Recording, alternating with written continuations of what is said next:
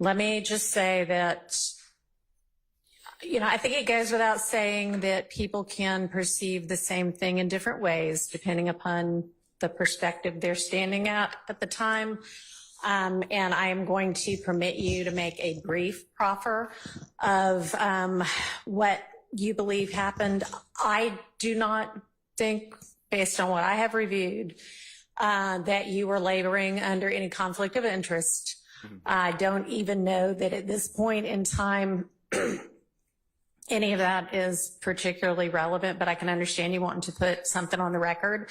I would like for you to stick to the facts to the extent you can, keep emotion out of it, and go ahead. So, Judge, basically what it comes down to is after receiving the transcripts from the two ex parte hearings that took place, or ex parte meetings that took place between Judge Glanville and the district attorney's office, and then with Ms. Bumpus and Mr. Copeland in tow, the allegation has been made that I was somehow acting in conjunction with Mr. Steele and Mr. Shart and other members of the defense team in this case, which is categorically untrue. I am unfortunately in a difficult position as it relates to this issue, because what I would need to produce from a documentary standpoint to rebut these allegations are privileged communications between myself and Mr. Copeland. But my presence, so starting with June the 6th, I sent an email to Ms. Hilton, Ms. Love, Mr. Steele, and Mr. Shart stating that Mr. Copeland wanted to take the fifth, did not wish to testify. On the 7th, I was shown an order that was signed on June the 7th stating that Mr. Copeland was being given transactional immunity. At no point, and I think what really bothers me is that at no point did anybody from the DA's office before that time, within any relevant time frame, reach out to me and just ask me if I was representing Kenneth Copeland for purposes of his testifying in this trial. Everybody in this room that has been involved in this case from the beginning has known that I was representing Kenneth Copeland. All right, and I know because you had a case before me with Mr. Copeland, that resolved in June of 2023. That's so right. I know that as of that point you were representing him. Yes. And then following the resolution of that case, he did not have any more pending charges. He did not. That's correct. Yeah. All right. So that was a year ago. So at a minimum, I feel it was incumbent on the district attorney's office to reach out to me just to ask that question. Now, as far as what communications took place between the DA's office and Mr. Copeland, I don't know exactly. But I do know that on June the 6th, he and I spoke, and he told me that he wished to assert his Fifth Amendment privilege. And so I sent that email. The transactional immunity order was granted on June the 7th, which I find the timing there to be, let's just say, ironic, in that apparently they were going to have Mr. Copeland testify without any grant of immunity because it was the state's intended purpose to call him as a witness on June the 7th. And so I was here on June the 7th. I told the court what Mr. Copeland's intentions were. There was a lot of back and forth. Obviously, Mr. Copeland was taken into custody on June the 7th, and then everything that happened on June the 10th. I don't have to go over all that. Yeah, I've read all of that. Yes.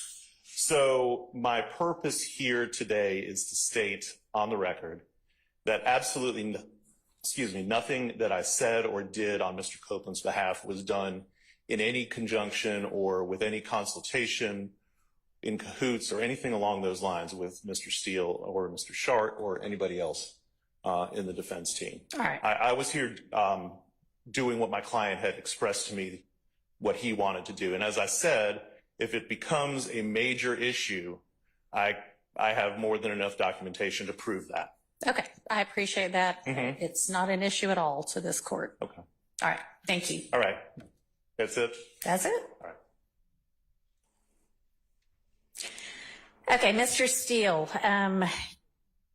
you had said to us on Friday afternoon that you had a good faith basis for believing that there may have been a conversation you believe during the June 10th ex parte in chambers meeting at some point when Judge Glanville was not in the room, but between Ms. Bumpus, who was acting as counsel for the day for Mr. Copeland and Prosecutor Hilton. So can you give me what your basis is for that? Otherwise, we might just move on.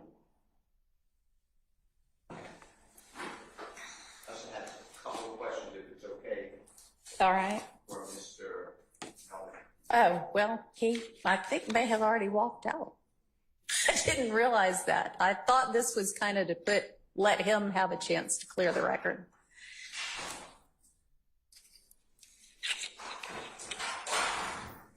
What are your questions going to be? Just about the representations made about an email with a BCC and it was sent inadvertently. I believe that he'll say that that's not accurate. And then we sent your Honorable Court on Friday all of the emails. If you put them in order. Yeah. Okay. I mean, I've seen it. I think that's fine if you want to ask him that and clarify it. I don't think that Ms. Love made a representation that is in fact what happened.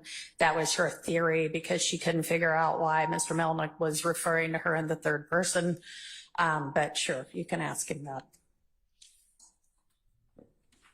Can I just ask you a couple more questions? Sure.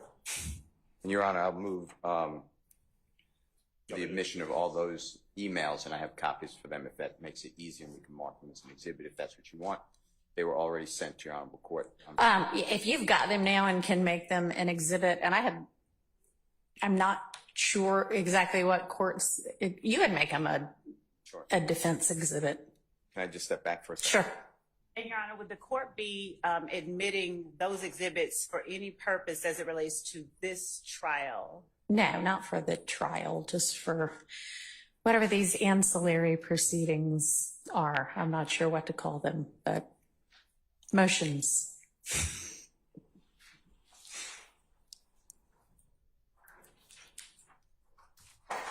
So it'll be, I guess, an exhibit to, we can call this a motions hearing.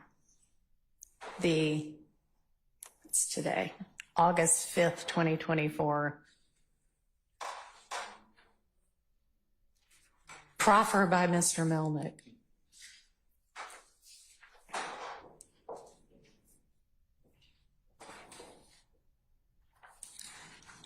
So, Mr. Melnick, have you looked at and reviewed all of the emails that you have given and the state has given on this topic? Do you want me to be sworn? Do I need to be sworn for this? I don't think this. Not for me. You're an officer of the court. Yes, I have. Hang on. Yes, Ms. Love. You responded to what I was asking. Okay.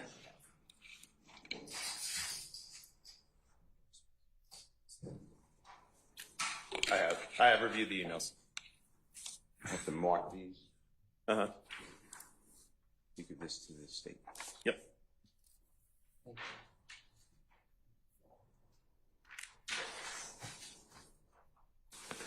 You give that to the state. I'm just putting them in date and time order.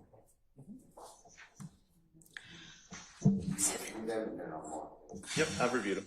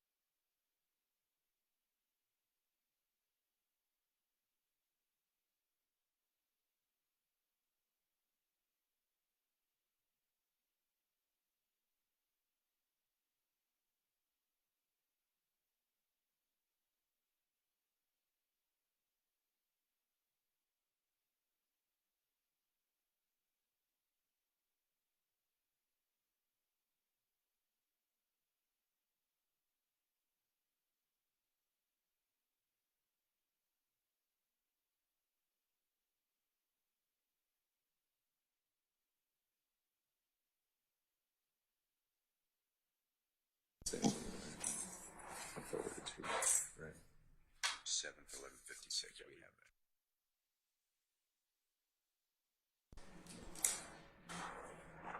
that.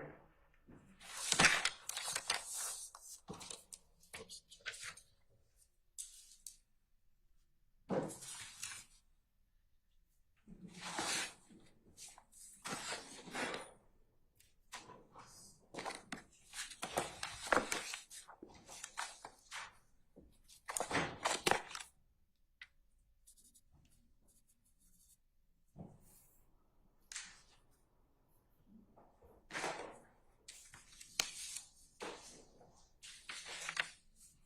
Hold on. No, we'll go through them once the judge is ready. I'm ready whenever you are. Okay, I thought you were not ready. All right, and thank you, Your Honor. Mr. Melnick, thank you for your time. Sure.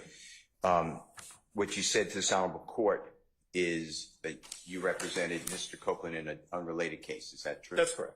All right. Was there any discussion with the Fulton County District Attorney's Office members that you represented Mr. Copeland for purposes of being a witness in this trial that's before the Honorable Judge Whitaker? Yes. Can you explain that to us, Honorable? It goes back to 2021. I met with Don Geary, who at the time was, I guess, in charge of the state's handling of this case. And he talked to me extensively about Mr. Copeland's involvement with YSL, and the fact that the state wished to use him as a witness in this case. And did you make it clear from your viewpoint that you were representing Mr. Copeland in this case, meaning the case that's on trial before Judge Whitaker? Yes. As a witness or as a potential co-defendant? Yes. Okay.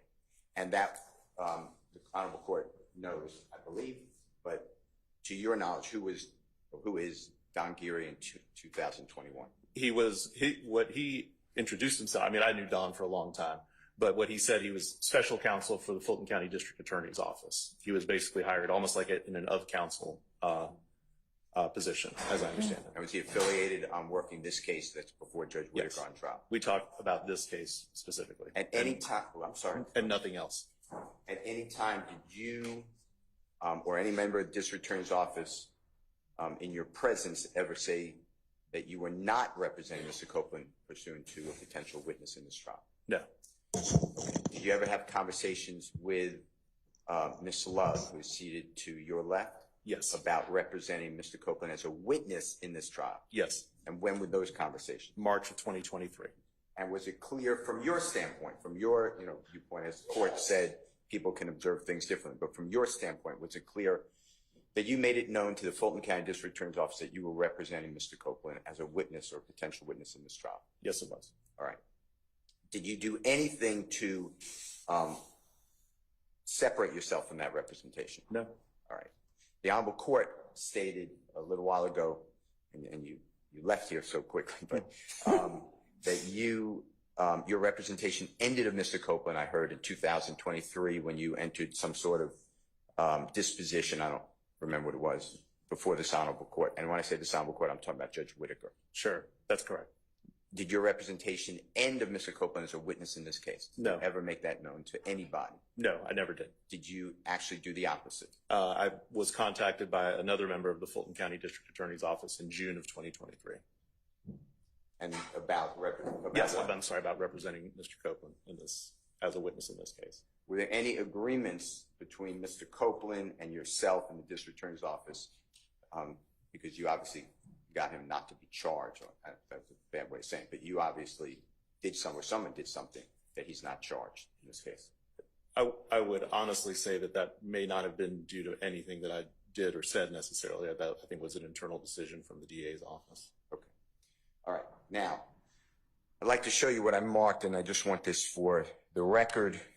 And I marked it number 1, Mr. Williams. And can you announce it just so the court, and we're going to give all this to the court, what this is, if you recognize it. Sure. And then go to number 2, 3. But for people looking on, just announce it by the title, if you don't mind. If you don't recognize it, please say that as well. No, I recognize this. This is an email I sent to Ms. Love, Ms. Hilton from the DA's office, yourself, and Mr. Shart, dated June the 6th, 2024 at 4:31 p.m. you want me to read it or? Sure. Says, good afternoon. All it has come to my attention that the Fulton County District Attorney's Office has questioned my client, Kenneth Copeland, without my knowledge or consent. Please be advised that my client does not wish to speak with any member of the Fulton County District Attorney's Office, nor any law enforcement officer from this point forward. My client will assert his privilege under the Wait, that's I way am too going fast fast, for the I'm court sorry. reporter to take down. You with me? Law enforcement, nor any law enforcement officer from this point forward. My client will assert his privilege under the Fifth Amendment tomorrow and will not testify. Thank you, John Melnick. Okay. On the 6th, and you made it clear, to your knowledge, was there any type of immunity agreement whatsoever in place? Use immunity, transactional immunity, any type of agreement? There was no response from the District Attorney's Office to this email to me. So I was not aware of any immunity, any offer of immunity to Mr. Copeland at that time. Did you personally know that if Mr. Copeland testified at this trial without some sort of protection, by protection I mean whatever type of immunity, that he could be making statements that would incriminate himself? Yes. No statute of limitations ran, he could be charged? So I can't say that with absolute. Okay, well, we're dealing with a bunch of lawyers, so I think Mr. Melnick can handle it. I'm going to overrule that. I can't say with absolute certainty that I investigated it to the point where I would know whether the statute of limitations would have run or not. About federal crimes for gun offenses? No. As far as I know, again, I didn't do extensive research into it, but it's my understanding that it would not have run in terms of the federal statute. And Mr. Copeland, of course, has been charged previously and convicted in U.S. District Court. So once the feds have their eyes on you, they have their eyes on you. And how about as a co-defendant in this case being indicted later?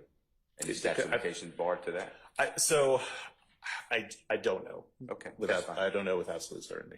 Okay. Were you concerned that if he testified when you wrote this email, the one you just announced as Mr. Williams #1, that he could be facing criminal liability? I absolutely was. All right. Is that the reason you wrote that email?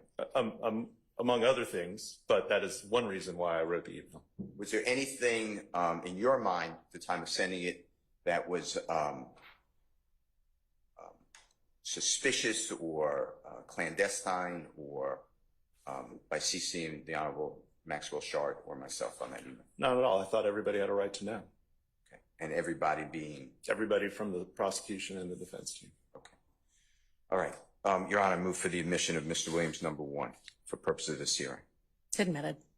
Your Honor, can I just get clarification as to which of the emails we don't have the number is Defendant Williams #1? Can you Yes. clarify? June 6, 2024, 4:31 p.m. to yourself, Ms. Hilton, Mr. Steele, Mr. Shaw. Does it have the response at 4:57:05 from Ms. Hilton, or is it the one without response? I don't remember seeing a response. Okay. So is there a response on there There's not a response. on Williams 1? There will be, Your Honor. Okay, Not so on Mr. that Williams has 1. been, for purposes of the record, the one that does not have the response on it. Okay, so here's the response. But Is it a part of Williams 1? No, it's not. Okay, so I assume Mr. Steele might ask you about the next one. Go ahead. and that is, I'd like to show you what's in front of you, Mr. Williams, exhibit #2 for purposes of today's hearing, okay? Mhm. Yes. Tell us, take your time to look at it, tell us if you can identify it, if it's true and accurate for what it appears to be. I hope this is from I think exclusively from Ms. Hilton to me. But do you recognize it? I do, I recognize Is that it. accurate? Yes, it is. Yeah. Okay. Your Honor, I move for purposes of this hearing, Mr. Williams #2, after you identify it so everyone knows what you're looking for. June 6, 2024, 4:57 p.m. I hope good as addressed to me. Good afternoon. I hope all is well. In our conversations with Mr. Copeland, he advised that you were not his attorney and he had not spoken with you. However, if you are asserting that you are his attorney, we will cease communication, but your client is under subpoena and is expected to be here at 8:30 a.m. It is our understanding that your client does not have transportation, so we're planning to pick him up. So please make sure that he is present so we do not have to take any further action if he fails to appear for his subpoena. Thank you and have a great evening. And then it's from Ms. Hilton. And did you respond to that email? And if yes, is it on Mr. Williams #2? And what does it say in time and date? If you don't mind. It is. I did respond. It's dated June 6th, at 5:47 p.m., again with CCs to everybody in the case. I have been Mr. Copeland's attorney. He tells me that he repeatedly told you that that when you were questioning him. I also spoke with Don Geary extensively about Mr. Copeland when he was assigned to this case, and I spoke with Ms. Love. Slow down. I spoke with Ms. Love early in the process around the time jury selection was beginning. I have a plea with Judge Carnicel tomorrow at 9 o'clock, and I will come to the courtroom as soon as I am done. Is everything that you responded about being Mr. Copeland's lawyer for purposes of this case true? Yes. Okay. And the court already admitted number 2. If you could go to number 3. Well, no, I haven't. Oh, I'm sorry. I moved for the admission of Mr. Williams, number 2. It's admitted, and that one contains both Ms. Hilton's response and then Mr. Melnick's response back that he just read. Is that correct? Yes. Okay, that's admitted. Okay. This is a repeat, so I'm withdrawing this. Okay. Okay, if we go to Mr. Williams, number 3, can you take a look at this and tell us whether you recognize it? And if yes, what is it? It's a. Your Honor, if we could just have what that is, and we don't have numbers on it, if I could just have in the court what it is that you're even tendering. I don't know. I don't know how many things you got handed, but Mr. Melnick's about to describe it.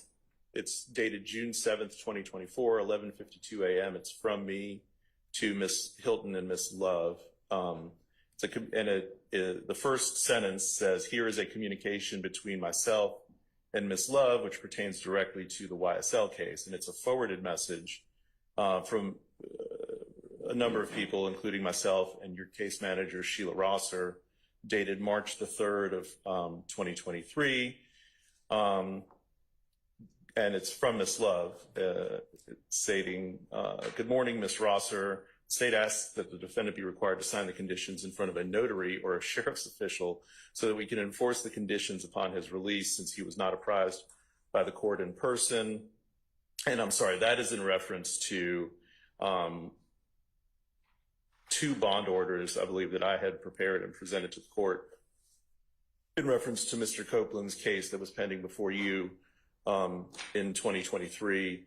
That is an email dated Thursday, March 2nd, 2023 at 4:42 p.m. And this is just a chain of emails related to the bond order for Mr. Copeland's case in 2023. All right, and you're forwarding that in June of 2024 to say, see, you knew at some point I was representing him. Okay. That's correct, Judge. Is that document, is Defendant Williams 3 a 3-page document or just the one portion of the chain that you just read? So is this is a continuation Yes. of 3? Okay. There's more to it, Ms. Love. Is it a 3-page It document? appears to be, I think it appears to be a 3-page document, yes. Yes, yes. Okay. Do you need me to, I don't need to read all of this. No, I don't think so. We move for the admission of Mr. Williams, number 3, for purpose of today's hearing. It's admitted. Why did you, Mr. Malik, why did you send this to the district attorney's office on June 7th, 2024, 11:52 a.m.? Because of what they claim to be the confusion as to whether or not I was representing Mr. Copeland for purposes of his being a witness in this case. I think these emails demonstrate that I did in fact represent him and that they knew I represented him. And were there conversations that you represented Mr. Copeland for the witness in the YSL case during that time? Yes, there were. And who did you speak with? Miss Love? Okay. And you're responding to Mr. Williams, number 2, that's already in evidence? Yes. All right. Your Honor, I move for the admission of Mr. Williams, number 3. It is a 3-page document. It's admitted. And I'm going to mark this as Mr. Williams, number 4.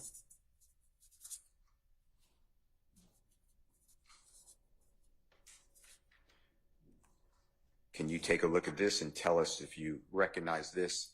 I do. What is it? Okay. And what is that? It's an email that I also sent on June the 7th, 2024 at 11:54 a.m. To Miss Hilton and Miss Love, referencing another communication I had from the district attorney's office.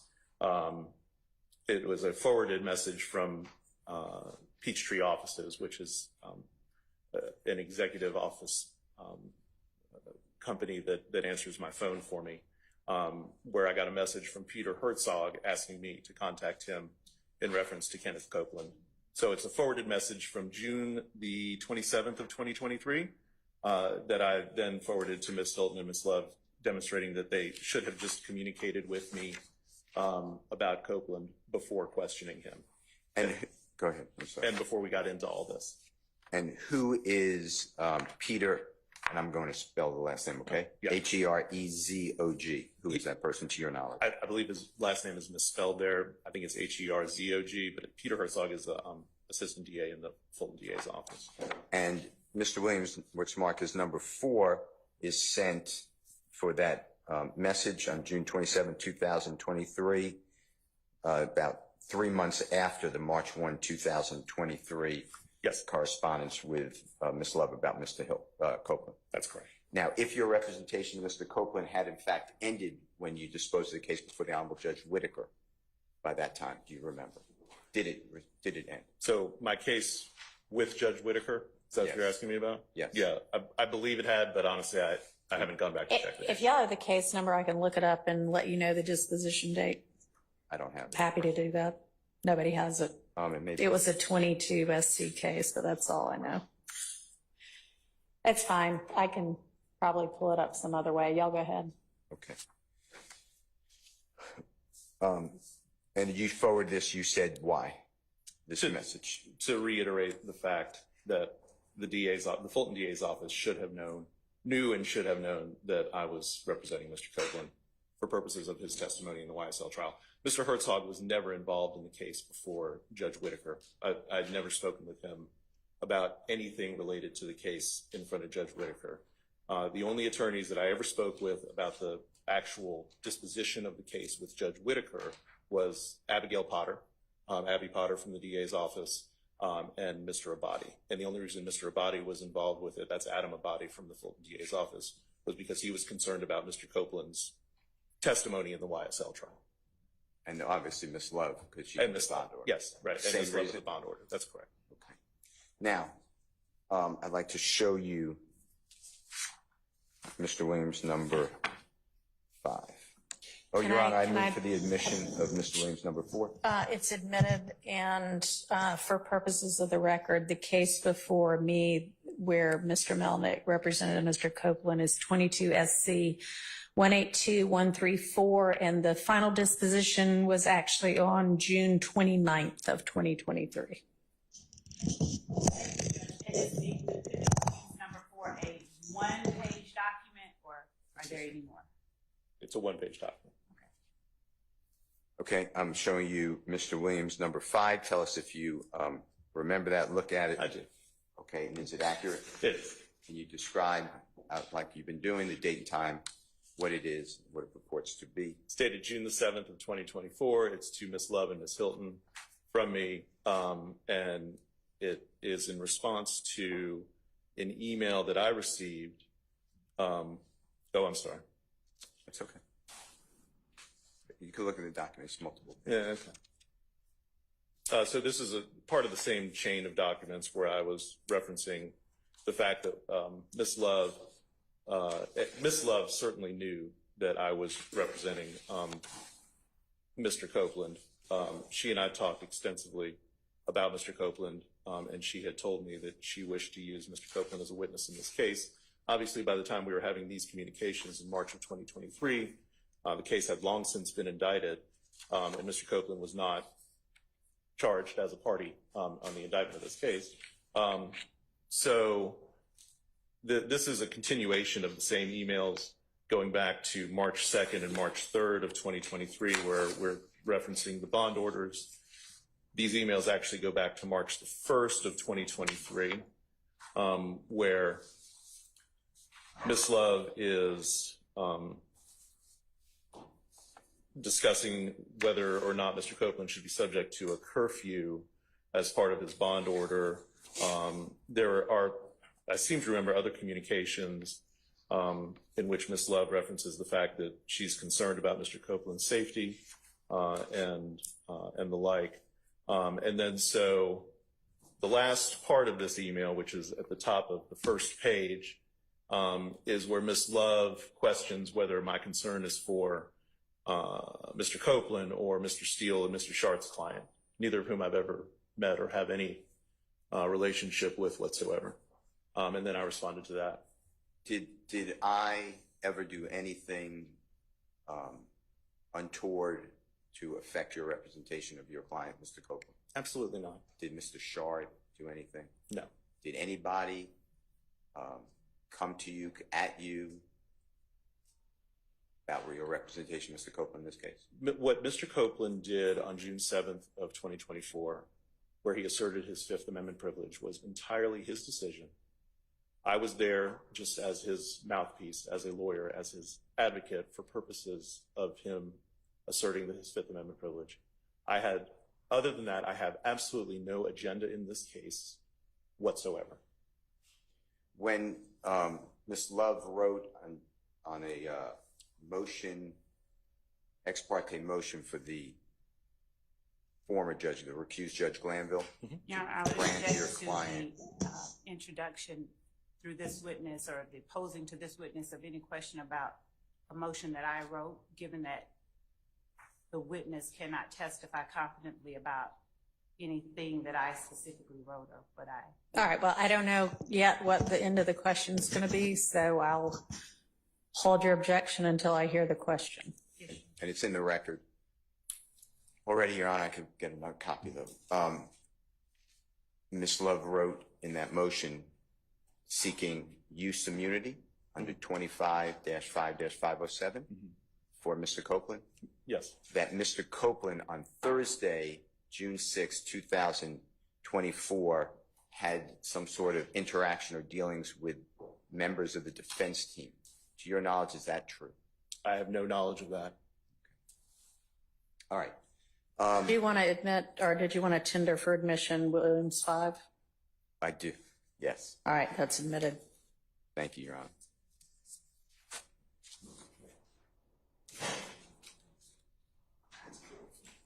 And Williams 5 is what? Okay, Mr. Miller, I don't have any other Hang on. What are you questions asking? for Hang on, you. hang on, Mr. Steele. What are you asking?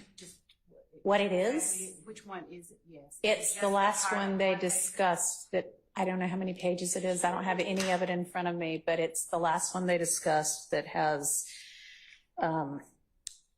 the email from you asking who Mr. Melnick is most concerned about or something like that. And then Mr. Melnick's rather peppery response back. Okay, so it's just, could the court ask for clarification, just one page or? I don't know. 4 pages. 4 pages. Mr. Melnick, were there any BCC? You know what a BCC is? Yes. Okay, I apologize for asking. Yeah. Were there any, We're all old enough to know that that means blind carbon copy. A whole lot of people don't know that anymore since we don't use carbon copies, but that's where somebody can see it, but the recipients who are CC'd don't know. Yes, I did not blind copy anybody on that last email. I just sent it to Ms. Hilton and Ms. Love. Hilton and Ms. Love. I apologize. Yeah. Any allegation that there was some sort of teamwork or conspiracy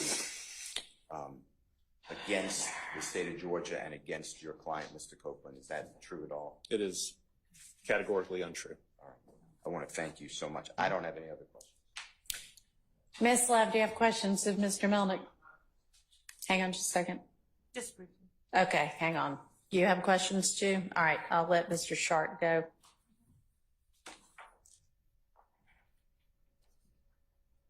And those are the court's copies. Okay. Mr. Melnick, if you're more comfortable taking the witness stand, that's fine, but, okay. Mr. Melnick, good morning. Good morning. You, as part of your representation of Mr. Copeland, as part of your representation of Mr. Copeland, yes, sir. Did you also make it known? Did you make your representation known to the defense counsel in this case, specifically myself and Mr. Steele? I did. Yeah. Okay. In your dealings with the defense in this case, have myself or Mr. Steele ever gone behind your representation to your knowledge and attempted to speak to Mr. Copeland without your knowledge and understanding? I have no knowledge of that. I'm not aware of any time that would have happened.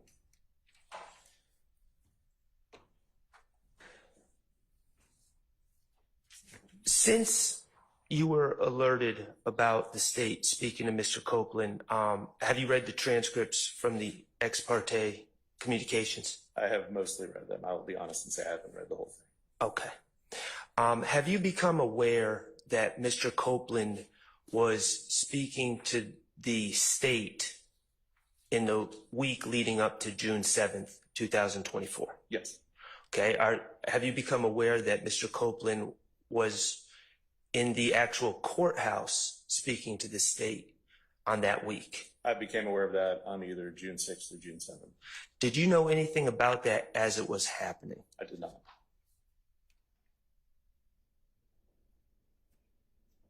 Before you reached out to the state via those emails that have been introduced, did the state ever tell you that they were communicating with your client? No.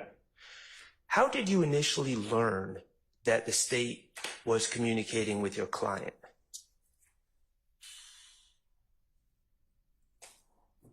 Are you referencing the week leading up to June 7th of 2024? Yes. Let me ask in a more precise manner. Mm-hmm. Did you become aware on Thursday, June 6, 2024, that the state had been speaking to your client that week? Yes. And did you become aware that the state intended to call your client to the stand on the next day, that Friday? Yes. Okay. Did you, and how did you find out about the state's plans to call your witness to the stand? I believe you called me. Could you say it again? You called me. You being Yes. Max Sharp? Yes. Okay. And I called you on the telephone? Yes. Okay. In that conversation, did I ever ask you to do anything on behalf of myself or Mr. Steele or our clients? Absolutely not. Did I ever ask you to stop Mr. Copeland from testifying? Absolutely not.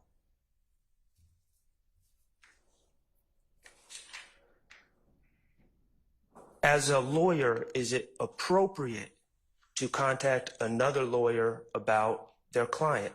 Objection, Your Honor, as to this witness being qualified to speak about what are in the ethics. I would hope that every lawyer in the state of Georgia is qualified to speak on what we're expected to do under our code of ethics. I'm going to overrule that. Would you repeat the question, please?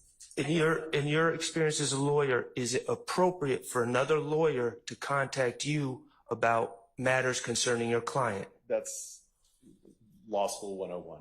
And is that what I did on Thursday, June 6, 2024? Yes.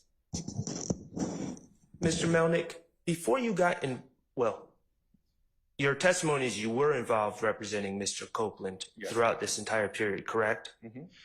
Before you emailed the district attorney's office about their communications with your client that you were unaware of, to your knowledge, had Mr. Copeland been granted any sort of immunity or legal protections for his testimony? To my knowledge, no. Okay. After you contacted this district attorney's office and actively communicated with them about your client, what protections was Mr. Copeland granted? Use immunity. I have nothing further. Thank All you. right. Any other defense attorney with questions for Mr. Milnick?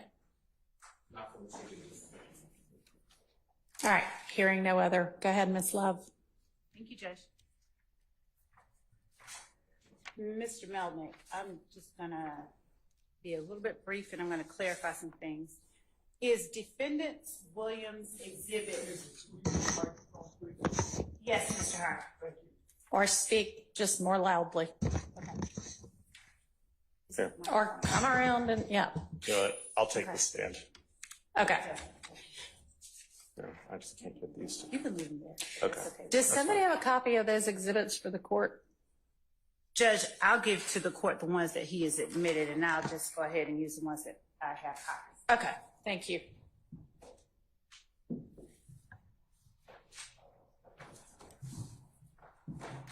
just pull that mic down towards you and make sure the green is on. Mr. Malnick, there should be some button somewhere. You see where it is? Green. I don't actually see it. It sounds to me like it's on. Yeah, sounds like it's on. Yeah. All right, go ahead, Ms. Love. Thank you, Judge. Mr. Melnick, and Your Honor, I'm going to use, unless the court instructs me otherwise, I'm going to use the copies that I was given that I've marked as defendants the way that they've indicated they should be marked exhibits. Okay. Okay. Mr. Melnick, I'm showing you what is the copy of Defendant's Exhibit 1 Yes. that was given to the state and to the court. Is this an exact copy of Defendant's Exhibit 1 that I'm showing you? I believe so. I mean, I haven't printed them up. I don't know if there was another email that was. Y'all are welcome to just use these if you want. That doesn't need to be an issue. I mean, they were handed to you, Ms. Love, by Mr. Steele, right? Yes, Your Honor. All right, then they ought to be exact copies. May I refer to them? Just a second. Mr. Harvey, yes, can you not hear? Oh, me? Okay, sorry. I was just saying, I'm sure that the copies are the same, but if she wants to use the admitted copies, she can. I'll trade you. How about that? Yes.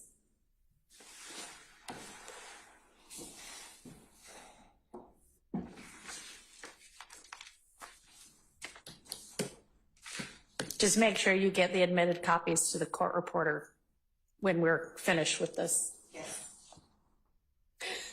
Thank you. So showing you what has been admitted as Defendant Williams Exhibit Number 1. Yes. Looking at Defendant Williams Exhibit Number 1, is that an extraction? In other words, is that a portion of an email cut out and isolated from a larger email? I don't believe so. Okay. Then I'm going to show you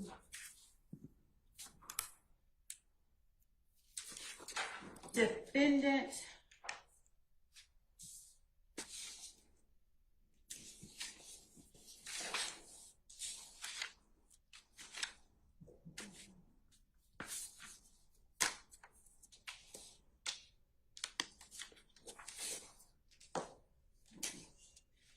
I just may need the portions that I gave to the court because I don't see. All right, here you go. Yep.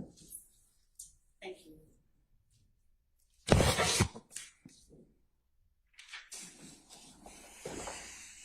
All right. All right. Showing you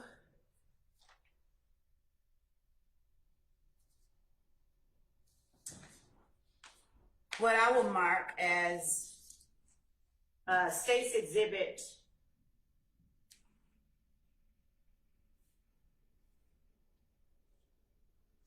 1, copy of Defendant Williams Exhibit 1, Melnick Proffer. And I was provided this by Mr. Williams, Your Honor. By Mr. Steele. Yes. Could you look at what I've now labeled as State's Exhibit 1 and compare it to what has been admitted as Defendant's Exhibit 1 and tell me whether or not those two documents, State's Exhibit 1, just for the purposes of the record, is a one-page document. Could you tell me whether these two documents contain the content from the same email?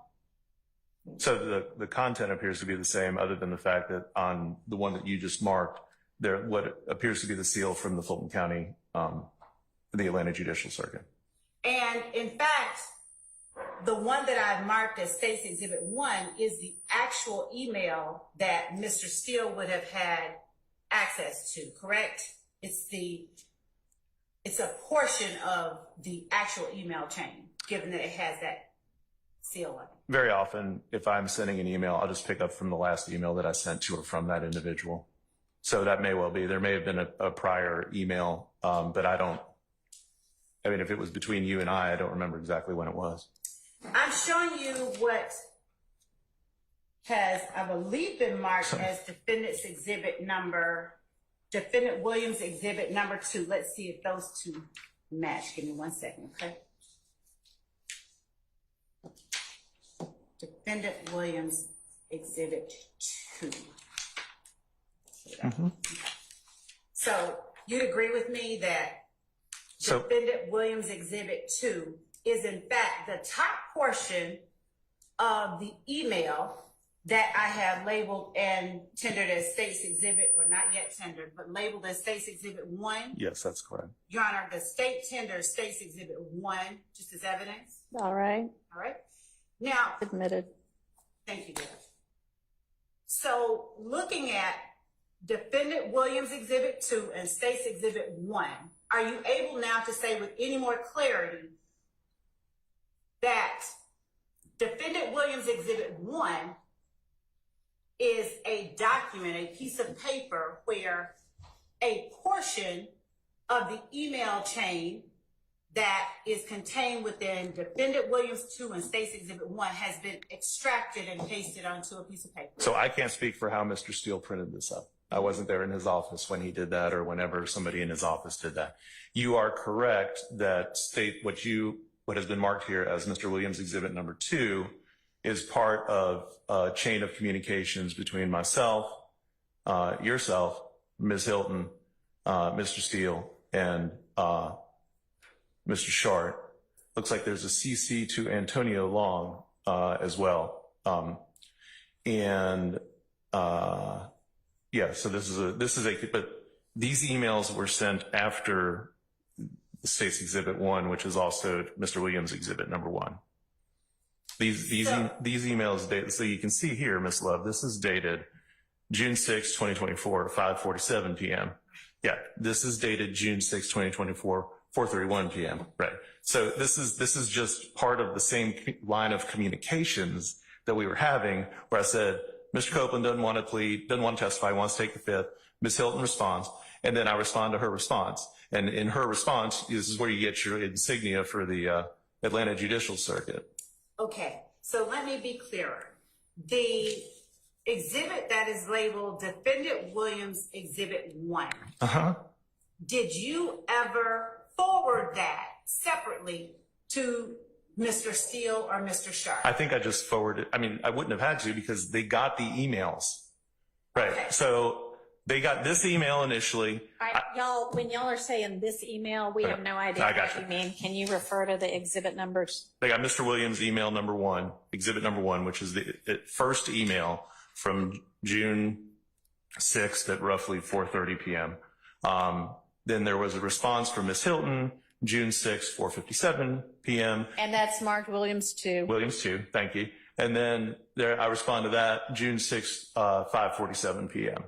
Okay, so And that's also on Williams 2, right? yes. Yeah, okay. so as it pertains to my original question, Defendant Williams Exhibit 1 was never a communication that you sent separate from the emails that are contained in Defendant Williams 2 and State's Exhibit 1. Is that wrong or right? That is wrong. Okay, so you sent, without forwarding the rest of what is labeled as Defendant Williams 2 and State's Exhibit 1, you sent an email that contained only the document that is labeled Defendant's Exhibit 1 to Mr. Sharp, Mr. Steele, Ms. Hilton, and myself. I sent it on June the 6th at 4:30. Right. And do you also see June 6th at 4:31 p.m.? And when you say 4:30, you do mean 4:31 p.m.? Yes. Do you also see June 6th, 2024 at 4:31 p.m. on the email State's Exhibit 1? Yes. And in fact, the email State's Exhibit 1 is at the bottom, meaning it came before Yes. the emails that were Defendant Williams Exhibit 2. That is correct. Okay. And so given that State's Exhibit 1 looks as it does, are you saying that the email that is Defendant Williams 1 is the entirety and not a part of any other email chain that you sent. This email was the first email sent. Okay, so when I say this email, I'm referring to Mr. Williams' exhibit number 1. Okay. Was the first email sent on June the 6th of 2024. Okay. That is the first email. Mr. Williams' exhibit number 2 is the continuation of that chain of emails in which Ms. Hilton responded to me, and then I responded to everybody else, Okay. Including yourself. Thank you for clearing that up. Your Honor, I'm going to give back to the court's copies of the emails. Okay. Thank you. And I apologize, they're not. That's fine.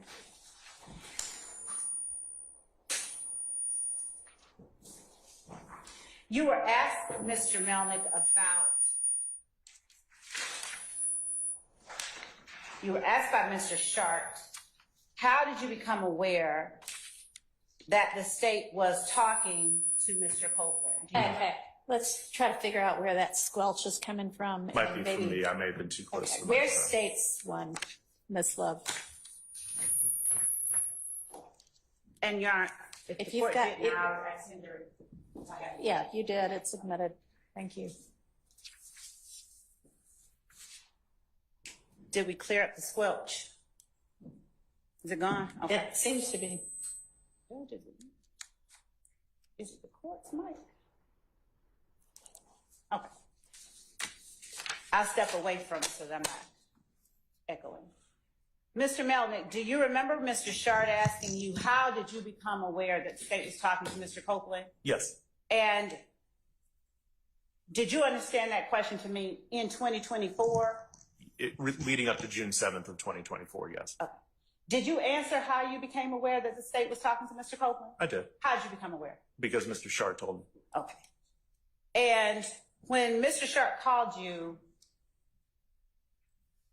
was that the first time that you were aware that the state had been talking to Mr. Copeland? I was aware of an interview that took place with, I think it was Investigator Viverito. I don't remember the date of that interview, but it was during a time when I was representing Mr. Copeland.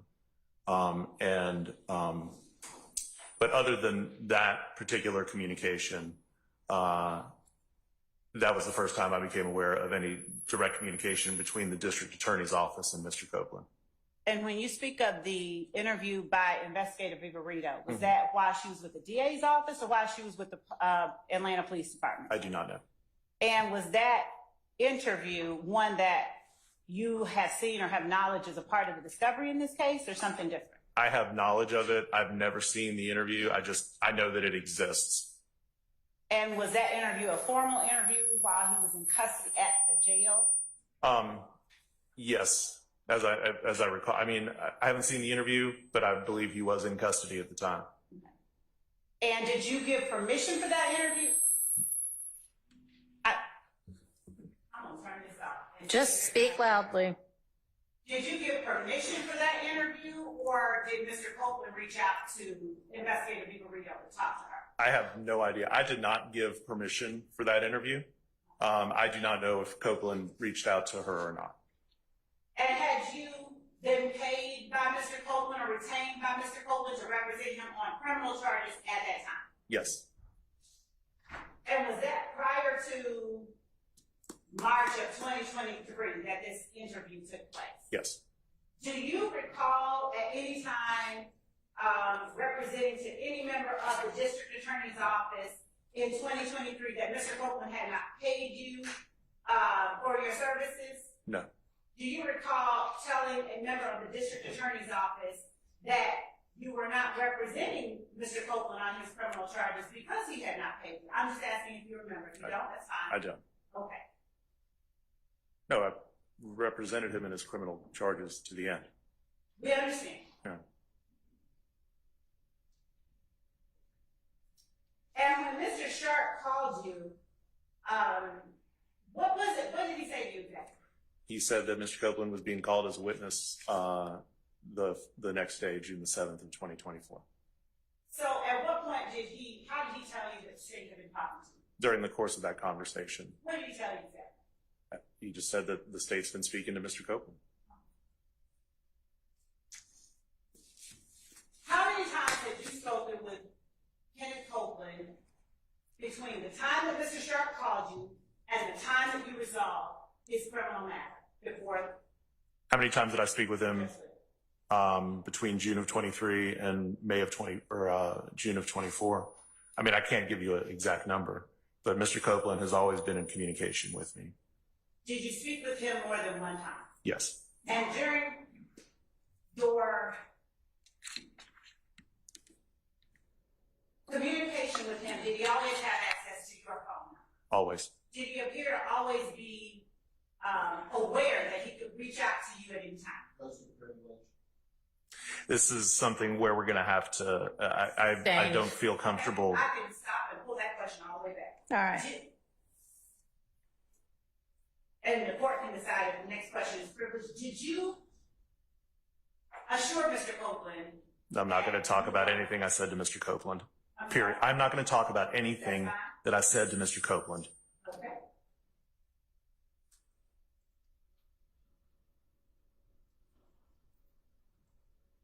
Based on how you have already testified, is it safe to say Mr. Copeland didn't reach out to you and say to you?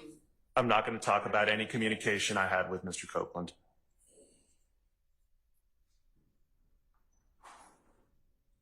Do you have any idea why it would be Mr. Sharp who first alerted you that the state was talking to Mr. Copeland? No.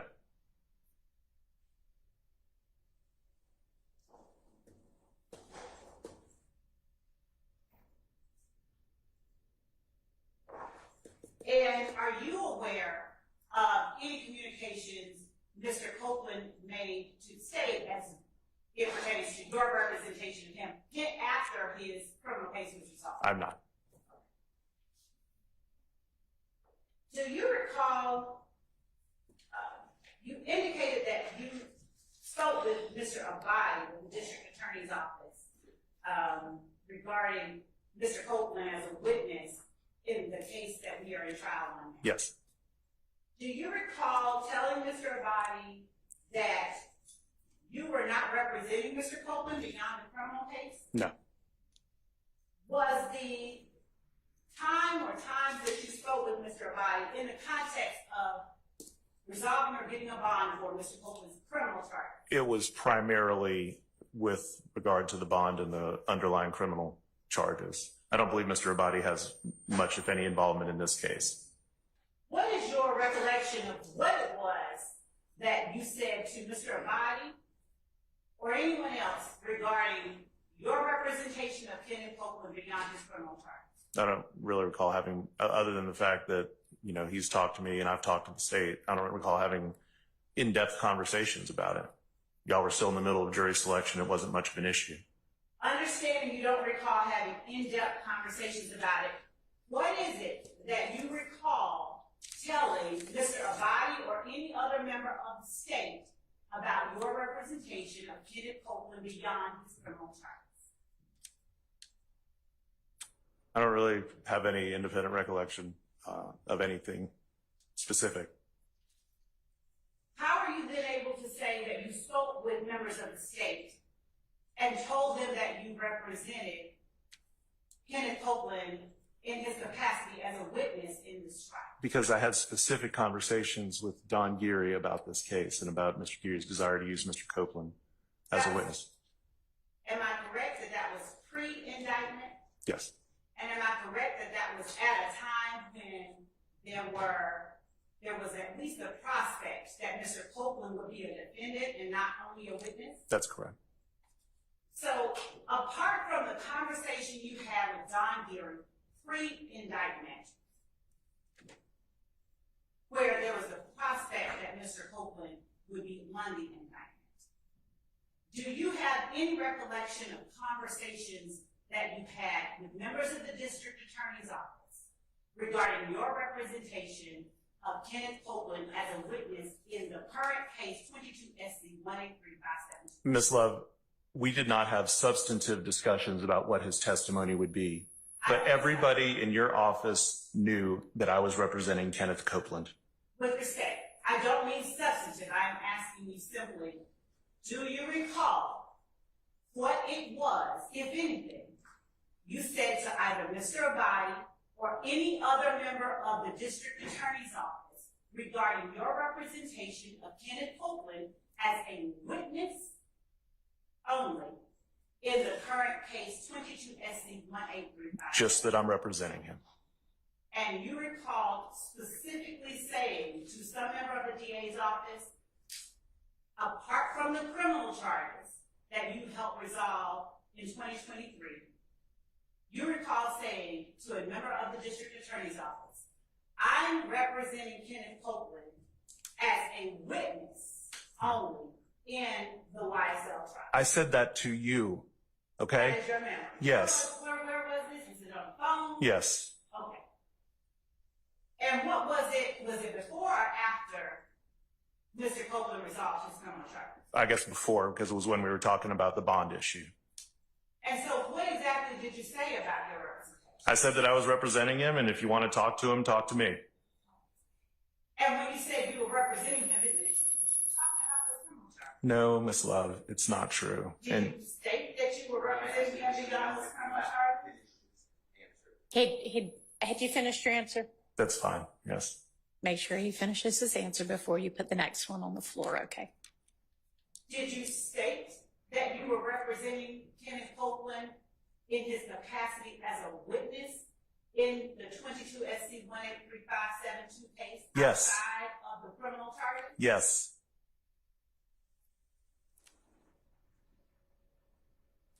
And did I hear you say that it was your testimony that you never once indicated that Kenneth Copeland had not paid you and you weren't even representing him in the criminal case? No. So is it also your testimony that no one from the DA's office reached out to you to try and get you to go speak with Mr. Copeland About what? about his criminal charges? Nobody tried to reach me to go talk to Mr. Copeland about his criminal charges. Is that your testimony? I don't know why that would be necessary. That wasn't the question. Answer the question. No, I don't recall anybody speaking to me about going to talk to Mr. Copeland about his criminal charges. And so is it fair to say you also don't remember telling any member of the DA's office that you were on vacation and you were not able to deal with Mr. Copeland's criminal charge? So I resolved Mr. Copeland's criminal charges. As far as I know, I resolved them to Mr. Copeland's satisfaction. And it may well be that at some point I was on vacation and not available to go speak to Mr. Copeland.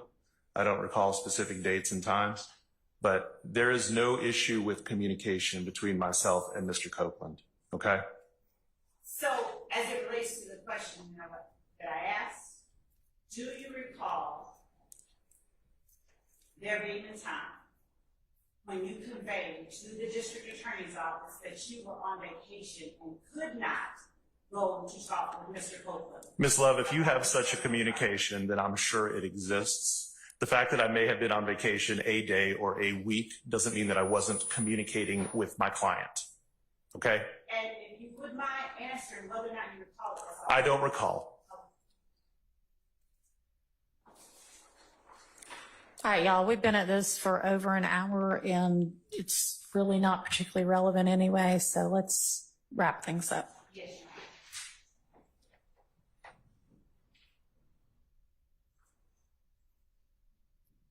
Honor. When you spoke about Mr. Herzog and you said he was never involved in the case, do you know what it was that he was calling you about? He was calling me about Mr. Copeland testifying in the YSL trial. And you spoke with him Yes. and he said that? Yes. And what did you tell him? I told him that Mr. Copeland didn't want to testify. Now,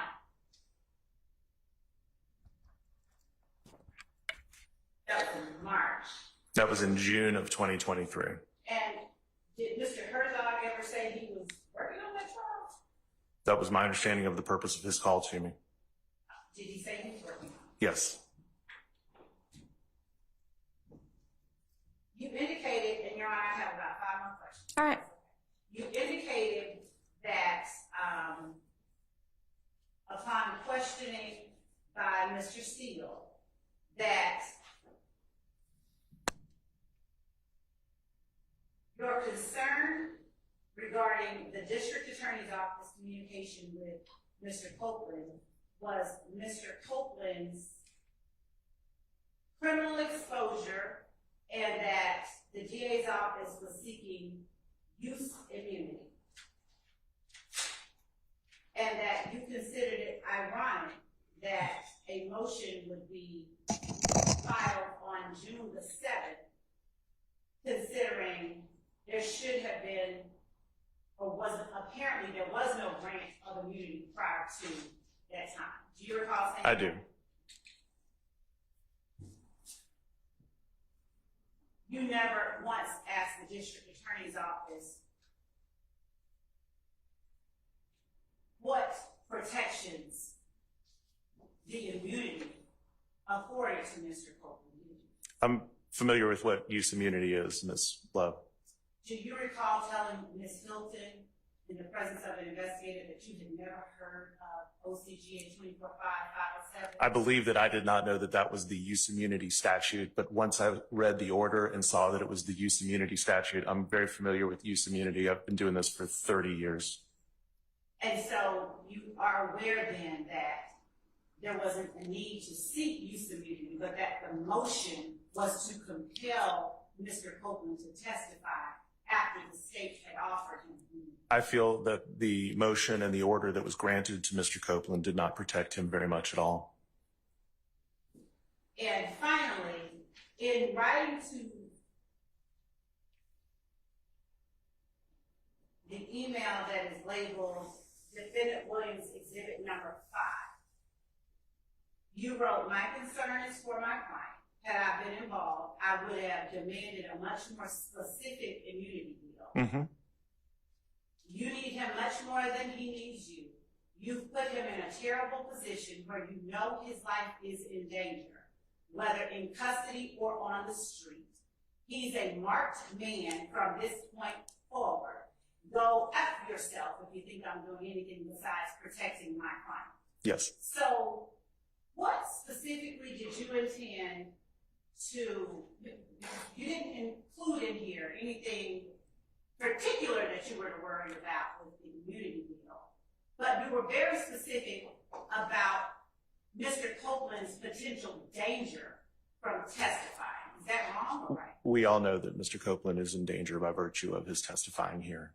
Now, are you asserting that he is in danger for any member of the state from testifying?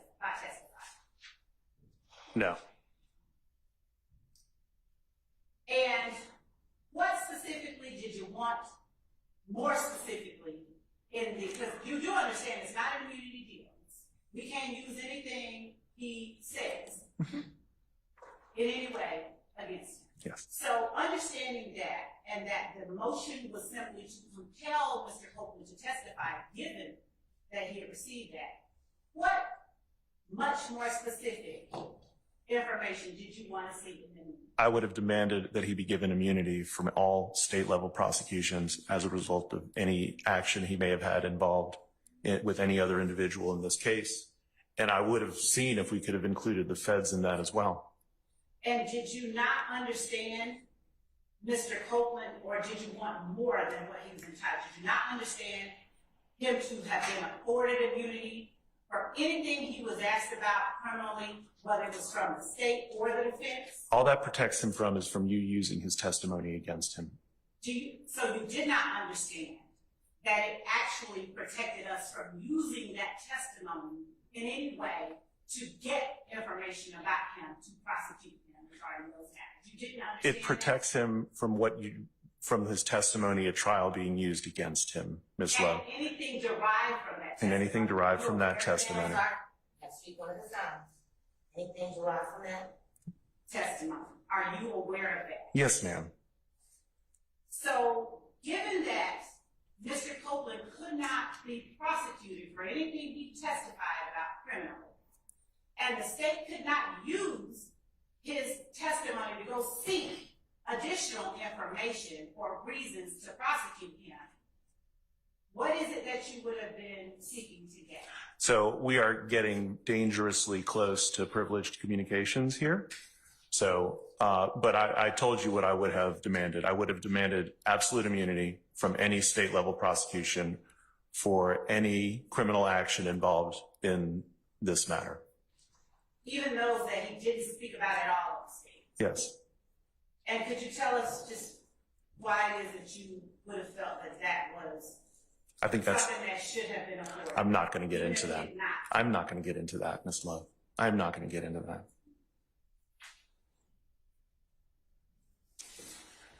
Yeah, I think that's all that I have to think. All right, is there any further questioning? Okay, Mr. Melnick, this time you can actually go. Thank you for your time. All right. All right, let's move on to the next issue. All right, we're done with this, right? Everybody satisfied? Judge, I'll just proffer on the record, if without calling unless the court finds it necessary, that the lawyer who was Okay, on just a second. Yes, sir? I do not accept any proffer by Ms. Love. I've told the court that before, but that remains. All right. I'm rejecting it. If she Your wants Honor, to I'm not- testify, then that's fine. Don't talk while somebody else is talking. Let him finish. Let me rule. Then you can go ahead.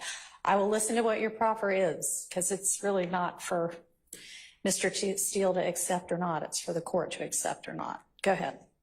that Mr. Abadi, who was earlier present in court, was on the call that I think Mr. Melnick referenced that he had regarding, he said he was spoken to Mr. Abadi about Mr. Copeland and his representation of Mr. Copeland as a witness in this case. Mr. Abadi would testify that Mr. Melnick specifically and explicitly said that he didn't want to have anything to do with this YSL case, that he would not represent him in his capacity as a witness in this case, and that when he was done with the criminal charges, that was it. I believe that he made some reference to a used car salesman or something like that. I don't remember exactly, but if necessary, I will bring Mr. Abadi back at some point to testify.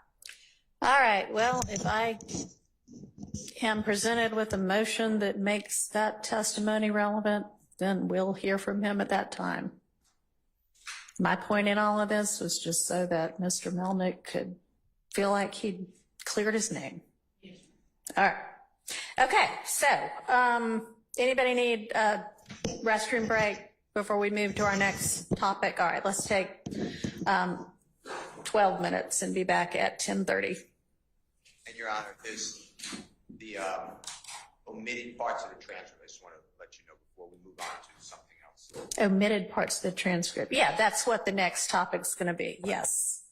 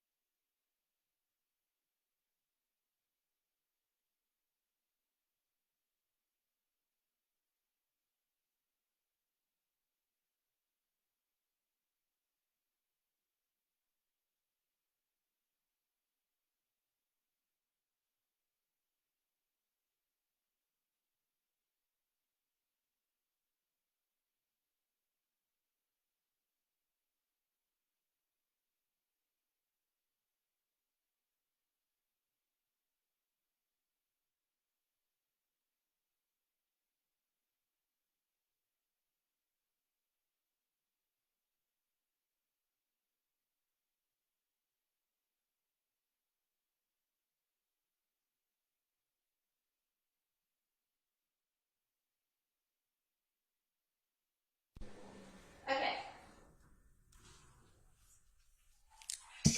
Mr. Steele, move into our next topic. I think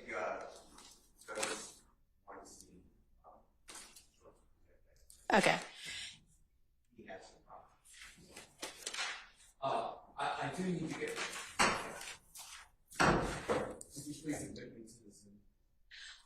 Oh, I guess if Zoom's relevant, I better get on the Zoom also. So give me a second to do that also. I'm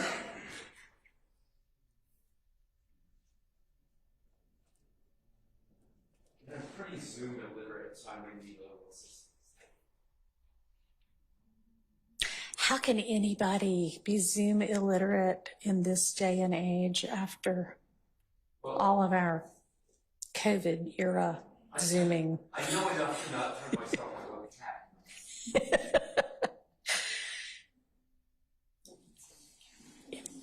Okay, if you can let me in, and I guess.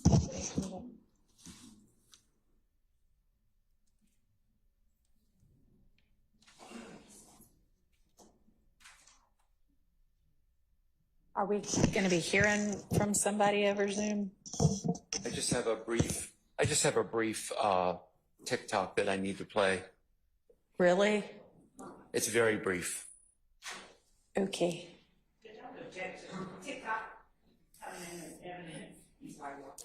Well, this is part of the proffer, so it's your choice. I can do it or I cannot do it. I Your have Honor. no idea what it's going to be. I can tell you what it will be. Why don't you tell me first? This will be a TikTok of Mr. Copeland speaking to Ms. Bumpus, where Okay. Mr. Copeland acknowledges that what is in the transcript the transcript is not complete from the June the 10th meeting. Did Mr. Copeland read the transcript? I don't know what Mr. Copeland has read or not. So, If you don't want to hear it, then I can just do my proffer, Your Honor. I mean, if that's what it says, it shows Ms. Bumpus talking to Mr. Copeland.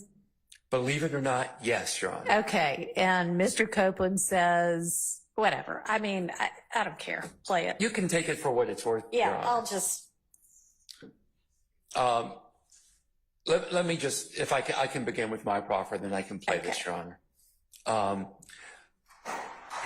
It is my understanding, based on my conversations with Ms. Bumpus, that while the transcript may be, let me be more specific, the transcript of the June the 10th, 2024 ex parte meeting, and I'm not going to list everybody that was in the meeting, but that transcript was complete in the sense that when Judge Glanville was in the room and the court reporter was in the room, I have no basis to believe that transcript is incomplete for when Judge Glanville was in the room.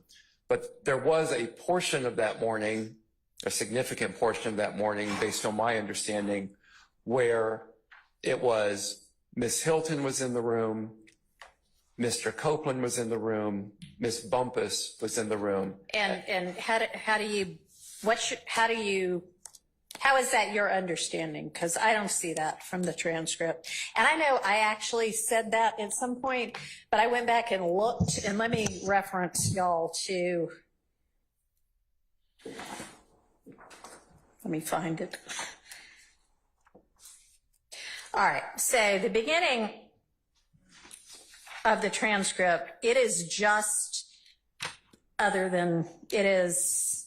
if we all look at page 3, present in chambers were Judge Glanville, ADA Love, Attorney Bumpus, Court Reporter Weaver, and Investigators Long and Hamilton. And then they have a conversation that goes through page 22. On page 23, the proceedings stood in recess from 9:34 to 10:03 because just before then, they had decided to get Mr. Copeland in and Ms. Hilton in. So when they go back on the record at 10:03, this is reflected on page 23, it's Judge Glanville, ADA Hilton, Attorney Bumpus, Court Reporter Weaver,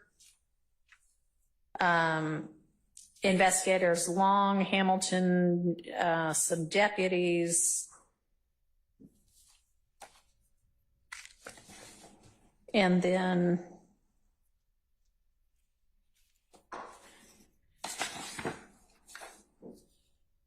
at some point, Mr. Copeland expresses that he might want to call his sister, and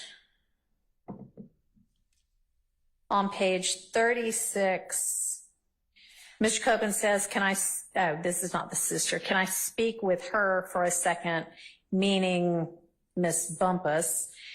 And it shows that Judge Glanville, ADA Hilton, Court Reporter Weaver, and the two DA's office investigators leave chambers at 10:17, return at 10:33.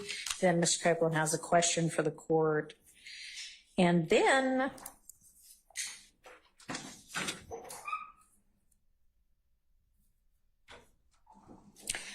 on page 46, a sheriff's office person comes in and tells Judge Glanville, we have a security issue, we need to stop for a minute.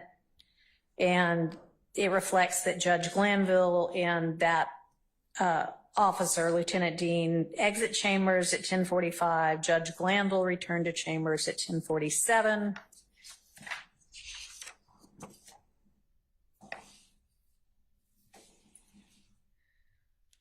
Okay, and then there's something about he might want to talk to his sister, and on page 52, they appear to maybe call his sister, and Ms. Hilton says, if y'all want to talk, let me go somewhere where I can't hear you. The judge is over there, so just speak low so he doesn't hear you. And the court says, hold on.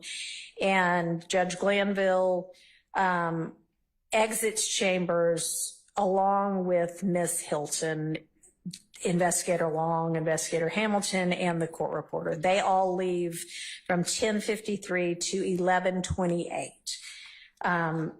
When they come back in, and this was where I got confused, the court says, okay, all right, Mr. Copeland, have you had an opportunity to talk with Ms. Bumpus, your lawyer, and Ms. Hilton, the state's counsel? Have you got any other questions?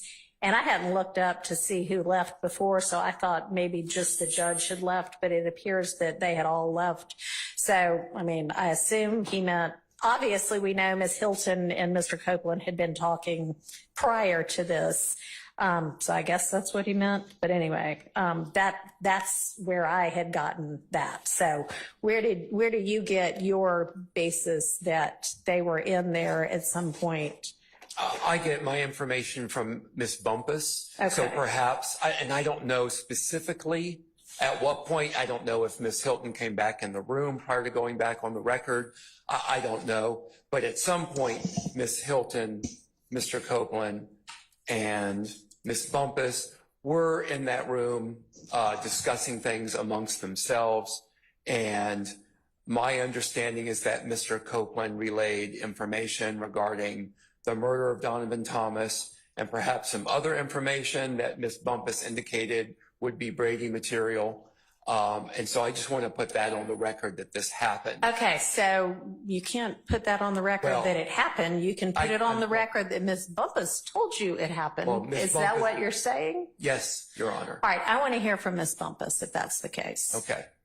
And then would you like to, are you interested in If you seeing this want me TikTok? to, that's fine. Okay. No, I'm not interested in seeing it, Yeah. but if you feel like it's relevant, I'll watch it. Thank you. May we approach briefly with Mr. Kendrick? Yes.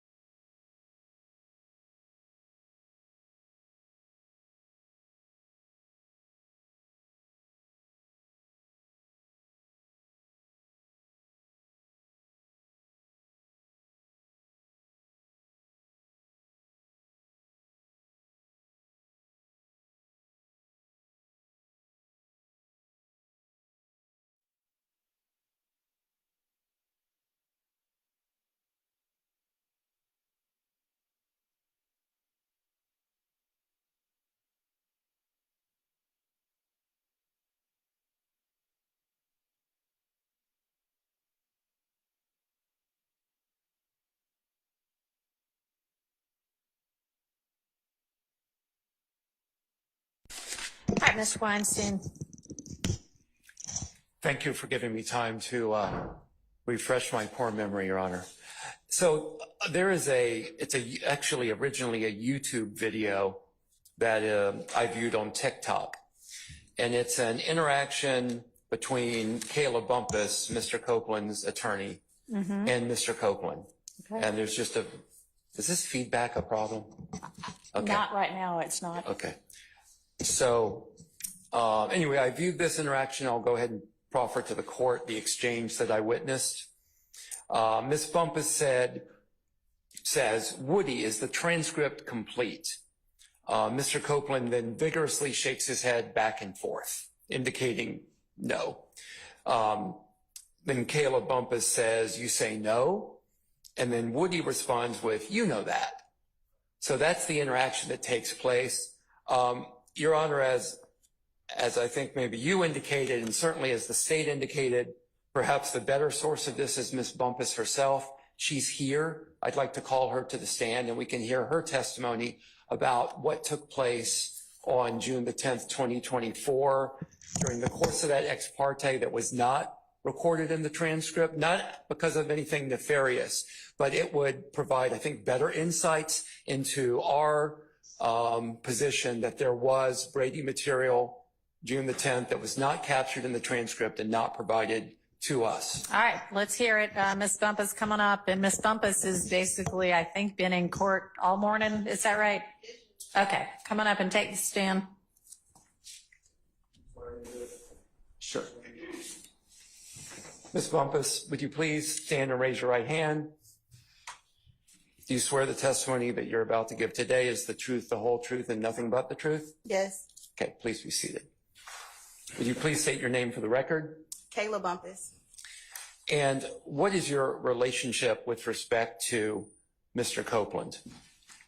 I previously represented him on criminal cases, but for purposes of this case, I was a stand-in attorney. And what was your intent in representing Mr. Copeland? To make sure that his rights were protected and to make sure that Jonathan Melnick was good to go. All right, let's focus on the discrete issue that is before the court, okay? Certainly. You were present in the June 10th, 2024 ex parte meeting, is that correct? Yes. Have you read the transcript to the ex parte meeting? Yes. I'm not sure if that is already an exhibit in this case, Your Honor. It is, it's a part of the record as a transcript. Okay. It's been filed in Odyssey into the case. Okay. So I don't think it needs to be an exhibit unless you want to make it exhibit for the purposes of this hearing, but it's in the record. Okay. I'll just be referring to that transcript. So have you read the transcript from the June 10th ex parte meeting? Yes. And does that reflect everything that occurred the morning of June the 10th during the course of your meeting? I believe that was in chambers. Is that correct? That was compound. Was that question. Was that Let's meeting read in it that way. chambers? Where did that meeting take place? In chambers. In chambers. And was the ex parte transcript that you read a complete recording of absolutely everything that took place in chambers that morning? No. Could you please tell me, generally,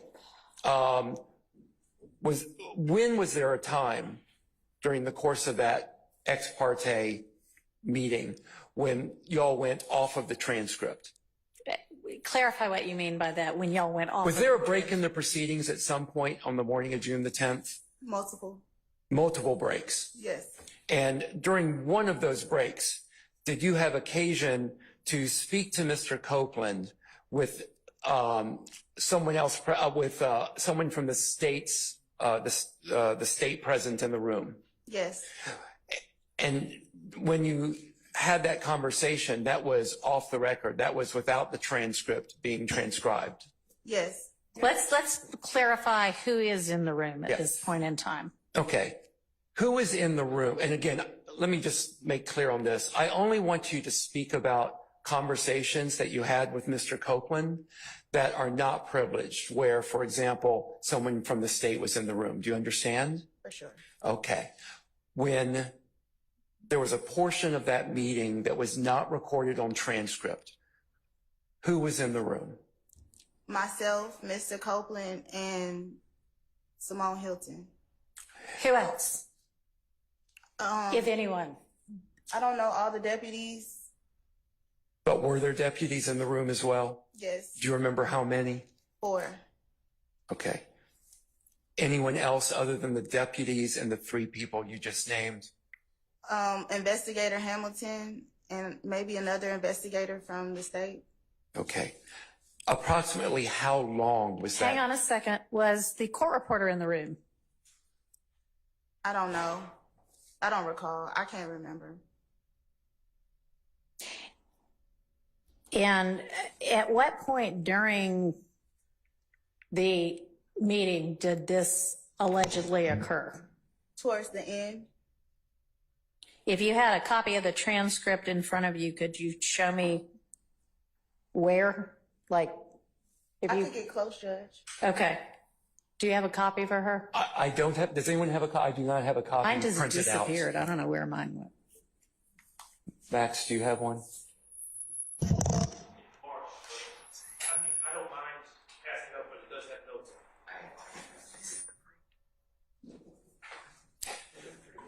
Maybe not. Let's get a clean copy. Okay. What had just occurred, and then what occurred following it? What had just occurred prior to? What had just occurred was we had been meeting for a really long time, and I needed to go to the bathroom because I was stressed out. And Okay. when I went outside in the hallway, Simone was outside in the hallway, so I guess she didn't want to be in the room with Mr. Copeland while I stepped out. That's all I can think of. So she was outside. She met me in the hallway, and she said, Okay, hang on before you get into what anybody said. So y'all are in chambers. Like, paint the picture for me. You're in chambers, and then and what happens for you to then leave chambers to go to the restroom? I needed a break. Okay, and so you leave chambers, Yes. and Miss Hilton leaves chambers. I don't know when she left because when I left, she was still in there. But when I came from the bathroom, she was in the hallway. Okay, when you left chambers to go to the restroom, who was in chambers at the time that you left? Mr. Copeland, the deputies that were with him, about 4, Miss Hilton, the investigators from the DA's office, the judge, and the court reporter. Okay, so you took a bathroom break. Yes. And as far as you know, you left and then you have no idea when or if anybody else left. But when you came back, Miss Hilton was in the hallway. Yes. All right. Well, then that's not the part we're talking about. No. Well, I think it leads up to the part we're talking about, and that interaction with Ms. Hilton may Okay. be relevant to where we're about to go. All right. Could you please describe the exchange you had with Ms. Hilton in the hallway? So she asked me, I think I get what you're saying. I think I get what you guys are trying to say. And if he's trying to do what I think he's trying to do, then that's not going to work. And I said, well, I don't know what you're referring to, but I guess we can come back in and you could talk to him about it. Okay. And so when you said you can come back in the room and talk with him about it, was there any further exchange in the hallway? No. What happened after that? We go back in the chambers, Excuse me, we being you and Miss Hilton. me and Miss Hilton. You go back into the chambers, and then would you say again who was in the chambers when you went back in? Well, Mr. Copeland had then went to the restroom, so it was just me and Miss Hilton in chambers, and then they bring him back in. And Did then, you and excuse me, I don't mean to cut you off if you hadn't finished. No, then the same other people. Okay, when you and Miss Hilton were in the chambers prior to Mr. Copeland returning, did you and Miss Hilton have any further conversation in the chambers? No. Okay, when Mr. Copeland. Hang on. So you and Miss Hilton go back into chambers. Do you go back? I mean, chambers is, there's an anteroom where the judicial assistant sits. There's a staff attorney's office. There's the judge's office. Where are y'all? The judge's office? Yes. Okay, and when you and Ms. Hilton go back to the judge's office, there's nobody else there but the two of you? And probably the investigators from the state. You don't remember? Well, the deputies had to take Mr. Copeland. Okay, Yeah. so Mr. Copeland was gone. Yeah, he was in Was the court reporter there? Yeah, she was there. Was the judge there? If you remember. I don't remember if he was in there. Okay, so you and Ms. Hilton have a private conversation in chambers? No, we don't talk. Okay, y'all just walk back in, and then what happens? And then everybody comes back in. Okay, who is everybody? The judge, Mr. Copeland, the 4 deputies, the 2 investigators from the state. Okay, we're just going to take it slowly, step by step, okay? Okay. All right. So those individuals return. Does Judge Glanville return to the chambers? Yes. Is the court reporter in the chambers? Yes. Okay. When all of these people are in the chambers, what happens next? A step at a time. Simone starts talking to Mr. Copeland about what we talked about in the hallway. What specifically did Miss Hilton tell Mr. Copeland about what happened in the hallway? I don't remember what she said at the beginning, because then she says, wait, Judge, can you step out? Who is the she that says, wait, Judge, can you step out? Simone Hilton. Okay, ask the judge to step out. At that point, does the judge step out? Yes. Does anyone else step out? I don't remember if the court reporter stepped out, but I know she stopped taking down what we were talking about. Okay, and she may or may not have remained in the chambers. Correct. Okay. And so at this point, you're saying that the judge is out, you, Ms. Hilton, Mr. Copeland, 4 sheriff's deputies, and 2 DA investigators are in chambers. Yes, Judge. Okay. Okay. Next step. What happens next?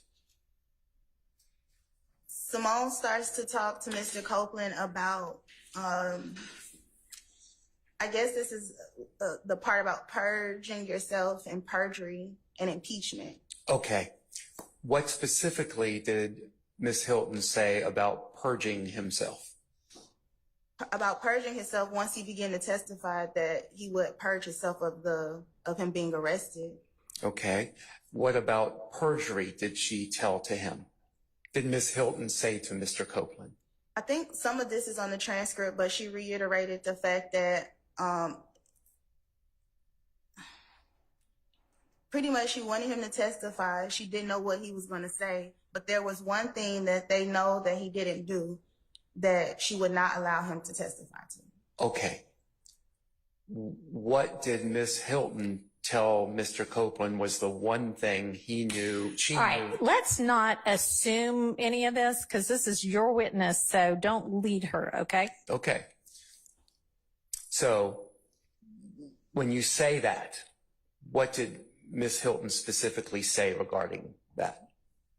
Well, first, Mr. Copeland said, I can claim all of this. I can claim all of this. I might as well just say I did all of this. And she said, but we know you didn't do all of this. And specifically, we know you did not kill Donovan Thomas. And I will not allow you to get on the stand and say that you killed Donovan Thomas. And when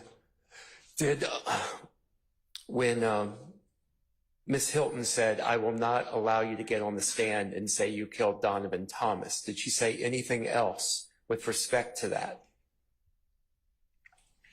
Pretty much, I was explaining to Mr. Copeland about independent evidence, because she said if she had any independent evidence to prove that he was lying about anything, she would just use his statement to impeach him.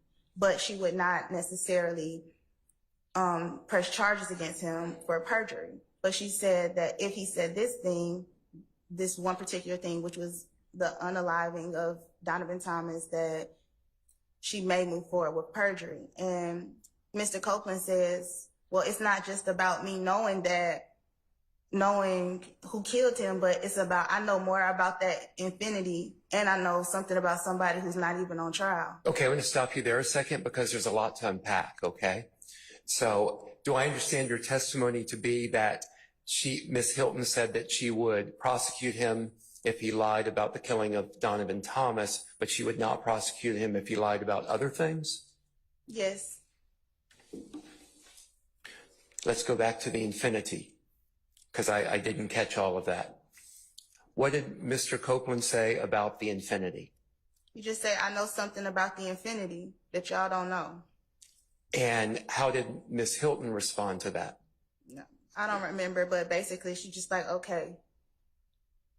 Okay. What happened next in that meeting? Oh, can I stop you a second? Had Judge Glanville re-entered the chambers where you were at this point? No. Okay. Please continue. What happened after the comment from Mr. Copeland about the infinity? I think that, I mean, she really didn't say anything about it. She just kept moving forward with explaining to him about she wasn't going to go for that lie about the unaliving of Donovan Thomas, but whatever else you lie about, I'll just use it as impeachment. And that conversation went on for about 5 minutes or so, maybe a little bit more. I don't know. At this point, we've been in there for 2 hours. And they gave me a second to talk to Mr. Copeland, and then that was the end. Okay.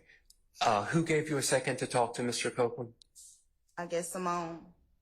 Did Simone Hilton remain in the room while you spoke to Mr. Copeland? Yes, but she couldn't hear what we were saying.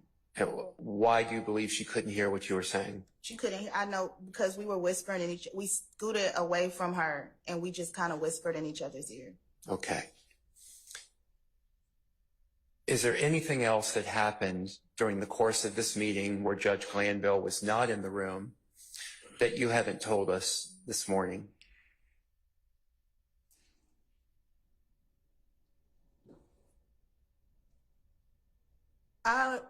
I'm not 100% sure, but I know there's one time where Adrian says something about Judge close your Where, ears. I'm sorry, who? Adrian Love. Okay, let's stop just a second, okay? Because I want to make sure we clarify this.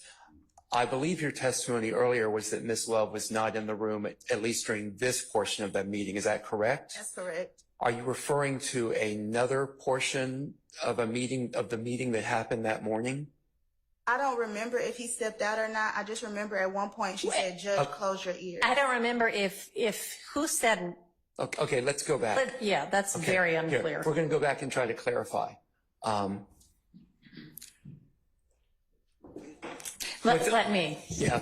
All right. So at the beginning of the meeting, it is Judge Glanville, Miss Love, and you, Yes, Judge. the court reporter, and then whomever the deputies are. Mr. Copeland is not there. Miss Hilton is not there. Is that correct? No deputies.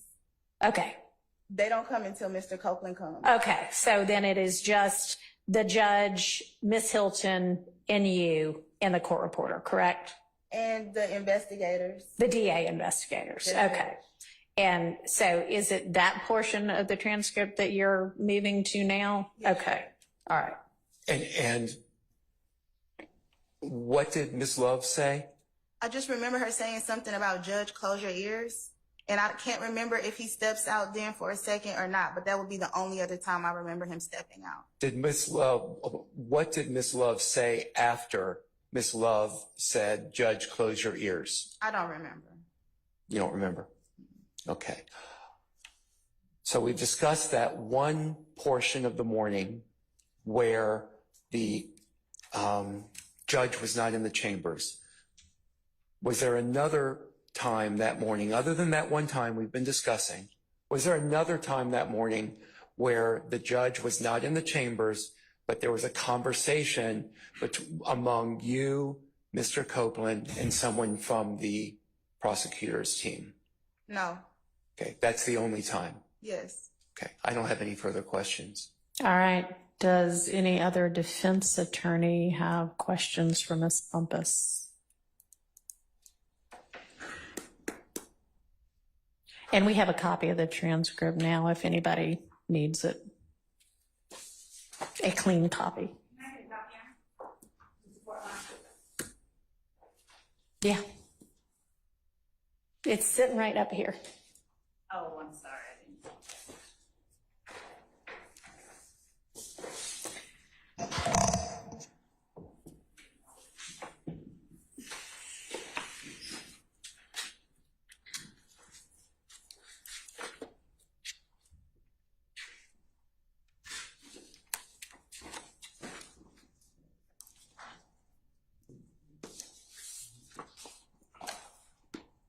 Go ahead, Mr. Steele. Thank you, Your Honor. Good morning. Good morning. Counselor, was there a time in your presence that you heard someone give a direction for the sheriff deputies to shut off their body-worn cameras? Absolutely. Do you know who gave that direction? Deputy Brown. And do you know at what period of time or what point in time that occurred? Were you alone with your client? Was it throughout the whole time? Were you with Ms. Hilton? What was going on when you heard that? That was the first thing he said when the deputies brought Mr. Copeland in. So as far as you know, I'm not saying the sheriff deputies filed that order, but they were ordered to turn off all body-worn cameras as far as you were concerned. Yes. And this conversation that you just relayed to us with Ms. Hilton, you and Mr. Copeland, your client, was that a calm conversation? Was it heated? How would you describe?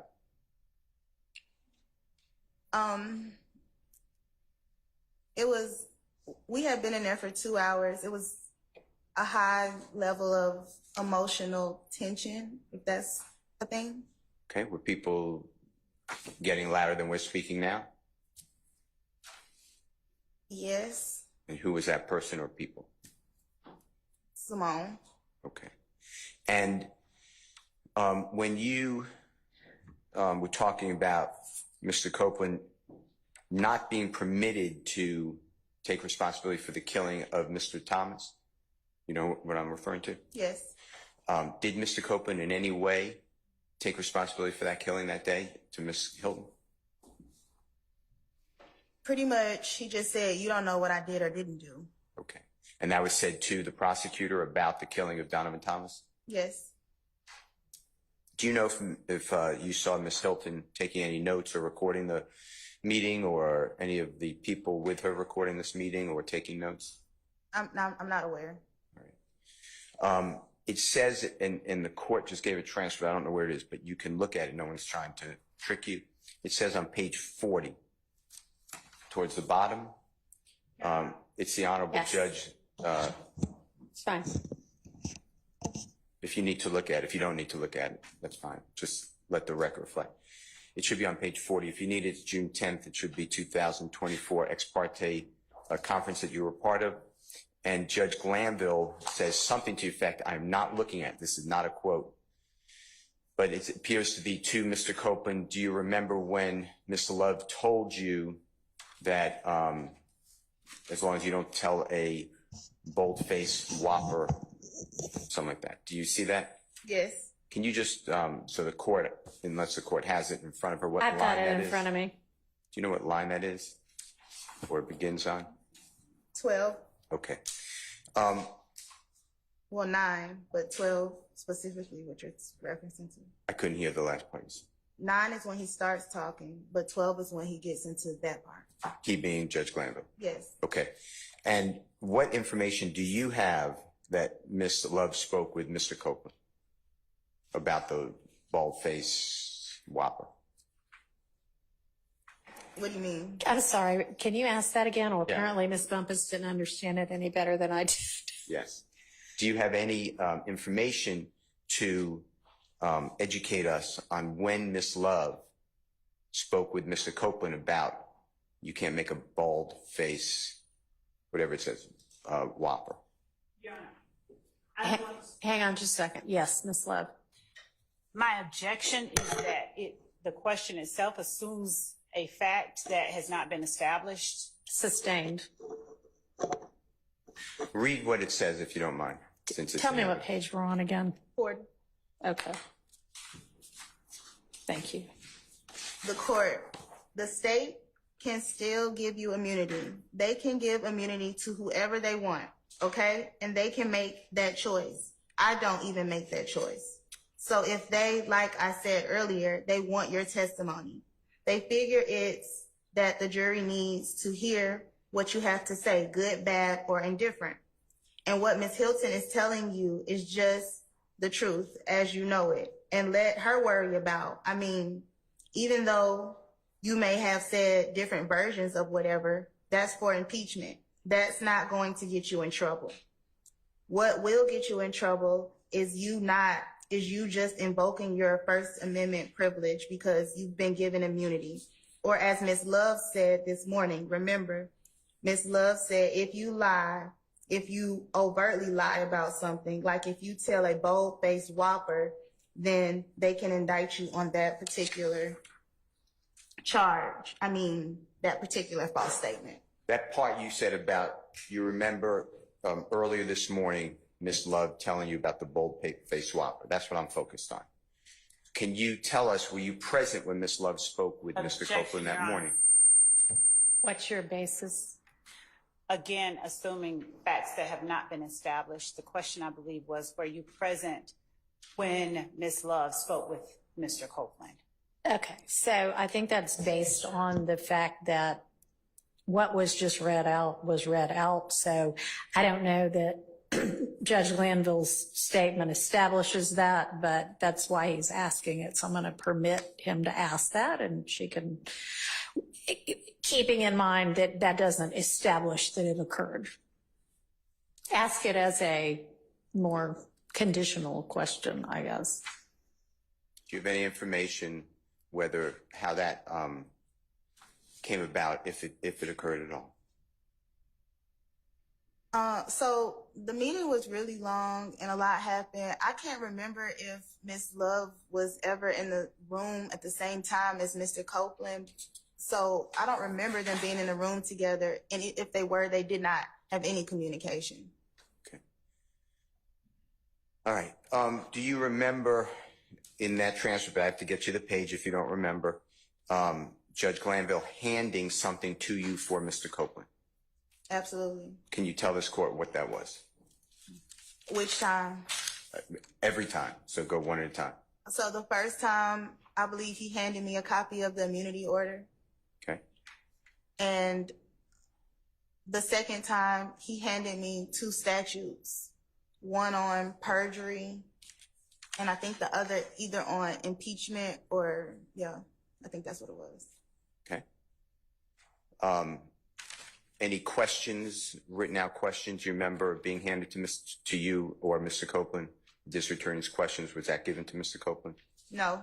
Okay, you remember that discussion? No. All right. I don't have any other questions. Thank you. Thank you, All Your right.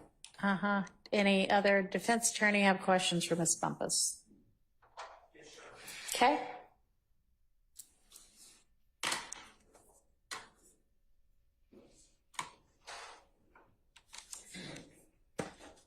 Good morning, Ms. Bumpus. Good morning. Counselor, I want to take you back to that Monday, June 10th, 2024.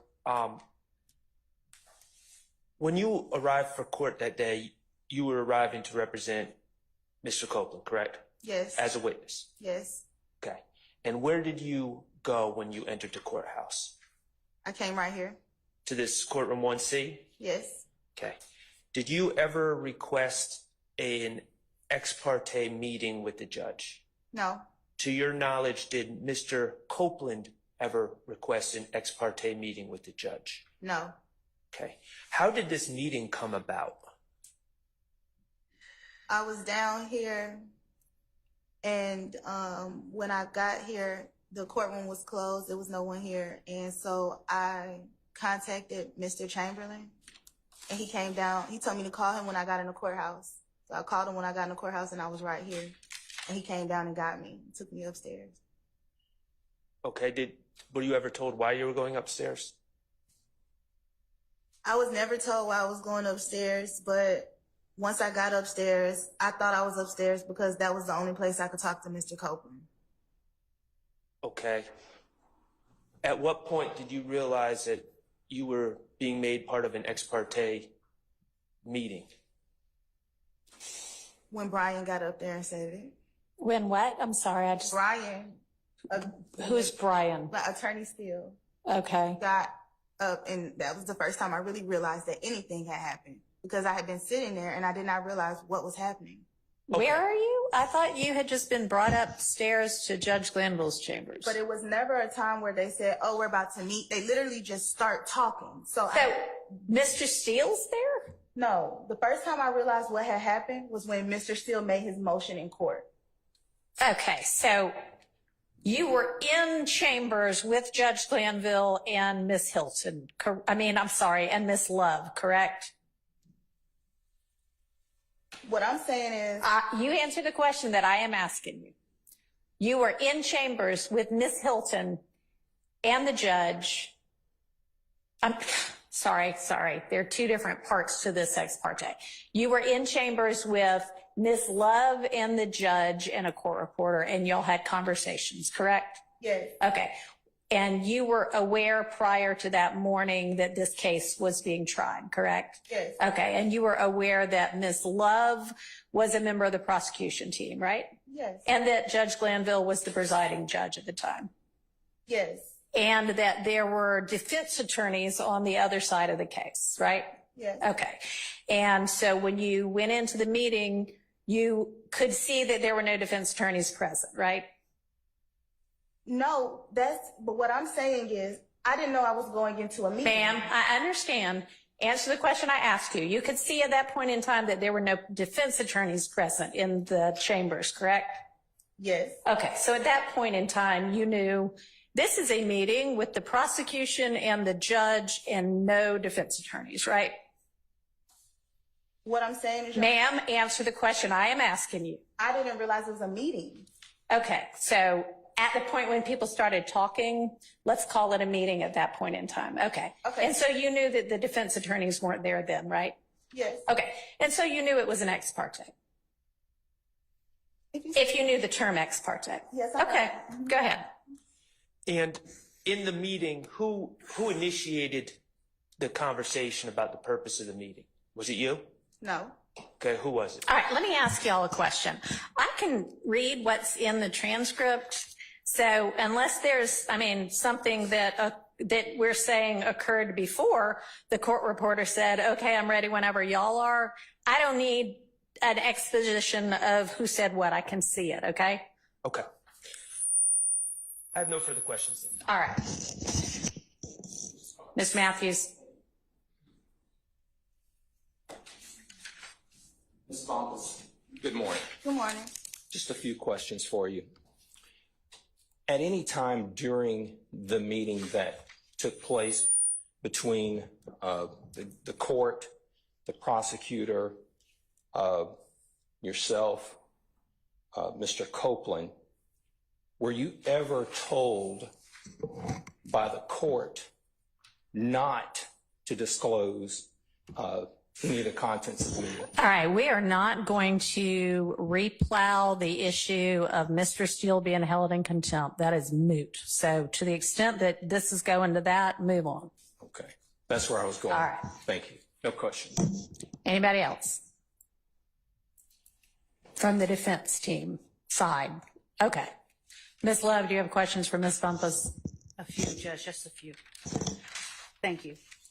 Ms. Bumpus, you were asked by, I believe, Mr. Steele, whether Judge Glanville ever handed Mr. Copeland anything. Do you remember being asked that question?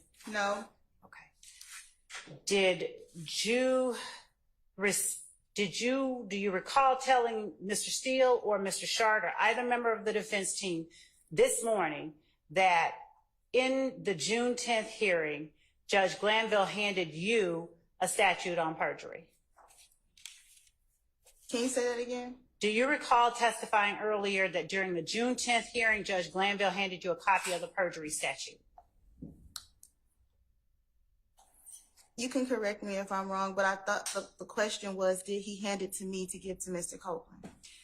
Do you recall testifying that Judge Glanville handed you a copy of the perjury statute? Or better yet, let me do this. Did Judge Glanville give to you a copy of the perjury statute? And said, hand this to Mr. Copeland? Yes. Okay. And did Judge Glanville give to you a copy of the immunity statute? And say, hand this to Mr. Copeland? Yes. All right. And when you responded, let me back up. So do you not recall being asked in this courtroom today, did Judge Glanville ever give to Mr. Copeland anything? I don't recall. Okay. Do you recall what you were asked when Do you recall testifying that Judge Glanville gave you both a perjury statute, copy of that, and a copy of the immunity statute? Yes. Okay. Do you recall what question you were answering when you made those statements? The question that I was answering was, did Judge Glanville give me something to hand me a statute or hand me anything in a meeting?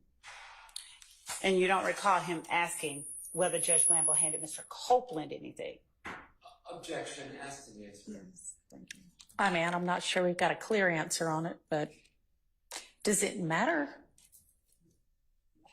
If she, there's a reason that I'm asking the All question. right, well, go ahead. You can ask it again because I don't think anybody's clear on it yet. Do you recall being asked today whether Judge Glanville ever handed Mr. Copeland anything? I believe that I just stated that he handed me two things. Ms. Bumpus, I don't think she's asking you about what happened. I think she's, for some reason, asking you about the question that was asked to you on direct. Do you recall being asked if Judge Glanville gave Mr. Copeland anything? I don't recall. Okay.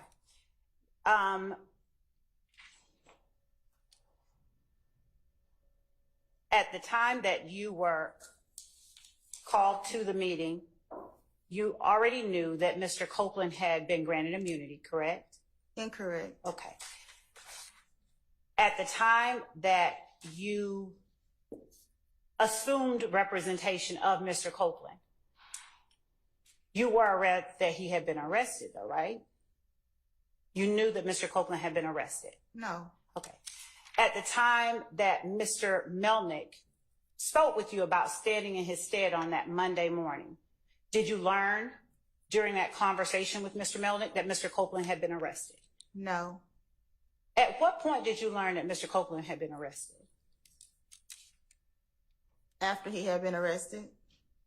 Was that before or after the Monday morning meeting? Objection, Your Honor. You asked us to just focus on the contents of that meeting. You asked me to not get far from that, and we're far from that. Your Honor? Yeah, what does this have to do with whether or not some off-the-record discussion that Ms. Hilton was privy to occurred? Your Honor, the reason I was asking about the giving to Ms.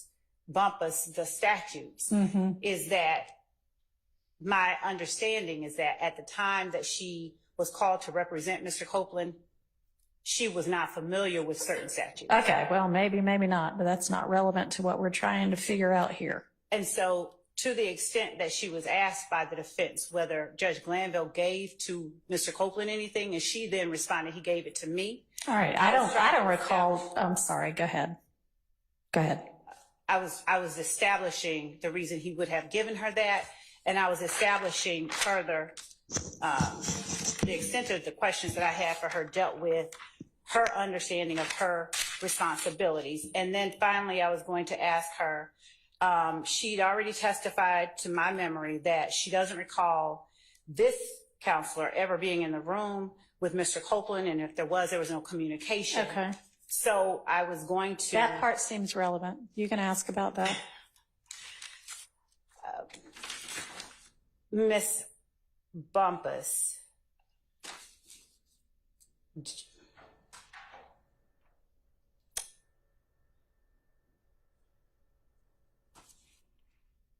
do you have any memory of Miss Hilton and me being in the room while you were in the room with Mr. Copeland?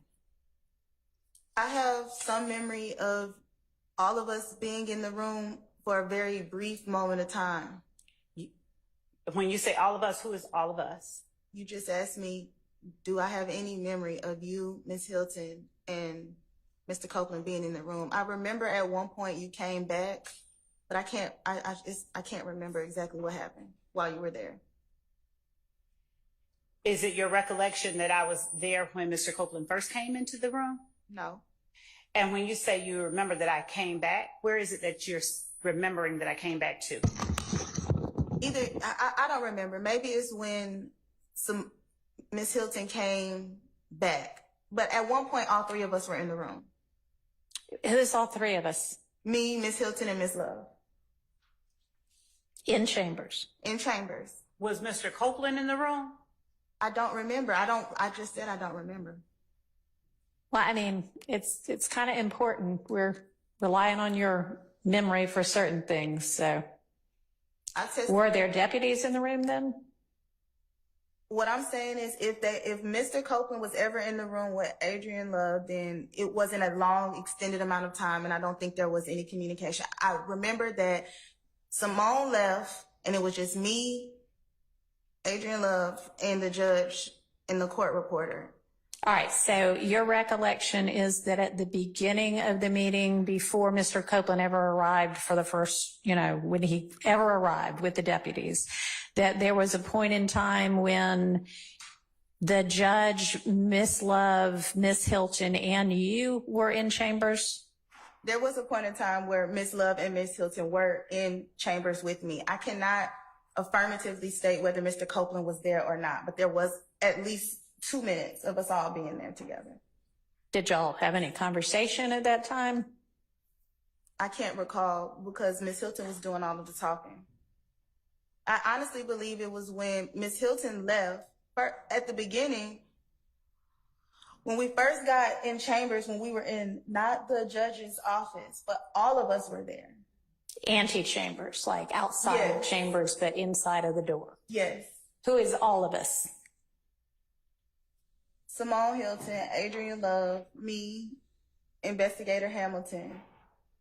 Mr. Chamberlain was in and out. The judge was in and out talking to us, and that was it. In and out talking to you about anything substantive? No, Judge. Okay. All right, so y'all are all out where the JA, the judicial assistant, sits. At first, okay, we'll call that the antechambers, ANTE chambers. So when is it that any of you go back into Judge Glanville's actual chambers, his office? Adrian Love says, Judge, can we talk to you for a second in chambers? Okay, and who goes then? Just me, her, Adrian Love, and Judge Glanville and the court reporter. Okay. Go ahead, Ms. Love, if you had anything else. Thank you. Ms. Bumpus, there were investigators present or no when you, me, Judge, the court reporter first went back? I can't remember. Do you recall a comment from either the court reporter or the judge just joking about the fact that I'm not allowed to go anywhere without the investigators? No. And when you say that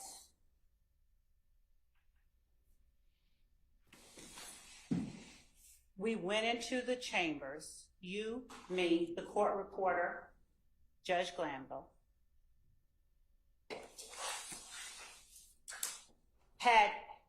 was Judge Glanville's deputy there? Yes. I guess if he's a deputy, I don't know.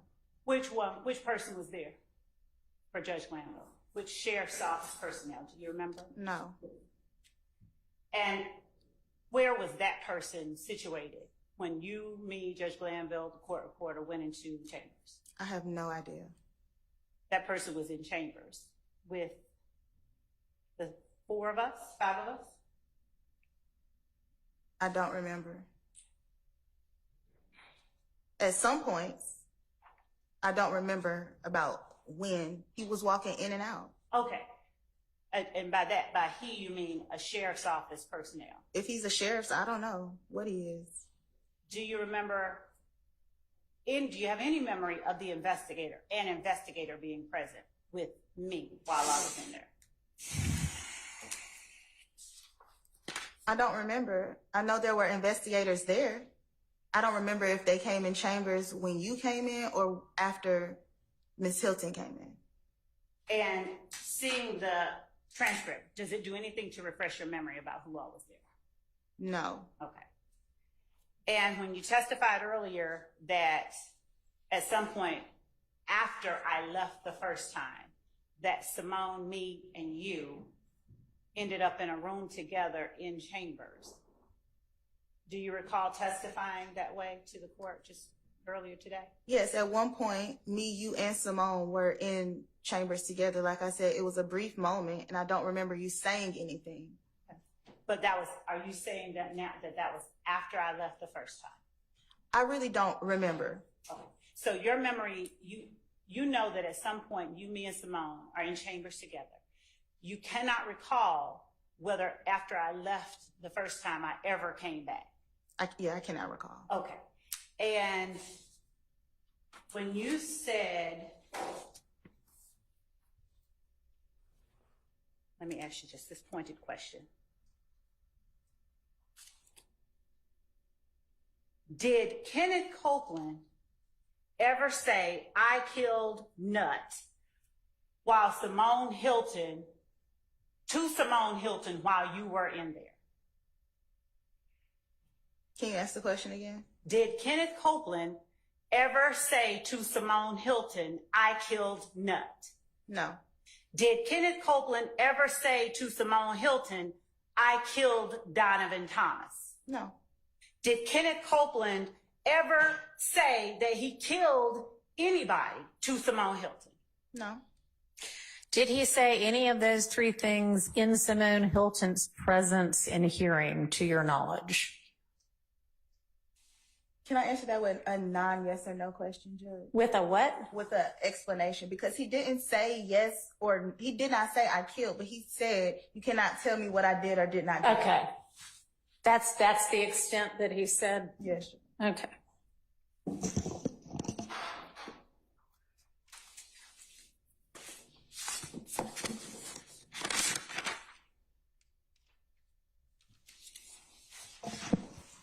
When you spoke about someone asking the sheriff to turn off their body cameras, was that Miss Hilton? Did you say Miss Hilton told the sheriffs to turn off their body cameras? Did I hear that wrong? You heard that absolutely wrong. Please tell me who it was. I clearly said Deputy Brown. Thank you. Thank you for clearing that. You're welcome. Do you recall what was being talked about when Deputy Brown told the sheriff's deputies to turn off their body cameras? Nothing. That was the first thing that he said when he walked in the room. And at that point, was Miss Hilton, you, Mr. Copeland, judge, court reporter, and DA's office investigators all present in the room? I don't remember who was in the room. It may have just been me. So it may have just been you when Deputy Brown said to the sheriff's deputies, turn off your cameras? I don't remember exactly who was sitting in the courtroom. But that's in the chambers. but that's possible? It is possible. It's possible it might have been when you and Mr. Copeland were just in there together? It wasn't. Well, Mr. Copeland had to have been in there, right? Because you said the deputies didn't show up until Mr. Copeland arrived. No, what I'm saying, Judge, is that was the order as he walked in. Right. But what did you say might have just happened when it was just you? Nothing. I was saying I may have been the only one sitting there. I can't remember, but there wasn't like, oh, step out. It's as soon as they walked in, this is what was said as Mr. Copeland was walking in.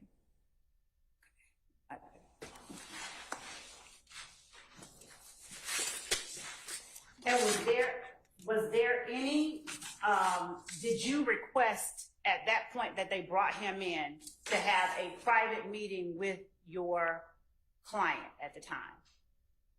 At that moment, I hadn't requested anything. Is it safe to say you don't know why they were told to turn off the body camera? That is correct. Okay. Did you ever hear anyone from the state ask the deputies to have those body-worn cameras turned off? No.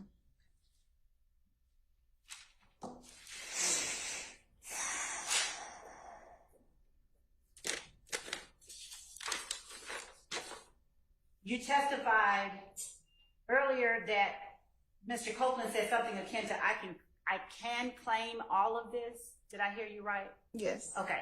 And who was he talking to? And Simone. okay. And did you know, or did he ever make clear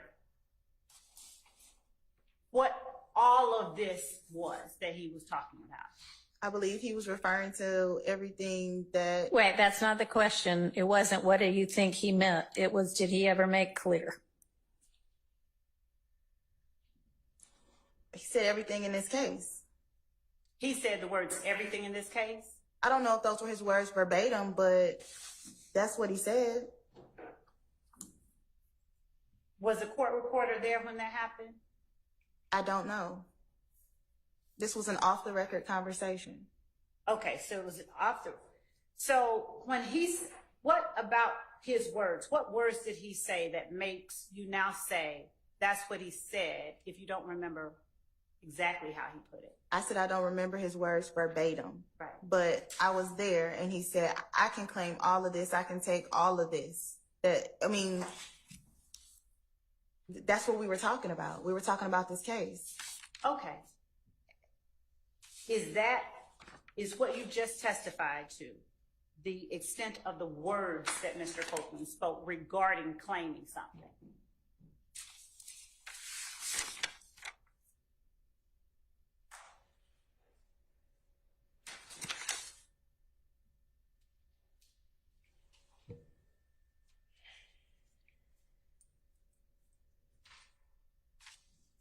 Can you repeat the question? Yes, ma'am. It's what you just testified about, the extent of the words Mr. Copeland spoke about claiming something. I don't want to say that is a complete lead to the extent because he said it over and over. He said it various ways. He changed the way he said it. Do you recall what specifically was being discussed at each of the points that he said that? Overruled. Specifically, not generally, not broadly, specifically what was being discussed at each of the points where he said, I can claim all of this. The whole conversation was about Donovan Thomas's unaliving. Are you familiar with any of the shootings that occurred after Donovan Thomas was killed? No. Okay. Are you aware or are you familiar with any allegations about any retaliatory events that occurred that the state considers a part of the Donovan Thomas shooting? No.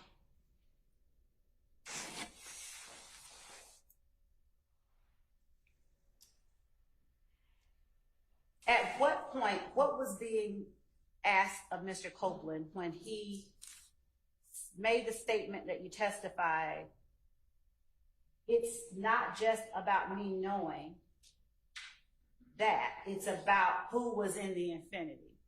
What was being asked of him when he said something like that? Nothing was being asked of him. Okay. Did he just sort of blurt it out on his own? Yes. Okay. And what he said was, I know something about that infinity that y'all don't know, and it got something to do with somebody who's not even on the case. Okay. Did he ever make clear what it was that he knew? To Ms. Hilton in your presence? He wasn't given the opportunity to.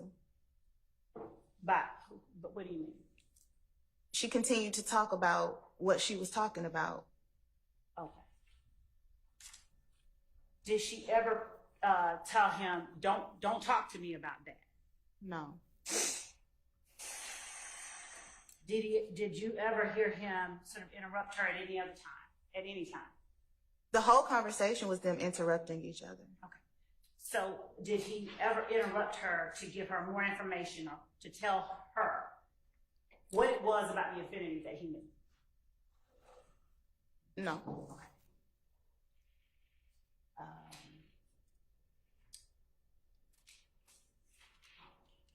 When you said,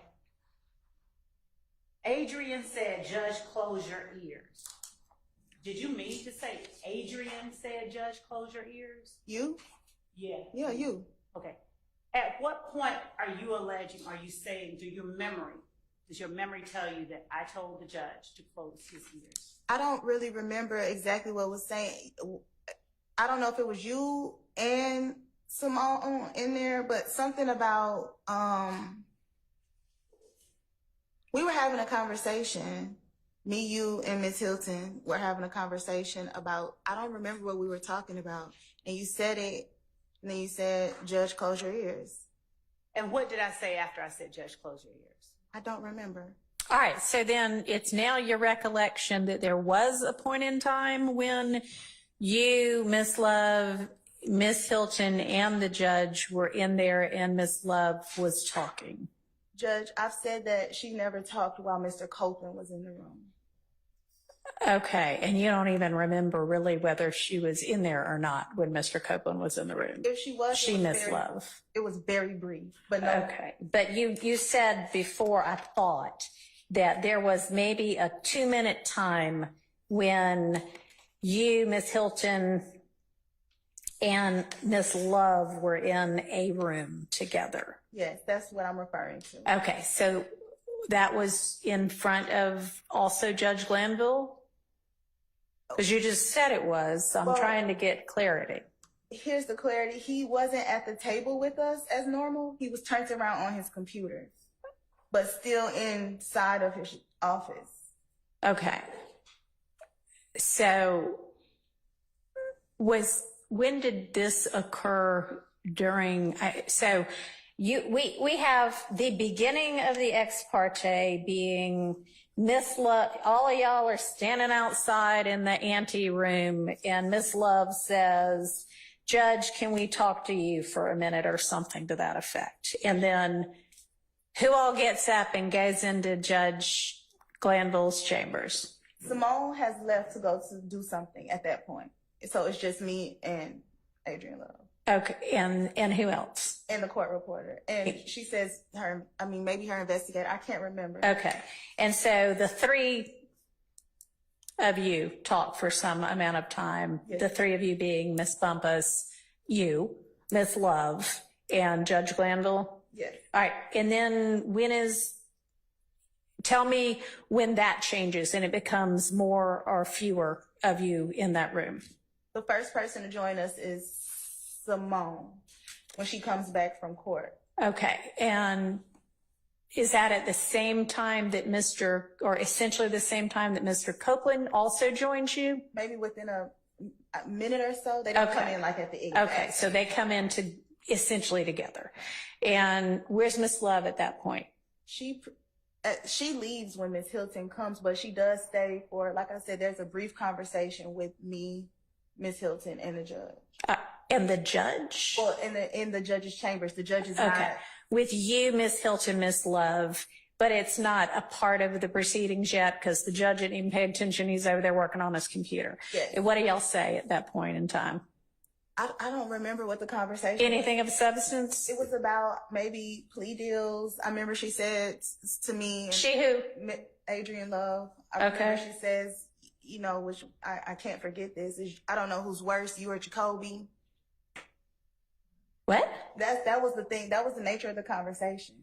Say that again. She tells me she doesn't know who's worse, me or Jacoby. Me or Jacoby? Yeah. Jacoby Hudson? Yes. What does that have to do with anything? I don't know. It has nothing to do with this case. No, that's what we're talking about. You asked me what we were talking about. Okay, so something that had nothing to do with this case. And then something comes up about, I don't know if it's plea deals. I don't know. It was something about this case where she says, Judge, close your ears. Okay. So this is before y'all kind of gone back on the record. The judge isn't paying attention anyway. He's in the room, but he's over at his computer. Y'all are over at his conference table. Is that what your recollection is? Yes. Y'all are talking about entirely other things. And then I wouldn't say entirely other things, but we're not talking about the Mr. Copeland. Or the case. If you're talking about Jacoby Hudson, you're not talking about the case. No, we're talking about the case. She's talking about, I guess she's talking about the reference to me hugging people. I don't know. But we were talking about the case. Okay. Anyway. And then at some point, Miss Love, to your recollection, says, Judge, close your ears because she wants to talk to you about a plea deal. I don't remember exactly what she was talking about, but it was something pertaining to the case. And okay, she doesn't want to talk to me about a plea deal because I'm not a defendant. Right, that wouldn't have made any sense. But she was discussing something pertaining to the case. And she says, "Oops, judge, close your ears." And how long does that conversation go on? Like that's the 2 minutes I'm talking about. Okay. And then what happens to Miss Love? She leaves She leaves. And then when do y'all go back on the record? immediately. Okay. Well, no, I talked to Mr. Copeland for a second. Okay. Privately or? Okay. And then y'all go back on the record. And then does the record reflect everything the record reflects accurately? Other than whenever this conversation between you, Ms. Hilton, and Mr. Copeland allegedly occurred? Yes. Okay. Do you have a copy of the transcript in front of you at this point? Yes, Judge. Can you kind of point out where this conversation allegedly occurs? It's somewhere around page 40. Okay. Between 39 and 40. Okay. Your Honor, could I just get, if it's between 39 and 40, are there any specific lines? Well, it was like off the record, so I wouldn't know exactly which line it starts back at. Okay, but you had represented previously that Judge Glanville was not in the room at that point in time. Yes, he was asked to leave. Okay. So him being asked to leave isn't reflected. Is that right? Let's see. Okay. Do you remember who asked him to leave? Miss Hilton. Okay. And that's not on the record either? No. And you can't remember whether the court reporter stayed or left? I can't remember whether she stayed or left, but she definitely stopped taking down. Okay. All right. And when did you, sorry, Miss Love, go ahead. You know what? Go ahead. I'll save my questions. Your Honor, I honestly defer to the court. Please continue. I have no. All right. So after this conversation concludes, then what happens? And by this conversation, I mean the conversation you referenced that is not reflected in the record, but that takes place between you, Mr. Copeland, and Ms. Hilton. What happens after that? But if it's not in the record, it's not going to be in the record. So you just tell me from your recollection what happens after that. That's probably towards the last 5 minutes of this meeting. Okay. And so we go back on the record and so the conversation finishes. How does everybody get back in the room? And how is it that y'all go back on the record? Give me the details of that. she just, we just finished the off the record conversation and just Simone just says everybody can come back in. And then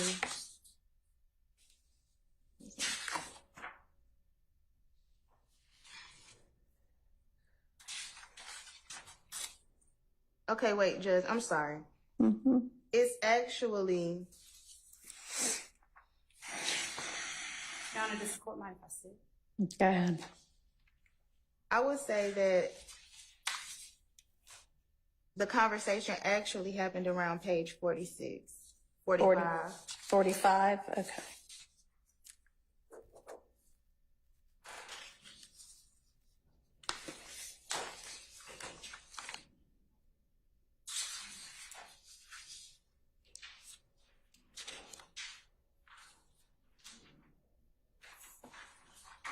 And is that conversation, in fact, reflected on the record? No, but I don't know how. I mean, so how are you sorting out, oh, it's around 45 that it occurs? Because I try to get the conversation on the record. What did you say? To get the conversation or to try to get the conversation on the record? I say,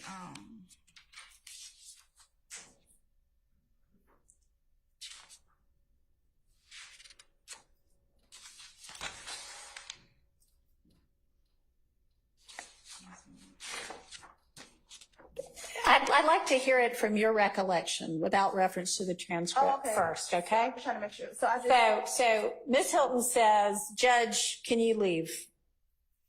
And at that point, do you say anything? Like, no, Judge, stay, or anything like that? No, she already told me in the hallway that she was going to ask the judge to leave and have a conversation with him. Okay. So show me where in the transcript y'all come back from the restroom break. Well, you want me to, you asked me to. Now I do want you to look Okay, at the okay. transcript, yes.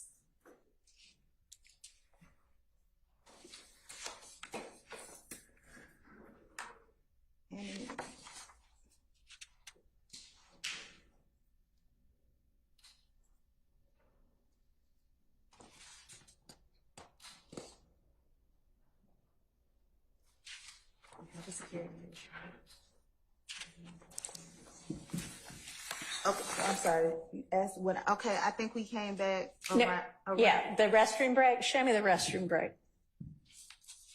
See, that's not in here with me getting up. I don't know how to find that. Okay, so the restroom break y'all take, but it isn't reflected. Yes. Okay. Is the restroom break after Mr. Copeland's with y'all? Yes. Okay.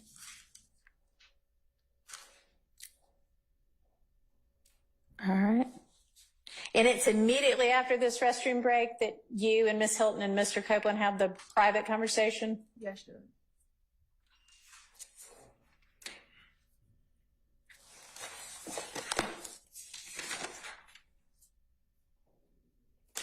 And George, you asked me a question earlier that I didn't get to answer. Okay, what's that? You asked me, can I, without looking at the transcript, tell you how I tried to get it back on the record? Yes. Can you give me a second before you answer? Because I'm looking for something in particular.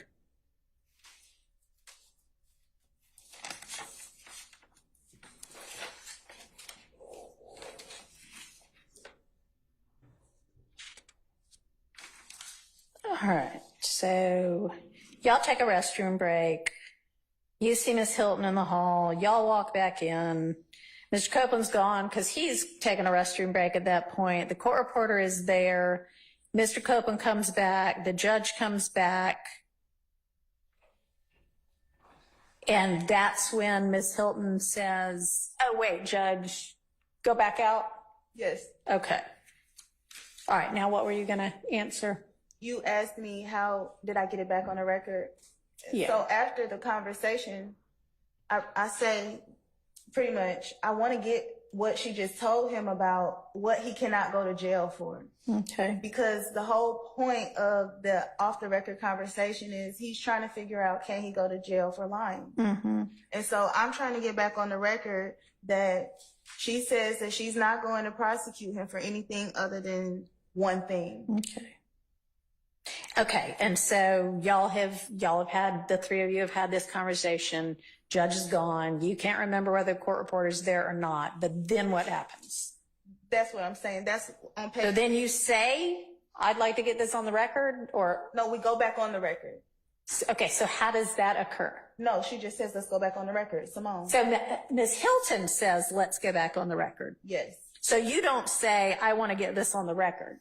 No, I just do my best to get it on the record when we go back on record. It's in the. Oh, I see what you mean. You say, you don't mean, I'm really trying to get this on record. You mean Miss Hilton says, all right, let's go back on the record. And then you try to like give a rendition of what occurred. Yes. Okay. And that is reflected where? On page 48. On page 48. Well, between 47 and 48. Okay. All right. And does page 47 and 48 reflect the off-the-record conversation that allegedly occurred between you, Miss Hilton, and Mr. Copeland? There's a part where I say, so he can go to jail for anything but what?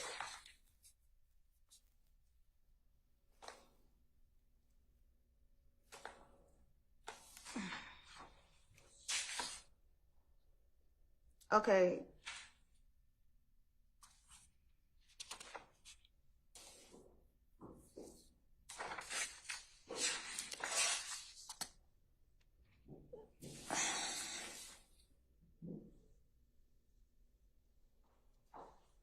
then, okay, page 51 specifically, I tell him he has to make a decision.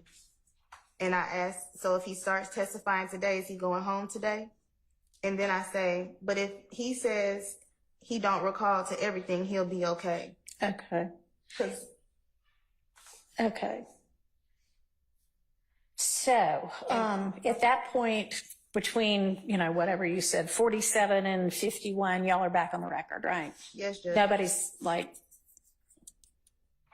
declining to take down what you're saying. No, Judge. Okay. So any time during that point in time, do you say, let the record reflect that Ms. Hilton, Mr. Copeland, and I had an off-the-record conversation, and I'd like to put on the record what was said during that conversation? No. Okay. And also on page 51, I say, are you saying you want to get up there on the stand and say something? Uh-huh. And then it's no response because he just looks at me. Okay.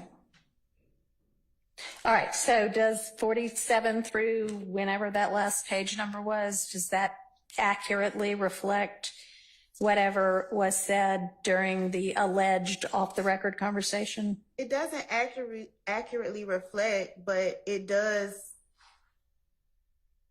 I do try to mention what we talked about, but it doesn't accurately reflect everything that we discussed. All right. So was there something else that you discussed that you should have said, oh, and by the way, this also happened that you didn't say?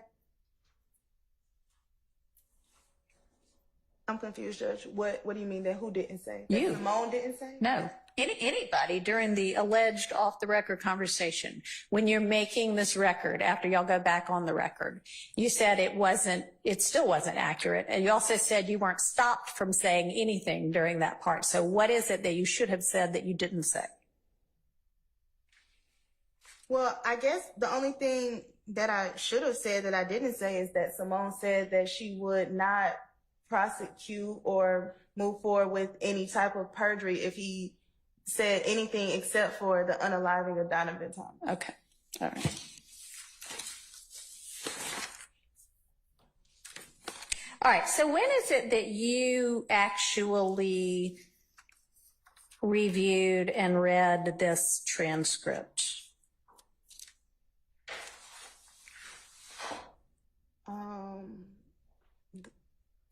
I really don't know. I think maybe around the time that I had to retain counsel, I think we reviewed it together, which I cannot tell you the exact date, but Sometime in late June? Yeah, somewhere after 6/12. Okay. And we all in this room know this to be the case, but you are an attorney licensed and barred to practice in Georgia, right? Yes. Okay. And as such, you have a duty of candor to the court? Yes, Judge. Okay. Is there any point in time after you read this transcript and thought to yourself, wow, that really doesn't include everything, that you brought it to this court's attention that the transcript was incomplete? This court, well, there really was no court's attention to bring it to, because after all of that happened, it's been on recess for so long. So you've been in court when we've been in session for the last week or two, right? Yes. Okay. So I was presiding at that point in time, right? Yes. Did you at any point bring to my attention that you believed as an officer of the court and a participant in this ex parte meeting that the transcript did not accurately reflect what occurred in that meeting? Well, Your Honor, I did not bring it to your attention, and I honestly still would not, as an attorney, if I can answer this as an attorney, I believe that there is some value in off-the-record conversations for specific things, and it has always been my position, even in speaking with members of the defense, that as far as anything minus the off-the-record conversation, that the transcript is complete. Okay. All right. So what is your answer then to my question? Can you ask me again? I'm sorry. Did you ever at any point in time bring to my attention your belief that this ex parte transcript was inaccurate because it was incomplete? No. Okay. Why is that? Well, because of what I kind of just said, I don't believe that it was incomplete per se, minus the off the record conversation, but there are a lot of off the record conversations that are had that are not included in transcripts, and that's not unusual to me. All right. So you don't actually believe it's inaccurate then? No, I just think it's missing the off the record conversation. I'm not missing. I just think that the defense did not have knowledge of the off the record conversation. Not that it's missing from the transcript per se. Okay. Because it was officially off the record. Is that what you mean? Yes, Judge. Okay. And did you ever, if it in fact occurred, did you ever object to it being off the record? No, I didn't. Okay. So at some point you brought it to the defense attorney's attention? Is that how you decided to deal with it? I had a conversation with the defense attorneys. I don't want to say I brought it to them, but we just had a conversation about what happened. All right. Ms. Love, do you have other questions for Ms. Bumpus? Ms. Bumpus, did you tell any member of the defense about the details of the content of the off-the-record conversation that you had with Ms. Hilton on June 10th? That I had with Ms. Hilton and Mr. Copeland? Yes. When did you tell them? The same day. Did you tell them everything you remembered about it? I told them everything I remembered. And do you remember how long after the conversation took place it was that you told them? I don't know, maybe like an hour? Was court in recess or was court in session when you told them? Court was in recess. Between the time that the conversation between you, Ms. Hilton, and Mr. Copeland ended, and the time that you told defense attorneys all of the details you could remember about the off-the-record conversation, was court in session at any point? I'm sorry, can you repeat that? Was court ever in session between the time that you finished your conversation with Ms. Hilton and Mr. Copeland and the time you told defense? What happened in the meeting? Yes. Court was in session during that hour? Had court resumed? Correct. Did court at any time resume from the time that you left the meeting in chambers to the time that you had the conversation with defense? Just in that moment, from chambers to conversation with defense? Oh, no. Court had not resumed? No. And when you said earlier,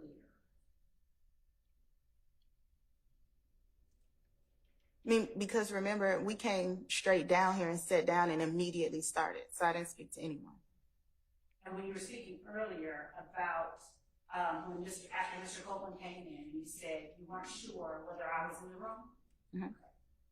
Did the portion about Judge Close Your Ears occur before or after Mr. Copeland came into the room? For sure before. Okay. And at that point, was the court reporter taking down anything? No. And at that point, did the court give any indication, did the judge give any indication that he was paying attention to whatever it was? I can't answer that. Did he give any indication? Did you see any indication that he was paying attention? I can't answer that. Yeah, you can. I don't know. I wasn't paying attention to him. So no, as far as you know, he gave no indication. She's asking from your personal observation. Answer it as to that. That's what she's asking you.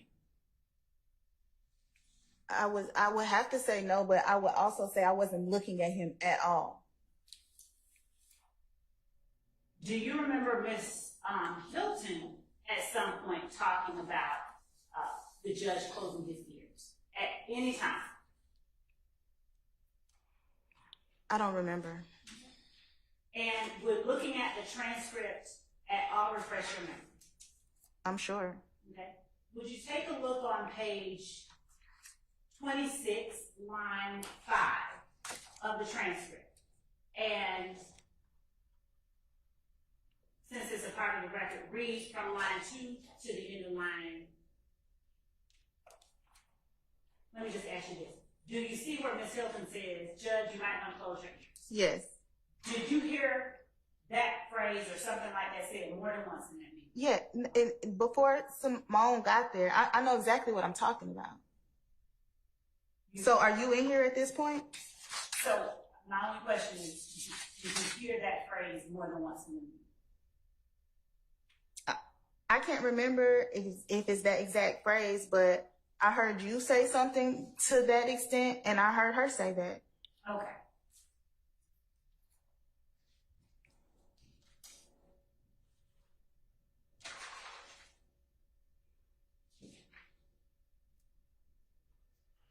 Were you the first person, to your knowledge, that brought to defense's attention that there was in fact a meeting in chambers? No. Who do you know? Do you have personal knowledge of who that person was? No. How then do you know that you were not the first person who brought that to their attention? Because they asked me about the meeting. Did they give any commentary to you that led you to believe that they knew what was said in the meeting? Yes. What did they tell you? Is it true that? Can I object to the they? Sure. Defense attorneys, they, it's not all, an all-inclusive group. Yes, sustain. Can you be Yes. specific? Who specifically came up to you and asked you about the meeting in chambers? There were multiple attorneys that specifically talked to me at one time. Would you please apprise the court of the names of those multiple attorneys? Excuse me, objection, Your Honor. We're still far afield again of the limited subject matter that you asked me to stick to. Your Honor, as it pertains to Brady or whatever information, I think it's quite relevant. Who knew what and when, as it relates to what was said during the meeting? Okay, well, I don't know if it's relevant who revealed it, who revealed that a meeting occurred. Ms. Bumpus has said that essentially, if I understand you correctly, that at some point during the day immediately following the meeting, the day of the meeting, you had a conversation with some defense attorney or defense attorneys, and we can sort out who, where you relayed to them everything you knew and everything you recalled about what went on in the meeting, including the off-the-record conversations, right? Yes. Okay. You can figure out who that is now. Thank you. Who was it? Name the attorneys that you referred to just a moment ago. Just a moment ago with the question she asked me, Judge Whittaker? With the one I asked. I mean, it's the same topic, right? Okay, ask the question again. Which attorneys by name first came up to you and asked you about the meeting? See, Judge, that's two different questions. Then answer the question Ms. Love asked you.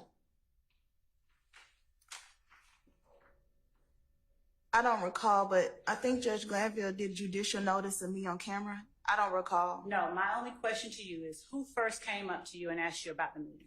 I don't recall everybody who was there. Who do you recall?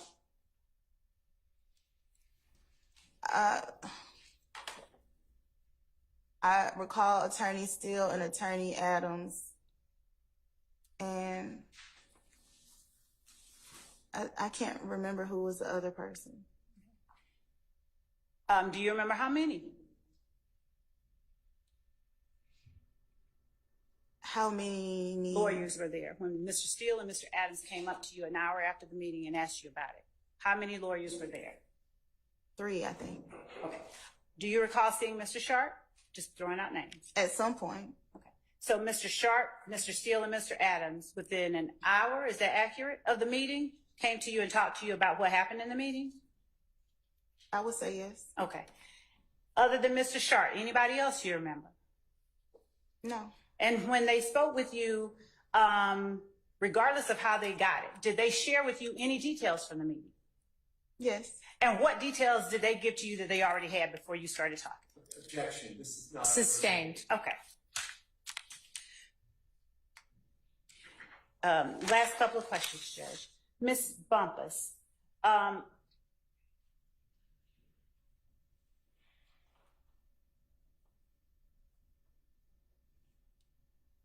when you agreed to represent Mr. Copeland, did you, during the course of the meeting that you had in chambers, did you ask questions of the prosecutors or the judge about what the immunity statute meant or anything like that? Yes, I asked a lot of questions because I didn't realize until the end of the meeting what was actually going on. That information wasn't given to me.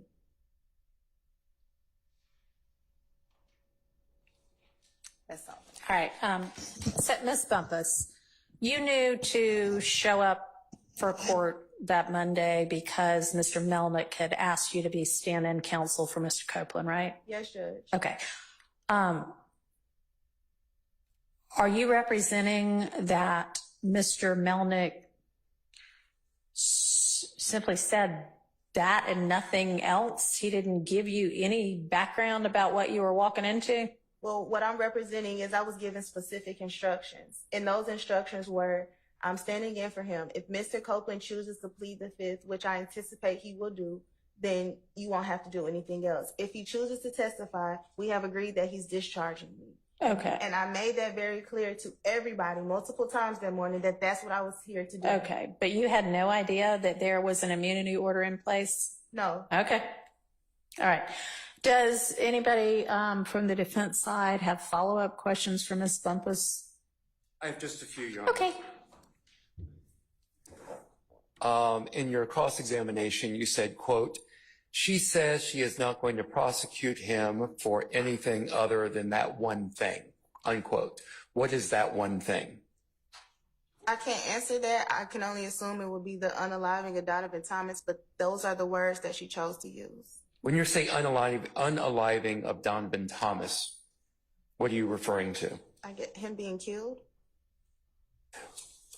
During cross-examination, Ms. Love asked you about some alleged retaliatory acts. Were those being discussed when Mr. Copeland repeatedly said, I can claim all of this, I can take all of this? Nothing was being discussed.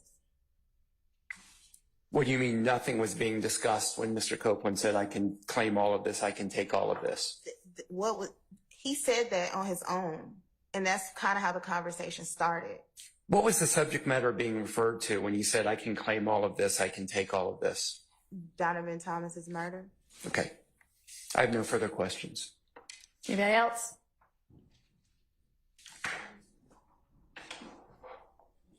While Mr. Steele's making his way up, just so I am clear on this, you're saying that are you saying that in the off-the-record conversation that you, Mr. Copeland, and Ms. Hilton had, that Ms. Hilton told Mr. Copeland that the one thing she would prosecute him for perjury for was if he got on the stand and said that he, Mr. Copeland, was the one who killed Mr. Donovan Thomas? Yes, Judge. Okay, and that she would prosecute him for perjury if he said that.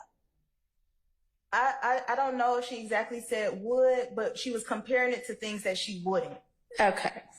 All right. So I guess more of a highly possible situation. That would be the one thing that Yes, could Judge. get him in criminal Yes, Judge. perjury type trouble. Okay, thank you.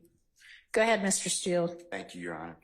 I just want to do timing or sequencing you were asked about. When you left Judge Glanville's chambers, after the entire, not bathroom breaks, after Mr. Copeland was removed from the chambers, etc., where did you go, if you remember? I came and sat right there in the courtroom.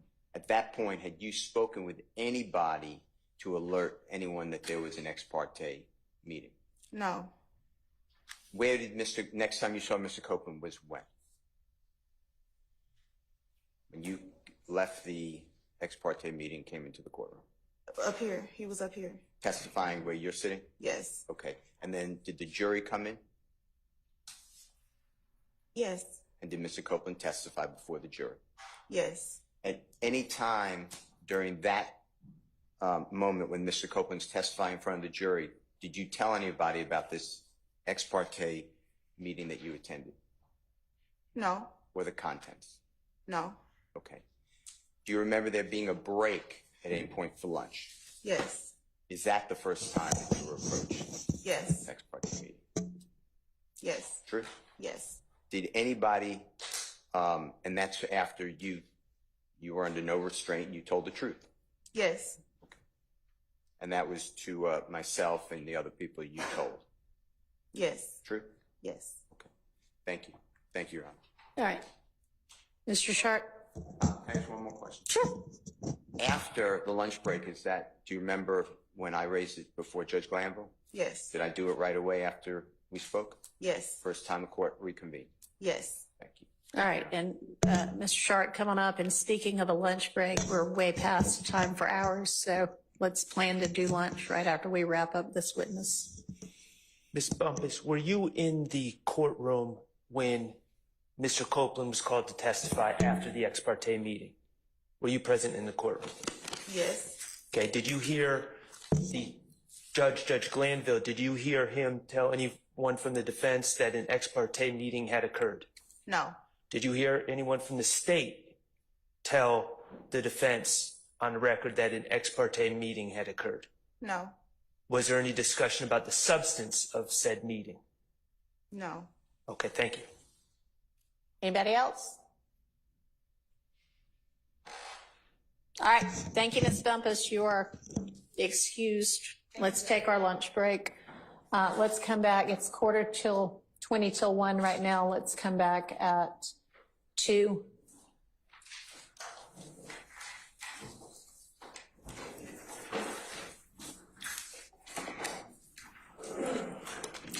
Just for my knowledge, does anybody on the defense team have any other witnesses as to this issue?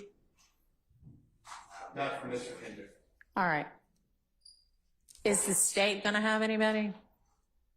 If the court could just, I'm sorry for being obtuse, what exact issue is it that we are addressing? I know it's the June 10th, but what exactly are we addressing? So I can have. I mean, the defense maintains that there was an unrecorded portion of this ex parte where Brady information was revealed to Ms. Hilton that Ms. Hilton did not then share. So that's our topic.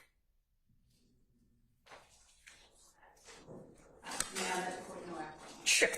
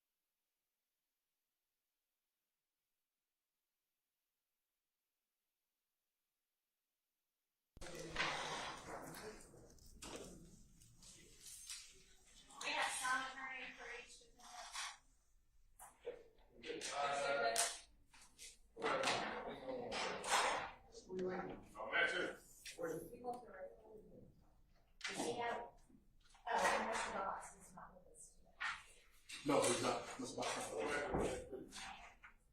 All right, well, in the meantime, one thing we can do that is not anything of substance that is important is I want everybody to speak into your mic and let's make sure each of them works, all not at the same time, one at a time. And if there are any that don't work, I'm going to try to see if we can get a hold of one that does. So can we start with the state? Yes, Your Honor. All right, and I also am going to try to get a longer neck on each of these, which might help. But for the meantime, let's just see if it works at all.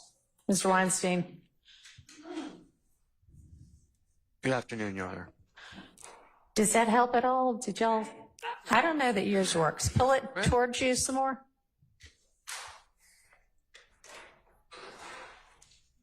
Good afternoon. All right. Yeah, you're just going to have to get it closer. User to you. error, I think, on my part. User error. Okay. Good afternoon, Your Honor. Okay. Mr. Steele, does yours work? Your Honor, is that helpful?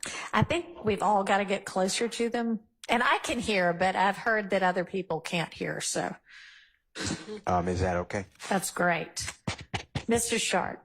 Testing, Your Honor. Great. And then who else is left? Misty Williams. Good afternoon, Your Honor. All right. Wonderful. Good afternoon, Your Honor. Awesome. Thank you. Okay. All right. And now we have somebody here for everybody as well. So let me cross-check mics off my list. Okay. Ms. Love, was there any evidence you wanted to present or any witness you wanted to call with regard to our morning proceedings? Your Honor, given the scope of what the court has already told us that we were looking into, I don't have any witnesses based on Ms. Bumpus's testimony. And my understanding is that it was Brady material disclosed during the June 10th, 2024 hearing in chambers. Correct. And what she alleges was disclosed is that Mr. Copeland said, I know more about the infinity and it has to do with somebody that's not on trial. I'm paraphrasing, but. And so the fact that. Hang on a second. Yes. Yes, sir, Mr. Weinstein, you I'm think sorry. there's more to it? I didn't mean to give you side eye, Your Honor. I do believe that there was more that she said that was disclosed other than just the infinity. Okay, what else? Specifically when she said that the state would not prosecute Mr. Copeland for lying except for that one thing, which she said was the murder of Donovan Thomas. I believe that was on the redirect at the very end. That actually came through more clearly than I think anything else, Your Honor. Okay, so. May I respond to that? So because that did not, in my mind, amount to Brady, if the court is inquiring into a different issue of. Hang on just a second. Everybody who's got a phone on you, make sure it is on silent. And you should only have a phone on you if you are an attorney or if you have a Rule 22 that permits you to have a phone. Anybody else in here should not have a phone on them at all. If you do, it should be turned completely off. I'm sorry, Your Honor, that was my computer. Okay, it happened. I Oh, your silenced computer? it. Okay. I silenced it. All right, thank you.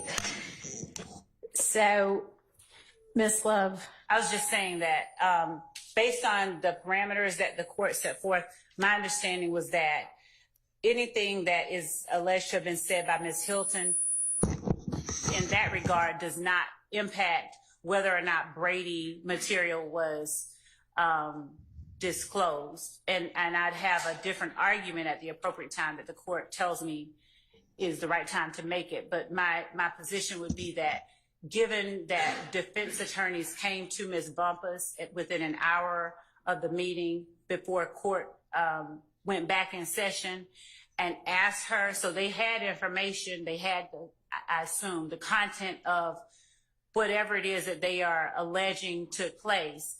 And then Ms. Bumpus, based on what I heard her say, told them, sort of filled in the blanks, I'm using my words, not hers, and gave to them this information my understanding of what Brady is that it is information that is not available to them by any other reasonable means.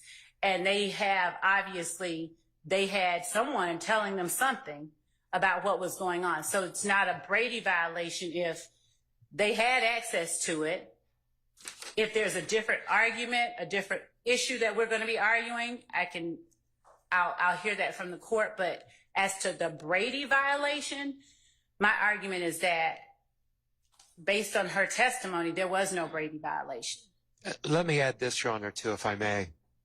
Also, the testimony of Mr.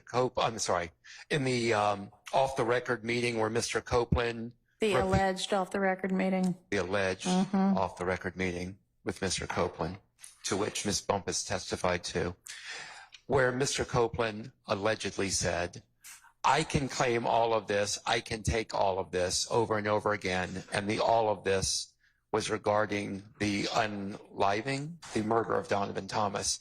I would submit that Mr. Copeland allegedly saying, I can claim all of this, I can take all of this, would also be Brady material. And Your Honor, again, given that Ms. Bumpus is the person testifying about it today, and that Ms. Bumpus is the person that was approached by members of the defense within an hour of the meeting, that assertion made by her, though I don't agree with counsel's characterization of it, is information that is available to them. But more importantly, Your Honor, I asked Ms. Bumpus specifically what was asked right before. What she said, she understood it to mean Donovan Thomas. But I can claim all of this. My position is that it's not Brady. I can say I can claim it all too. But a hypothetical, I can. What you can do is not saying something that is.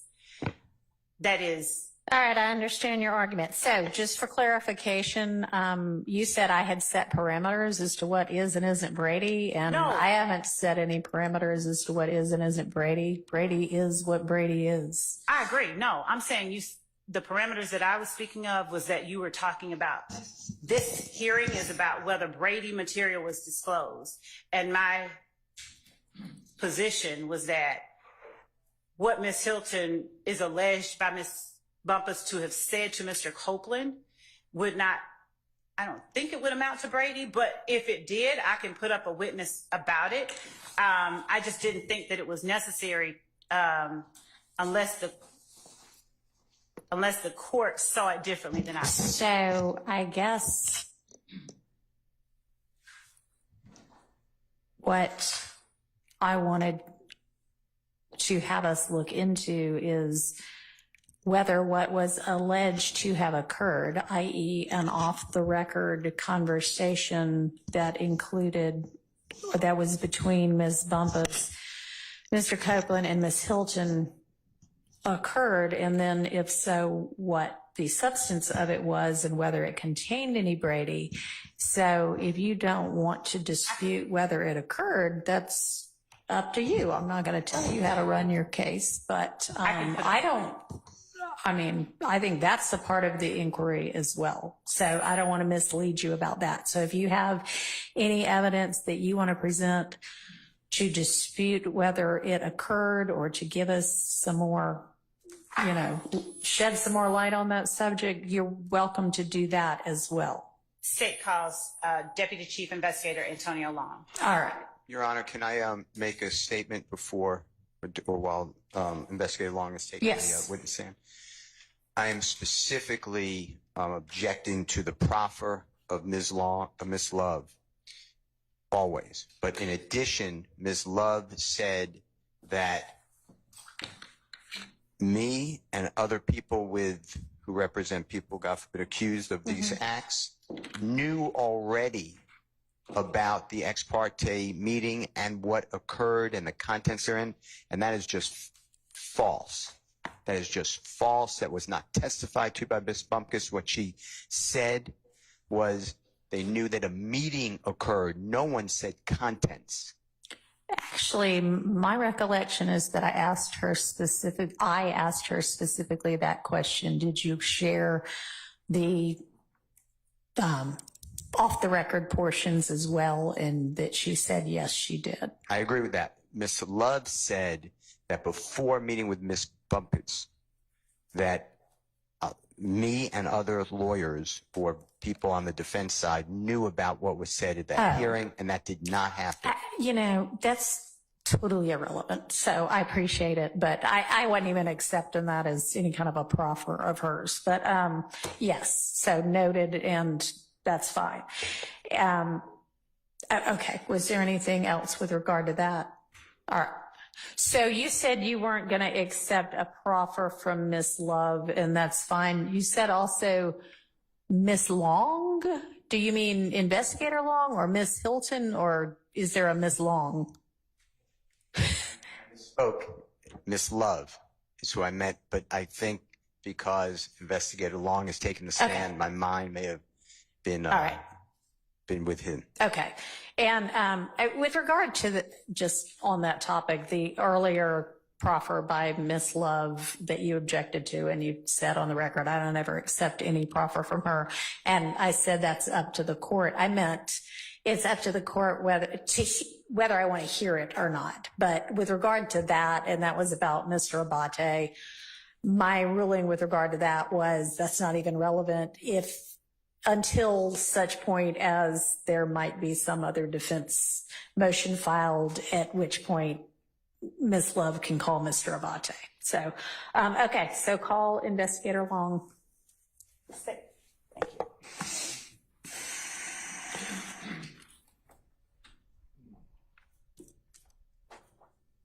Raise your right hand. You swear for the testimony you give the truth, the whole truth, nothing but the truth.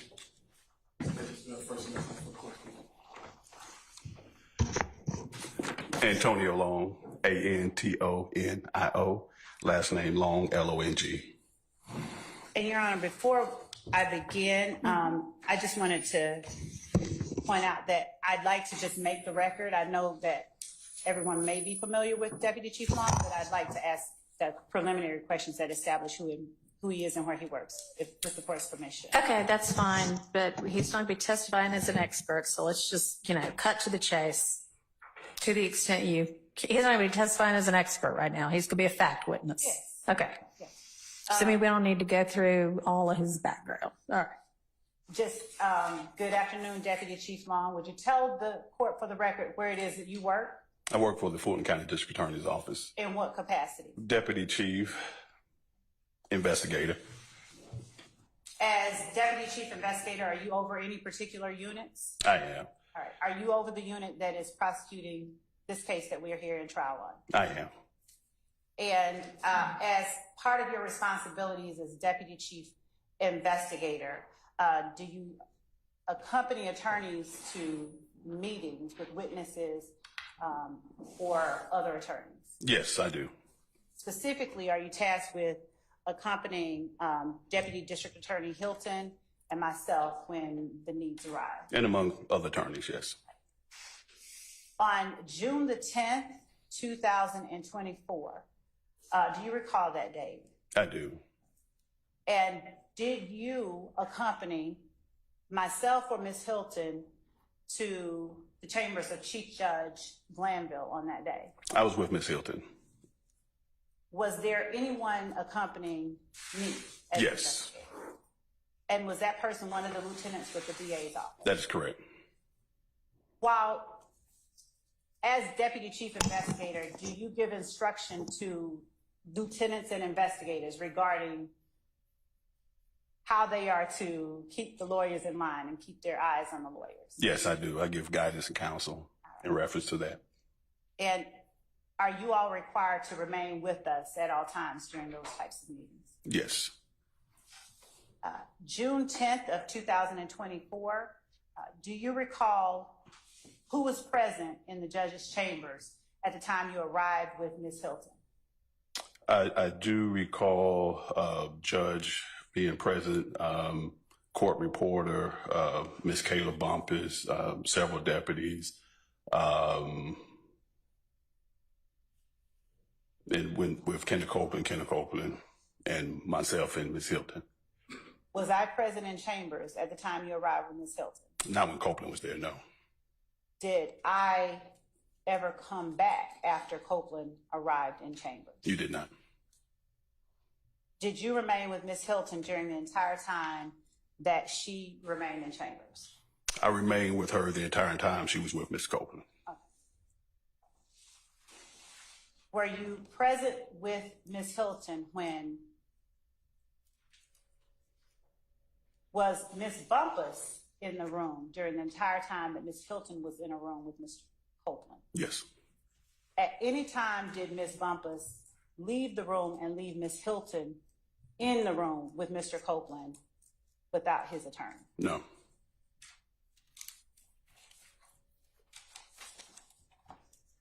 Were you present in the courtroom today when Ms. Bumpus testified? I was. Did you hear Ms. Bumpus talk about an off-the-record conversation that took place between Ms. Bumpus, Ms. Hilton, and Mr. Copeland? I did. Do you recall during the time that you were in chambers with Ms. Hilton, how many times, if any, that you all went off the record? Make sure I understand your question. How many times do we go off the record? Yes, and let me back up and ask you this. Were you able to discern when you all were off the record? Yes. How? When the court reporter was not documenting what was being taking place.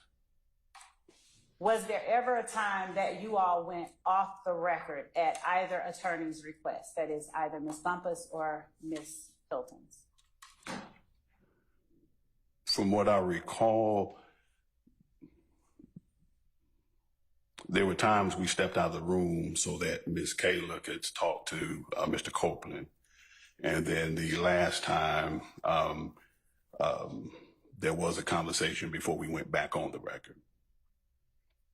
At any time that you all stepped out of the room so that Ms. Bumpus could speak with Mr. Copeland, did you observe me go into that room?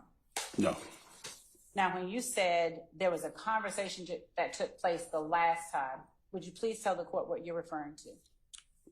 The conversation I believe Ms. Bumpus is talking about right before we went back on the record. There was a conversation where Ms. Hilton spoke with Ms. Bumpus and Copeland before the judge and the court reporter went back on the record.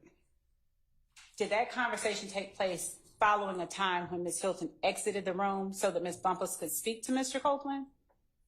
Or was that a time when you all were sitting in the room and you just went off the record?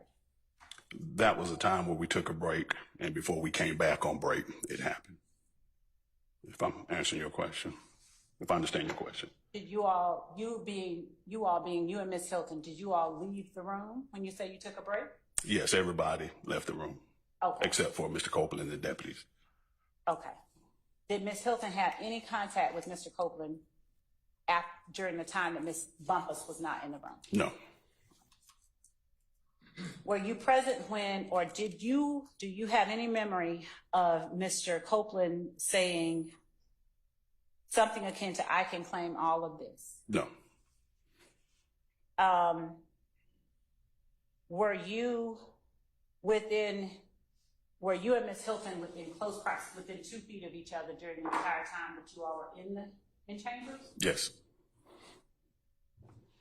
Are you able to say whether you all would have been privy to whatever was said? If she heard it, you would have heard it. If you heard it, she would have heard it. Correct.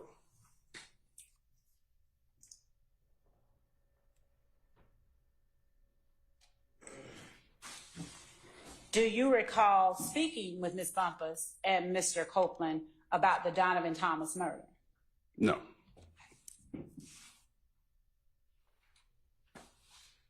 Generally speaking, starting there, would you tell the court what you recall talking about?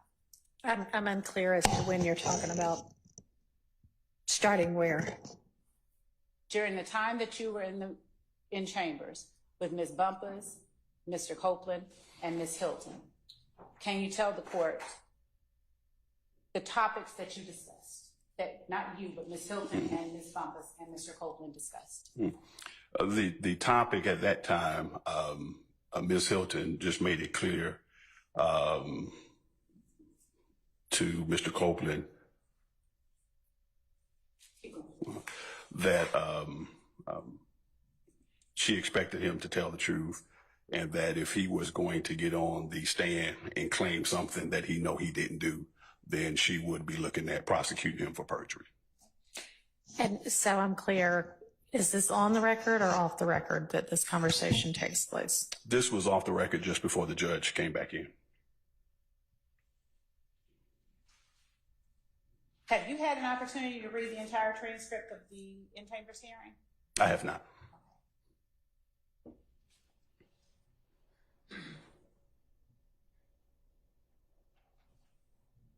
Do you recall Mr. Copeland making any direct statements about his involvement in the Donovan Thomas murder? He never mentioned anything about involvement in Donovan Thomas' murder. Do you recall him making any indirect statements or statements that could be construed as an involvement in the Donovan Thomas murder? No. Did Ms. Hilton, during her conversations with Ms. Copeland, while you, Ms. Bumpus, Mr. Copeland, Ms. Hilton, the court reporter, not the court reporter and the judge, in other words, during an off-the-record conversation, did Ms. Hilton... All right, hey, back up. So, is it your testimony that there was one brief off-the-record time when Ms. Hilton, Ms. Bumpus, and Mr. Copeland were all in chambers, but before the judge was back in chambers? Or just tell me, maybe I'm yes, no? Yes, we broke for someone to use the restroom. Okay. And before we went back on the record, that's when Ms. Hilton and Kayla had the conversation before Ms. Weaver began to record everything. So Ms. Weaver was sitting in there. She was not in there at the time they were off the record. Okay, well, I mean, you can be off the record and still have the court reporter sitting in there, so I'm just trying to No, she get was not in there. clarification. So this was after a bathroom break. Right. Ms. Hilton and Ms. Bumpus head back into chambers before the court reporter and the judge are back. Is that right? Well, I want to say Ms. Weaver did come in. Okay. And then Ms. Hilton did ask, she needed to say something with Kayla and Mr. Copeland before the judge came back on the record. And Mr. Copeland's in there at that point in time? Mr. Copeland was in there. All right, and so what is the substance of that very brief 2-minute or whatever conversation? It was Ms. Hilton explaining to Mr. Copeland that if he did get on the stand and take credit or try to take credit for something he didn't do, she would then seek prosecution for perjury. She would seek prosecution for perjury. And did she talk with any specificity about what crime or crimes that would include?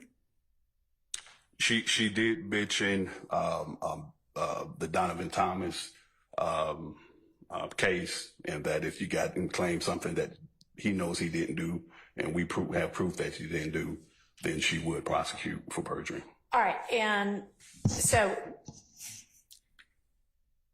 your recollection is that that conversation occurred off the record before the judge was in there? Yes. Okay. Do you have a recollection of a very similar conversation also occurring on the record? No. So if it's reflected on the record, then that's the conversation that occurred? Say that one more time, Judge. Were there two very similar conversations about that, where Ms. Hilton is saying, if you get up and say something that we know you didn't do, we're going to prosecute you for, or we or I'm going to prosecute you for perjury? During the course of the conversation, Mr. Copeland's concern appeared to be his statements, or inconsistent statements. I'm talking about just the off the record now. Just off the record was just in reference to him taking responsibility for something that he didn't do. Okay. I have no idea why that phone is ringing or how to turn it off. This is not my courtroom, so we're just going to ignore it. That phone being the desk phone on the bench for some reason. I don't know why. Okay, sorry about that interruption. All right, and you only recall one conversation about that, whether it occurred on or off the record? I only recall one conversation specifically in reference to Ms. Hilton saying that she would seek perjury unless it was something blatant, a blatant lie. She would or she would not? She would not, unless it was a blatant lie. She wasn't concerned about inconsistencies that she would use impeach. She would just impeach him for inconsistencies. Okay.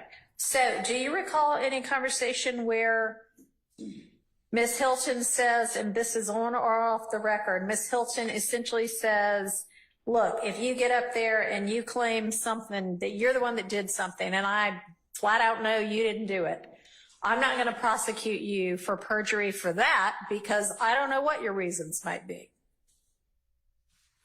I don't recall a conversation to that. I do know that she used an example that she would have to corroborate something before she prosecute.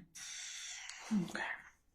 All right. So the extent of the off the record before the court got back in their conversation was her essentially just saying what?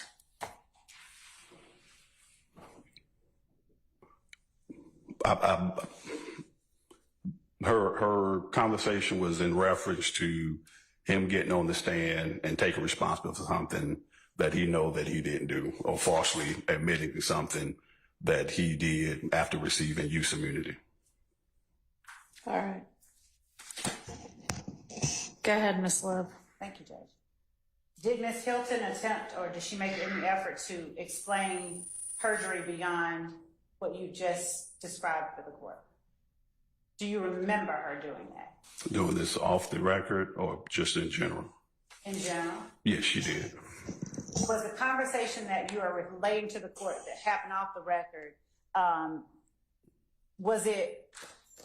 did it refer to matters that you later discussed on the record as well, or not? All of it, in a sense, was stuff that per se was explained on the record. It was just clarifying what would constitute perjury versus inconsistent statements, or whether she would need to impeach him. And showing you, for instance, just page 50 of the transcript, line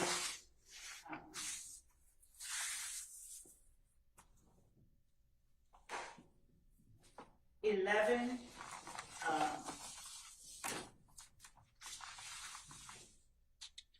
I'm sorry, line 19. If you'll just take a look at it, is that an instance that is similar broadly in nature to the type of the conversation that took place off the record that you were just describing for the court? And by that, I'm talking about where Ms. Hilton is saying that's different, referring to the word purge. And Mr. Copeland says that can get me back in jail. And Ms. Hilton says yes. And Ms. Hilton in line 24 of page 50 says, it's not what you're saying. What you're saying is not perjury. What you're saying is what we call a prior inconsistent statement, and so forth and so on. Is that the type of conversation that took place off the record? Objection, lady. Sustained. Yeah. Sustained. Ask a different question. Yes, Your Honor. During the conversation off the record, did Ms. Hilton endeavor at any time to help Mr. Copeland understand the difference between perjury and purge? If you remember. I don't remember if that was substance of the off the record. I do know during the course of the meeting, she repeated that several times, trying to explain the difference between purge and perjury. And off the record, any comments that were the comments that Ms. Hilton made regarding hypothetical instances where perjury could be occurring, did she clarify for Mr. Copeland in any way? Did she seek to clarify how she would be able to distinguish between perjury and something that wasn't perjury? Objection, maybe. Overruled. The off the record conversation was very brief and very short. And there wasn't a whole lot of explanations because that had already taken place. Do you remember anything that Mr. Copeland said in response to what Ms. Hilton said about being able to, if he got up on the stand and admitted something that she could prove he was lying about? Yeah, is this you asking during the off the record conversation? Yes. Okay. He said he wasn't going to do that. And what is it that he said he wasn't going to do? Get on the stand and lie for something he didn't do. Do you have memory of him asking or saying something about not going to say that he killed Donovan Thomas?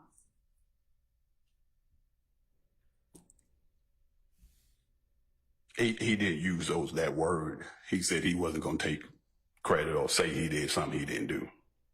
Yeah. Do you recall that those words you just spoke were in response to a question about the murder of Donovan Thomas? It wasn't a question specifically about Donovan Thomas. It was a question about him getting on the stand. It was a statement about him getting on the stand and taking credit for something he didn't do.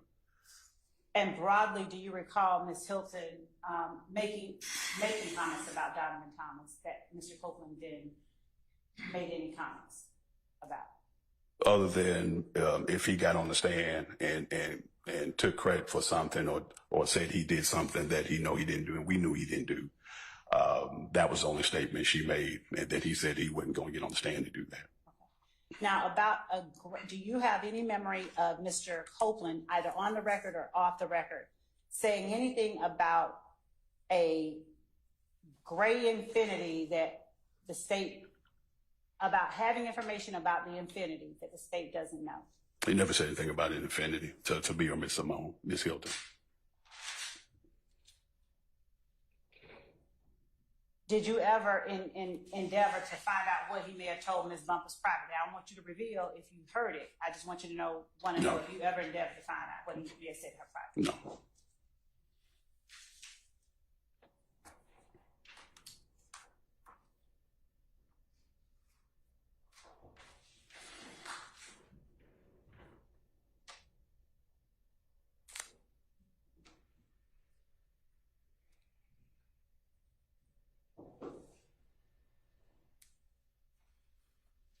And would it Go ahead. Would it have stood out in your mind if Copeland had made any kind of inculpatory remarks about the murder of Donovan Thomas? Almost definitely. If he had made a remark about the murder of Donovan Thomas, then we would initiate an investigation. And I would assign one of those lieutenants to assist me with looking into that. Do you have any memory of any exculpatory remarks Mr. Copeland made about any defendant currently on trial or not on trial regarding the Donovan Thomas murder? No. Your Honor, I'm Go ahead. ceding the floor. That's Okay. fine. All right.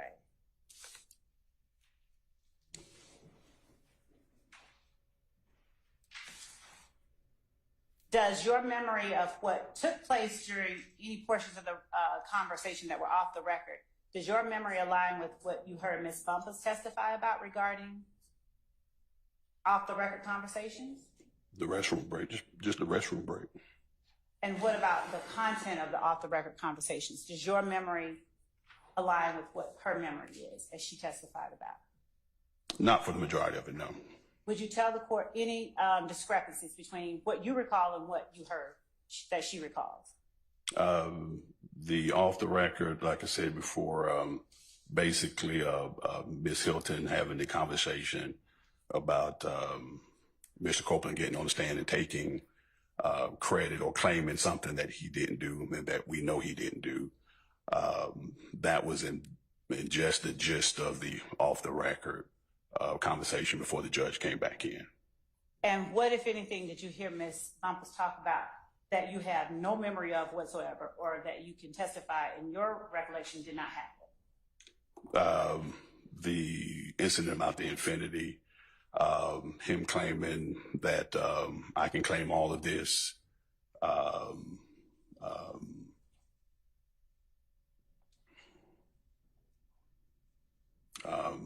the part about you coming back the second time,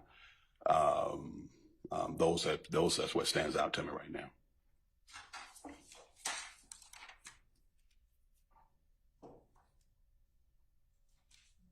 And was my absence from the interactions between Ms. Hilton and Mr.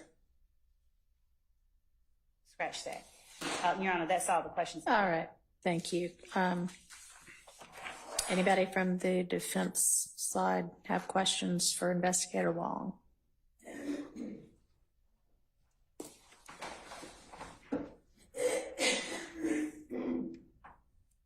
Miss Love, do you need a cough drop? Because I actually have some if you need one. Okay. Please, court. Okay. Investigator Long, good afternoon. Good afternoon. I want to talk to you specifically about the off-the-record portion of the meeting on June 10th, 2024, okay? Okay. All right, and if I have it mixed up, was off the record versus on the record, just correct me. I'm trying to understand myself, okay? Yes, sir. All right. First of all, the off-the-record portion of this ex parte meeting, you said that Ms. Weaver, the court reporter, did come in to the judge's chambers, the judge's back room and chambers during that discussion, correct? Everybody was coming in initially. Okay. And that was before what we're deeming the off-the-record conversation, correct? And Ms. Hilton specifically requested Ms. Weaver not to take those communications down, correct? I wouldn't say she directed Ms. Weaver, but she did say she wanted to talk to Ms. Bumpus before we went back on the record. She made the request, Ms. Yes. Hilton. Okay, and that was to remain off the record was requested by Ms. Hilton and Ms. Hilton alone. Yes. Can I get a little clarification there? So this is after the restroom break, right? Or whatever kind of break it was? Yes, Judge. Okay, and when Ms. Hilton said, I want to speak off the record to Ms. Bumpus for a minute, was Judge Glanville already in that room by then or not? He had stepped in and then ended up stepping back out. Okay, and so, all right. Yeah. Thank you. And you indicated that during this off-the-record portion, Ms. Hilton stated to Mr. Copeland that she would not pursue perjury charges unless it was a blatant lie. That was said during the off-the-record portion, correct? No, that's not what I testified to. Okay, when was that stated? I don't ever recall her saying that she wouldn't seek charges unless it was a blatant lie. Okay. I think she was trying to explain the difference between the inconsistent statement and then a outright lie, if I can use that terminology. Well, what did she say? What do you mean what she said? Well, you said that when I said she would not pursue perjury unless it was a blatant lie, you said that was not what she said. So what did she say regarding that? And off the record? Yes. Yeah. Her statement or comment to Mr. Copeland was that if you did get on the stand and you took claim or took credit, this is me paraphrasing,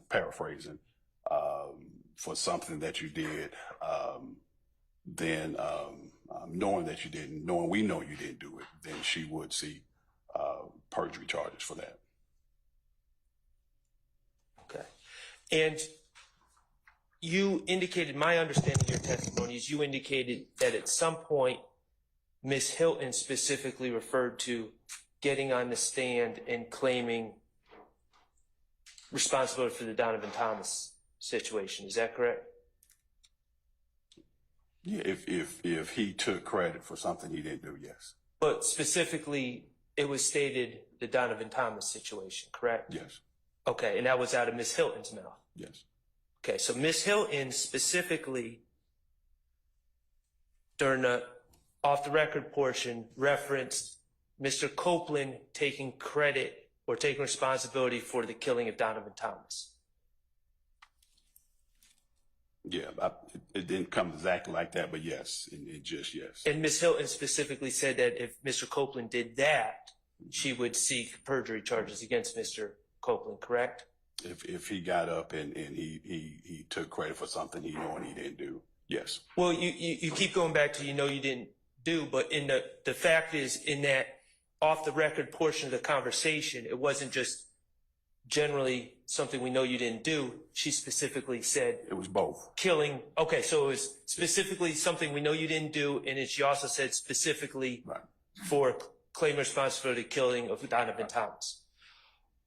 Okay, so to your recollection, if you recall, prior to Ms. Hilton, did Ms. Hilton just bring Donovan Thomas that case into the discussion, or did Mr. Copeland say something that Ms. Hilton was responding to when she warned him not to take credit for the Donovan Thomas killing?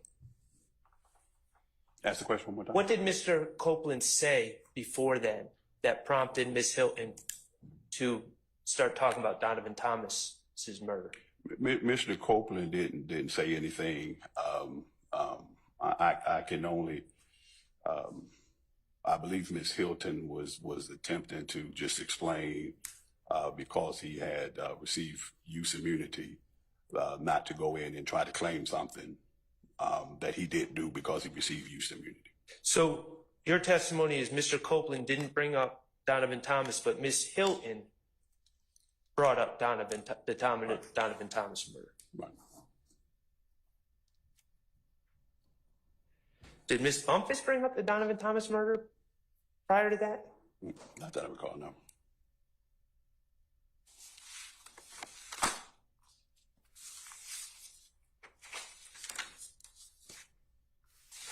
And how was it determined when Ms. Weaver was going to start making a record of this meeting again? I don't know how it was determined. Did someone call her in? Did someone ask her to start recording now or taking minutes now? Yeah, I believe if you're asking what made her prompted to, Yes. yeah, we said, I don't recall if it was Ms. Hilton, but Ms. Hilton may have said we're finished talking, and we called everybody back in. And instructed the meeting to go back on the record?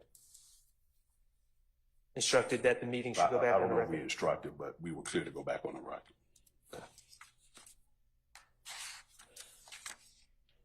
I have no further questions. Thank you. Thank you. Anybody else?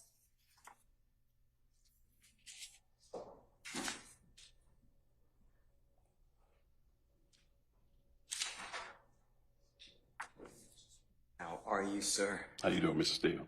I'm okay. How you doing? I'm doing fine. Blessed and highly favored. Can I ask you a couple of questions? Yes. What was your understanding, if you had one, of why you were having this ex parte meeting? Objection, relevance. Sustained. At what point were you initially told that you're going to this ex parte meeting?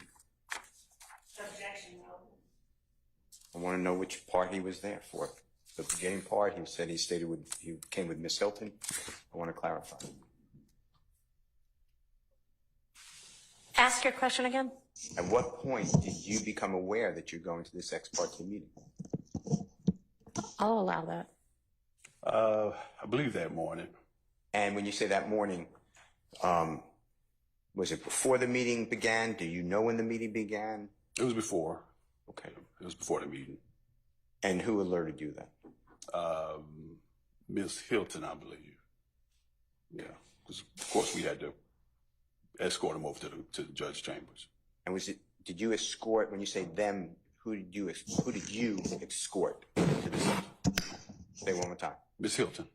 And was Adrian Love already there in the meeting, or did she come with you or go after you? She was already there. All right. Now, how often, besides this day, have you had these type of meetings with Judge Glanville? With me, just this one. How about with other people that you know about? With Judge Glanville, no. Never happened with Judge Glanville. Well, in this case. Just this one. Okay. All right. Thank you. Thank you, Your Honor. You're welcome. Anybody else from the defense? Oh, I have one other question. Go ahead.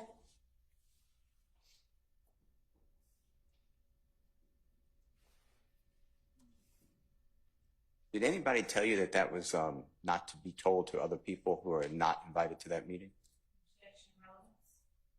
What's the relevance of that?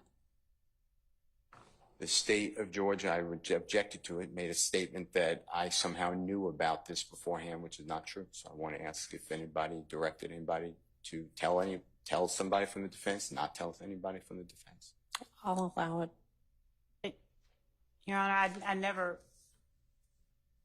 I did not represent to the court. That's fine. It's all right. I'm going to allow the question. No. If I understand you correctly, did anyone tell me not to say anything? One more time, you spoke very fast. I'm sorry. Was your question, did anyone tell me not to say anything about this meeting? Yeah. No. Did you tell anybody about the meeting? Did you personally tell anybody, me, any of the other defense lawyers, any of the people accused of this meeting? No. Thank you, Your Honor. Mr. Matthews? While Mr. Matthews is making his way over, what is your recollection as to sort of when during the meeting, like within the first 10 minutes, within the last 10 minutes, right in the middle, if you recall that the bathroom break and then short off the record conversation occurred that you testified to? This was near the end. Near the end? Near Okay. the end. All right. Good afternoon. How are you today? Mr. Mathis, how you doing? Doing well, thank you. Just a couple of questions. Did you have any recording devices in the meeting yourself? No. Did you make any written notes of any of the meeting yourself? No. Okay. And just for the record for today, you were actually in the courtroom during the time that Kayla Bumpus was testifying before this honorable court, correct? That's correct. Okay. Did you know this morning before court that you might be testifying about this matter today? I did not know. Okay. I could ponder, but I did not know. Okay. All right. That's all I have. Thank you. All right. Anybody else? Any redirect?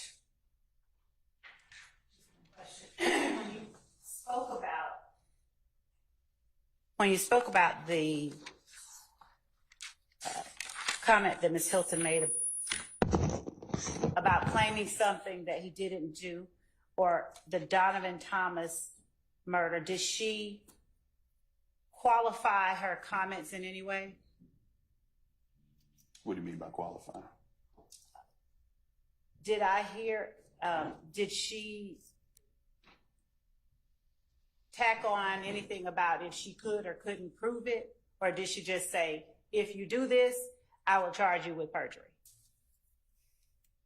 She consistently, if she's mentioned charge, she would say that she would have to corroborate anything before we charge. But she did mention the fact of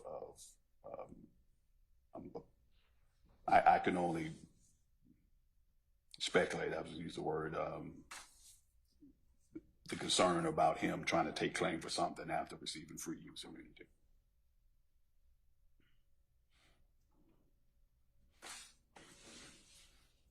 And were those comments that she made that you're talking about also accompanied by any kind of explanation, like if I can prove it, or?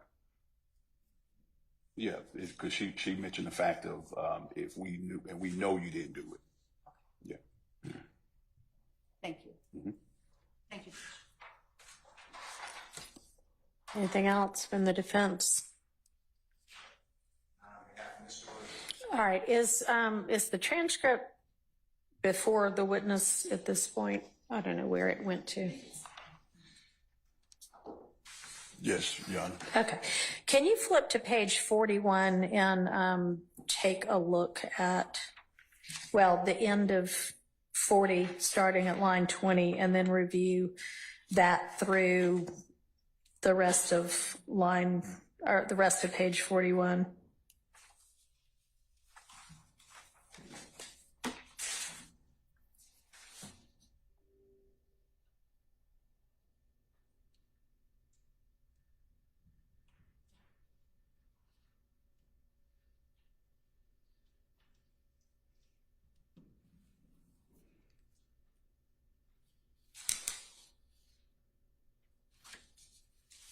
Let me know when you're done. Okay.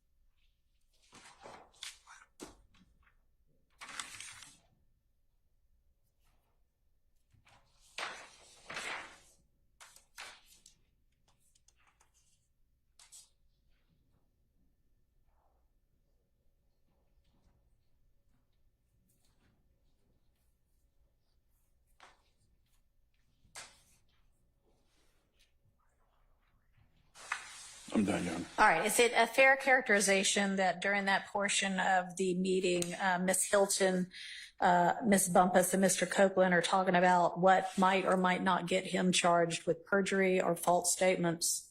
Yes. And does Mr. Copeland raise the issue of murder and whether it has a statute of limitations? Yes. Okay. And does Ms. Hilton at some point after that talk about if she knows that he's lying about something and there's no other evidence, what that might or might not result in?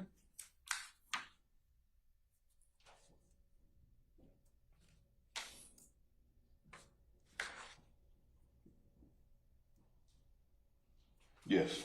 All right. Do you recall whether the off-the-record post-bathroom break conversation occurred before or after this on-the-record conversation?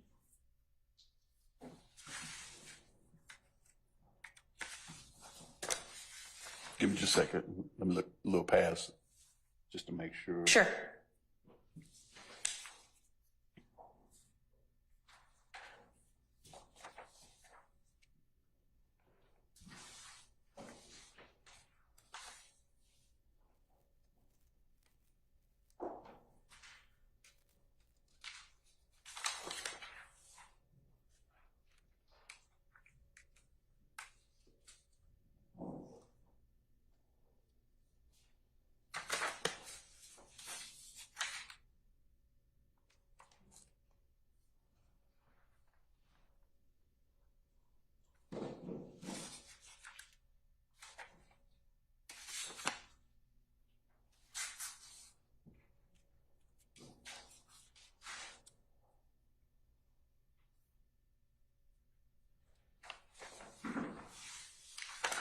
It happened after.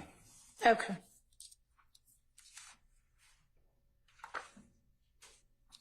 If you take a look at the entire rest of the transcript, do you think you might be able to figure out about when that break and off-the-record conversation happened?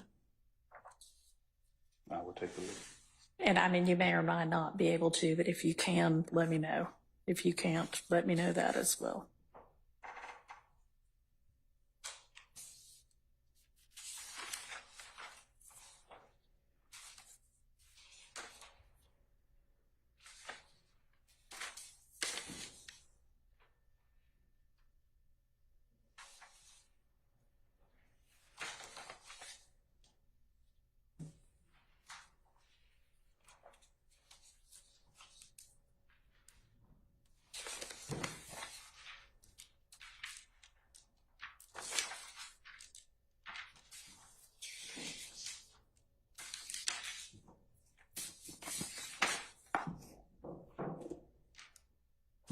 Honor, I believe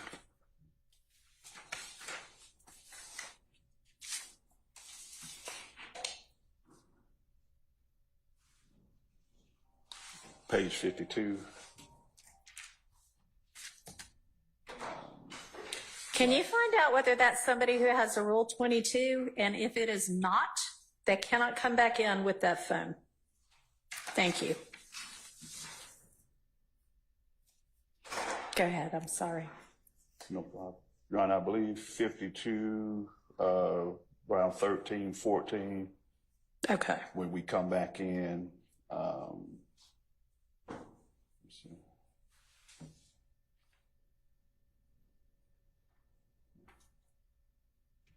Yeah, I think somewhere around in there. Okay.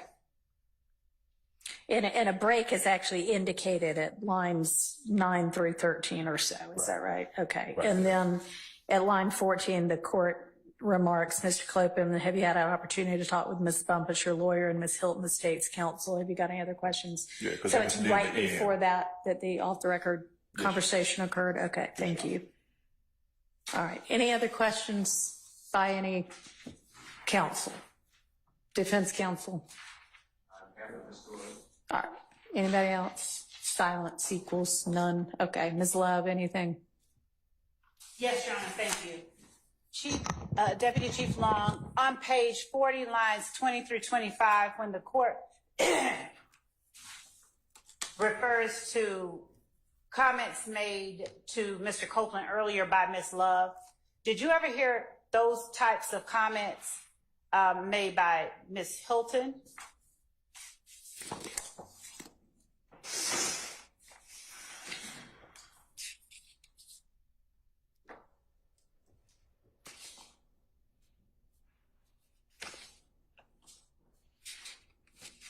Yeah, Ms. Hilton. Yeah. Was there any time you are aware of that Chief Deputy Love, myself, would have been in a position to make those comments to Mr. Copeland that morning? No, not with Copeland in the room. You weren't around at all. Okay.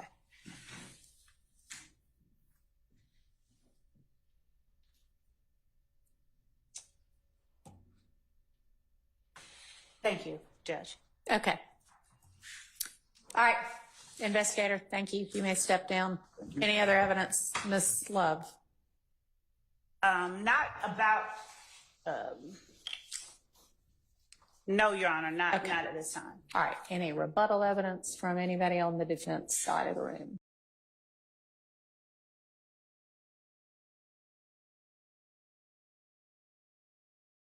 Actually means.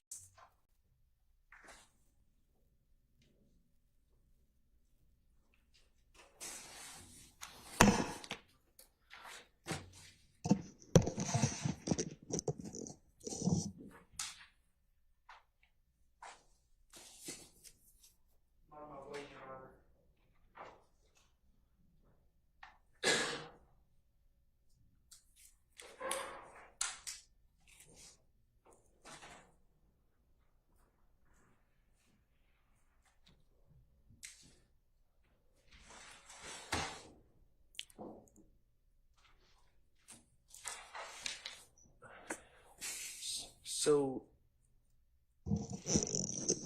Your Honor, there's a case that I believe that Mr. Steele has shared with you. I'm trying to get the site right now. Ford Motor Company versus Young, 322 Georgia Appeals, 348. And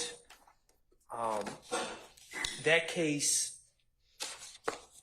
deals, that case, when we've been discussing this in the past, there's been suggestions that if there was judicial misconduct or what we believe is judicial misconduct from this side of the room, or if there was prosecutorial misconduct or what we perceive to be prosecutorial misconduct from this side of the room, that the remedy was with the bar.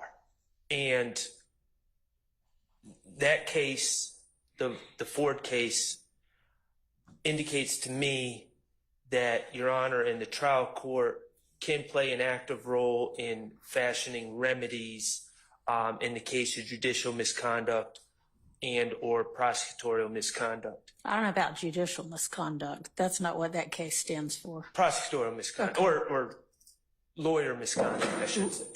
Violations of the state bar rules. Yes, and can I go get one thing for myself? Sure.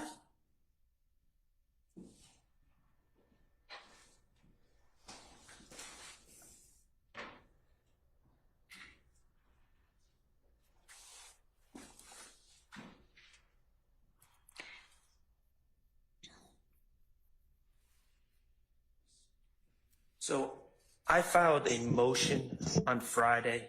Yes, I worked diligently over the weekend on writing an order with regard to that motion. Haven't gotten to the Brady portion of it yet. So, and I appreciate that, Your Honor. I appreciate the attention that you've given it. That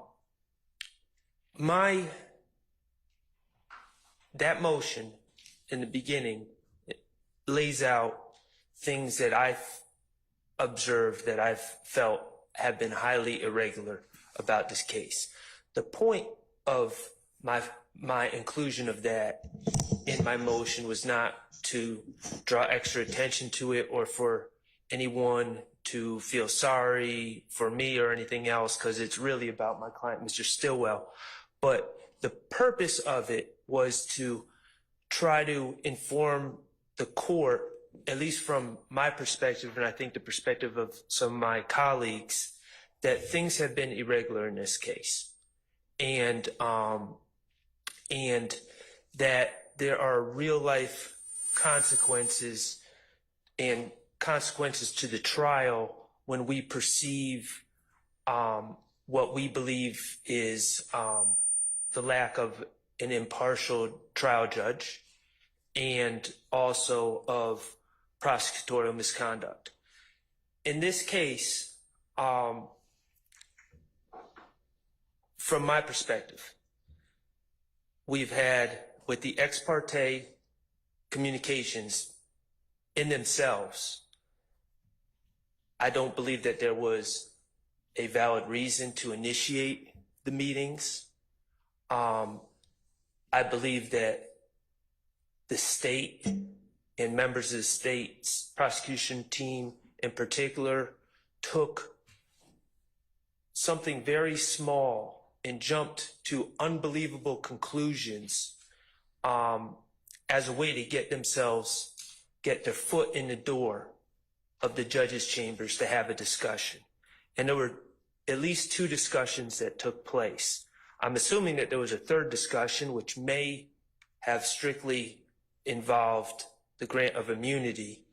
All right. But, right. I think we cleared that up on Friday because we specifically asked, was there any hearing or any kind of ex parte anything with regard to getting the order, or was it just the motion being filed? So, right. I mean, I don't have any reason to believe there's yet another one, but. Right. And you know, there's a potential under the King case that one, if it was just for the purposes of granting immunity, may have been a proper ex parte. But these were not. The substance of these meetings exceeded what is appropriate. They violated Uniform Superior Court Rule 4.1, which says that judges shall neither initiate nor consider ex parte communications by interested parties or their attorneys concerning a pending or impending proceeding. Georgia Code of Judicial Conduct Rule 2.9 prohibits ex parte meetings except for a narrow exception: scheduling administrative purposes or emergencies that do not deal with substantive matters or issues on the merits. Provided that, so we don't believe that it falls under an exception to begin with, provided that the judge reasonably believes that no party will gain a procedural, substantive, or tactical advantage as a result of the ex parte communication. In my view, the transcript reveals open discussions about, you're going to testify, you can say you don't recall. They're basically walking through the the procedures for laying the foundation for prior inconsistent statements. To say that that doesn't put that meeting with just the judge and the witness who has been sworn in doesn't put the state at a tactical advantage over the defense who's excluded, I don't believe that to be the case. Secondly, even if it falls under the exception, the judge must make provision to promptly notify and give the parties the substance of the ex parte communication and an opportunity to respond. We were not promptly notified. We found out through, I keep saying, doggedness and happenstance. I believe that's what it was. We learned about it, and then when we asked for an opportunity to respond, we were promptly greeted with an invitation to go to the jail for 20 days. So that was violated. The Georgia Rule Professional Responsibility Rule 4.2 regarding communications with a person represented by counsel. The state, it's the worst kept secret in this courtroom that John Melnick represents Kenneth Copeland. Worst kept secret. Everyone knew that. I knew that, and that's why I called Mr. Melnick. Okay. The state is somehow claiming that in this case where the world is watching, it's a huge case, that they did not know that Mr. Melnick was representing Kenneth Copeland, and they went behind Mr. Melnick's back and initiated conversations with Mr. Copeland. Let's be frank, all these gentlemen are facing RICO charges with overt acts going back to 2013. So this is not a case where Mr. Copeland could not possibly be prosecuted. He could easily be indicted. He could easily be indicted and put with the rest of the gentlemen who were severed off of this case and be in Rice Street right now. He was in legal jeopardy when the state was seeking to speak to him outside the presence of his attorney. From our perspective, that was a knowing violation of Georgia Rule of Professional Responsibility 4.2. Additionally, Your Honor, there's Bar Rule 3.3, candor towards the tribunal. Now, I can't flesh this out without Ms. Love taking the stand. I would love to ask her about it, but in the motion to grant Mr. Copeland immunity, in paragraph 12, I believe it is, they specifically stated that a member of the defense team had contact with Mr. Copeland, and that prompted him to begin to assert that he was going to exercise his Fifth Amendment right.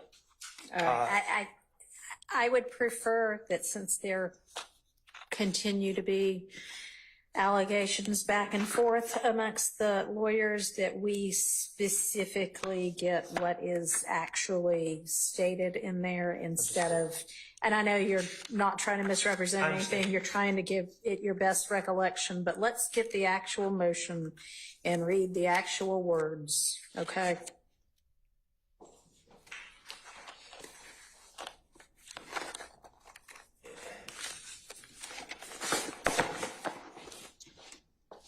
I've got it somewhere. Okay, I've got it right here, Your Honor, from Ms. Persifield's email to us.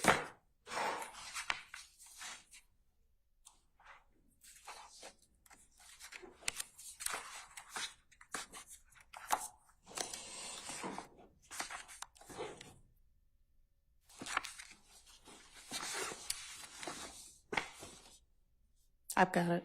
If you've got it at hand, go ahead. But if you don't, I've got it now. Okay. I'm trying to find out exactly, try to figure out where it was. Okay. Paragraph 11. Go ahead. I'm sorry. Paragraph 11. Yes. And it says, Kenneth Copeland has been subpoenaed to testify in the above style case. Copeland is the next witness scheduled to testify in this case on June 7, 2024, beginning at 9:00 a.m. On June 4th, 2024, and June 5th, 2024, investigators with the Office of the Fulton County District Attorney coordinated and arranged with Kenneth Copeland to provide Copeland transportation to court on Friday, June 7th, 2024.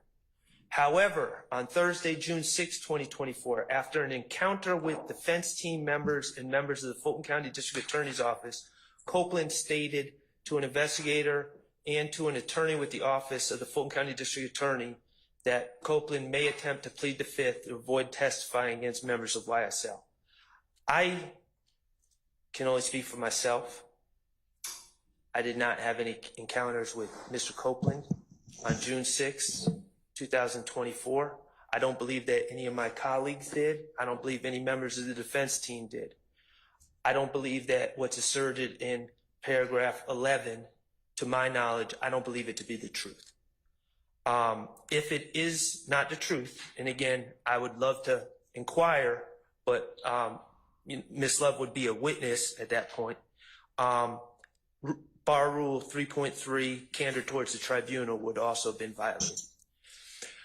The reason I focus on the violation of these rules is because of the Ford case and the proposition that we can do something about this besides run to the bar. And that makes sense because it's ultimately if, and I say it did happen, and I say the transcript establishes that it did happen, and you have the transcript, Your Honor. We have in the transcript the state and Judge Glanville both affirming each other that Mr. Copeland can essentially be incarcerated indefinitely until this trial is over, until the trial of the co-defendants is over. That, to me, is coercion. That's intimidation. We have other examples where Mr. Copeland is given what I would say incorrect legal advice about what his exposure is for these allegations and his potential criminal liability. That is coercion. That's trying to convince him to take the stand and plead so that the state can then impeach him with his prior inconsistent statements, presumably. Mr. Copeland, the act of him taking the stand as a result of those ex parte communications has prejudiced, has harmed all of these young men in court here today. So there has to be relief beyond bar issues for them. Your Honor, I'm not going to repeat everything in my motion. You have my motion. I know you've read my motion. But they have a right to a trial. They have due process rights. They have a right to a trial free of prosecutorial misconduct if that misconduct rises to the level of a due process violation. They have an absolute right to a fair trial and due process in front of a fair and impartial trial judge. They also have the right to be present at all critical stages of the proceedings, including, I'm saying, and I think it's fairly clear, that those ex parte communications talking about the witness under the Scudder case that I provided to the court before, that was a critical stage and they were unlawfully excluded. And of course, there's no way we could have acquiesced because we knew nothing about it ourselves. So those are all violations that have harmed these individuals. There has to be a remedy. I believe that the facts are there for you to consider disqualification of district attorneys in this case, and I think Mr. Steele is going to argue that further. But also, I believe that the facts are there under the Wilson case, as well as the State v. Jackson 306 Georgia 626, Anderson v. State 285 Georgia Appeals 166, and Wilson v. State 233 Georgia Appeals 327. Wilson v. State 233 Georgia Appeals 327. All right, and those are the three cases that y'all gave me a couple of days ago. About goading. And the reason I cite to those cases, because it's not often, well, it would be never probably, that a district attorney or prosecutor is going to say, yes, I did this intentionally, I did this to goad. These cases looked at the egregiousness of the violation, the experience of the prosecutors involved. Ms. Love is a chief deputy district attorney in the office, head of the unit All right. that deals. Can I interrupt you for just a minute? So all of this is in your motion, and if and when we get to that point, that would be an appropriate argument, but let's Okay, well, that pause you it asked for now. I have it. You asked where we are right now, and that's from my perspective. Okay. That's where we are right now. All right. And I don't mean you can't argue anymore. I just mean No, I understand. the information about their qualifications is in your motion. Yes, Your Honor. All right. Thank you. Okay. And if Mr. Steele's going to argue as to something else, that's fine. But I had said a little while earlier that with regard to Ms. Love, your proffer about what Mr. Abadi might or might not have to say about Mr. Melnick's representation was not yet relevant. I think it is now relevant, and the proffer has not been accepted. So if you want to present evidence as to that, that would now be appropriate. And I don't mean this very instant, because I'm going to hear from Mr. Steele, but we now know that is an issue. So you can go ahead and get him lined up. Thank you. All right, go ahead, Mr. Steele.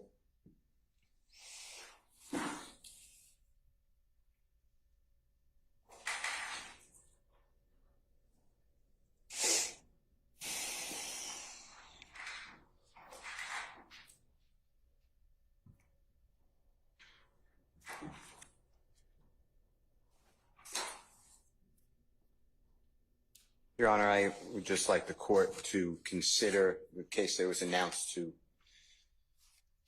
this honorable court by Attorney Shard. I emailed it earlier today to your honorable court's co-worker and all the parties. It's Ford Motor Company versus Young, and it was 322 Georgia Appeal, 348. It's in Division 3. 745 Southeast 2D299 2013 case. And what our second highest court wrote was, and I've given a copy actually to this court. And Oh, yeah, I got the copy. I appreciate it. Thank you. it's on page 8 of 9 of the copy I've given. It's on the right-hand side, first full paragraph. And it specifically states that in the center, and we have previously held that trial courts may disqualify attorneys for violations of the disciplinary rules. We held that the trial court erred in ruling that because sanctions for violations of disciplinary rules appear to be the exclusive province of the Supreme Court of Georgia, not of the trial court, it lacked authority to determine whether plaintiff's counsel violated 4.2, Rule 4.2 of the Georgia Rules of Professional Conduct, and therefore should be disqualified. We noted that the determination of whether an attorney should be disqualified from representing a client in a judicial proceeding rests in the sound discretion of the trial judge. So I'd just like you to reconsider your order, not disqualifying Ms. Hilton and Ms. Love, and you've inherited a case that has a lot of history and a lot of it bad. And I put into my motion, I could go over it with the court, and I also attached the YouTube links. It's on July 10th, 2024. I also filed in case the link goes away, I filed on a thumb drive to preserve it. So that's with the clerk's office, and a copy was sent to the prosecution as well. But it started before, but, you know, an opening statement, I don't know if you've read it, so. I read your motion and I looked at the portions that you were talking about. Hurtful. You know, it's hurtful. And then as of last week, a new court comes on. It's almost like, you know, a breath of fresh air. It's all new. And again, I'm hit with a motion by Miss Love that was the fourth time the same thing's argued, talking about a duty that is intentionally and knowingly not followed through by me, and I owe it to her. And I saw your email saying, whoever wrote that, you come into court. I understood it. I don't think Ms. Love did herself any favors with that. Well, the favors have to end. You know, I'm not trying to, I've never done this before in my history of living in a courtroom, but it's just not appropriate that I can't accept a proffer from a lawyer. I've never said that before. I've never uttered any of those words. So I'll leave it with you. My point is, it doesn't end. There have been no sanctions. It's been ratified almost.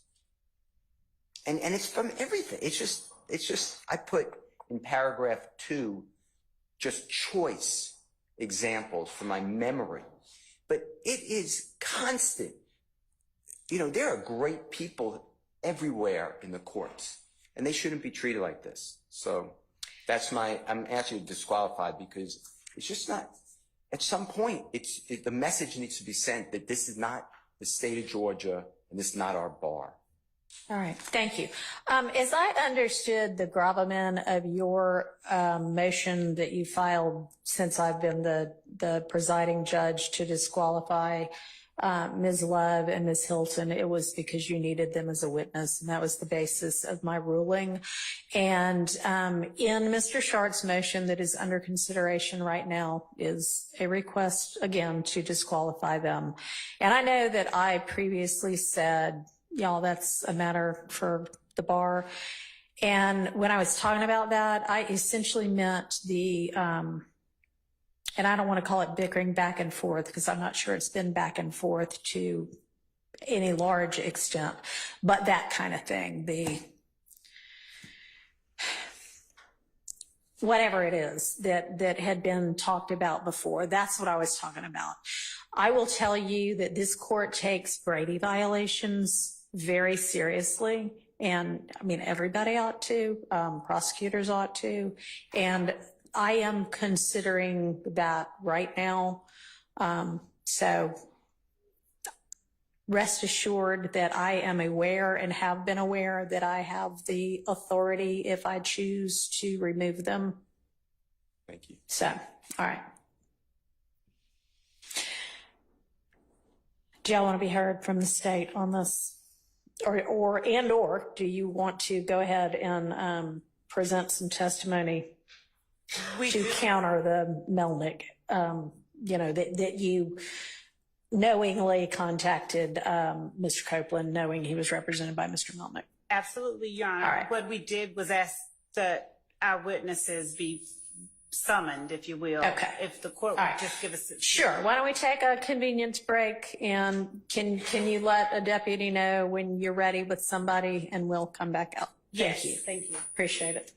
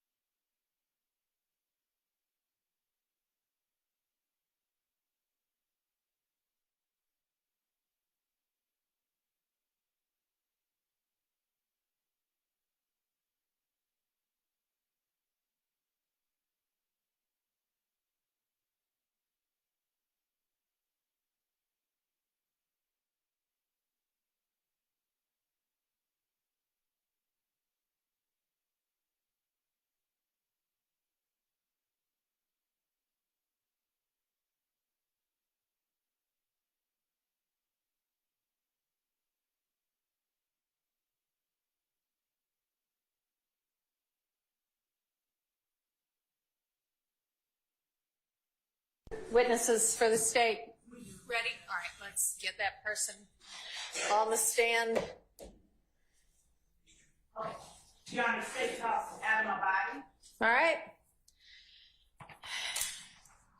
I remember one time when I was called as a witness in a case for some very ancillary matter, and we're so used to being the ones examining, we're not used to being the witness.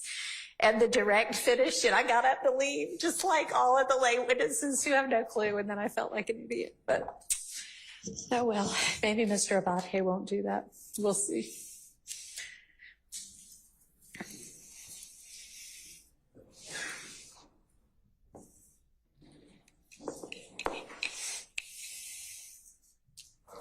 You're coming up to the witness stand.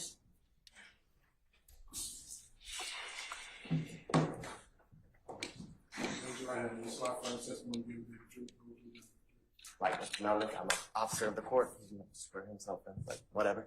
All right, let's. Like Mr. Melnick, I'm an officer of the court. He wasn't sworn in, but yes. Thank you. Good afternoon,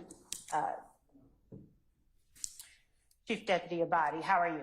Fine, thanks. Just for the record, would you state where you work and what your position is? DA's office in Fulton County. I'm the Chief Deputy of the Major Crimes Division. All right. And February the... Please slow down. Last name. It's ABBATE. And I said Chief Deputy of the Major Crimes Division. Mm-hmm. February of 2023, where were you working within the DA's office, if anywhere? Same position. All right. During that time, do you recall having a conversation with an attorney by the name of John Melnick regarding a person by the name of Kenneth Copeland? Yeah, it was a conversation on the Zoom call where Judge Whitaker was on the call and heard all the contents of what I'm about to testify to. Yes. All right. And would you tell the court what the purpose of that Zoom call and that conversation with Mr. Melnick was? It was related to a bond order or bond conditions for a bond order for his, I think it's 22 SC 182, I think maybe 134. It was his possession of a firearm by a convicted felon and reckless driving, I think is what it was. Okay. And did you have occasion to look at the bond order and see its contents, or the proposed bond order? Had the state proposed a bond order? Yes. Right. And did the state's proposed bond order have any reference to or any conditions that are related to Mr. Copeland's witness, position as a witness, in this case, 22 SC 183572? No, not to my recollection specifically, no. Did the bond order or the proposed bond order reference co-defendants? Let me ask this. Are you familiar with the co-defendants on, or the defendants on indictment 22 SC 183572? Some of them, yes. I've tried. I think Khalif Adams was somebody who I was the prosecutor who, when he was convicted of murder. And the bond order, did it reference some of the defendants on this case? I think it referenced all of the defendants on the case involving Jeffrey Williams. All right.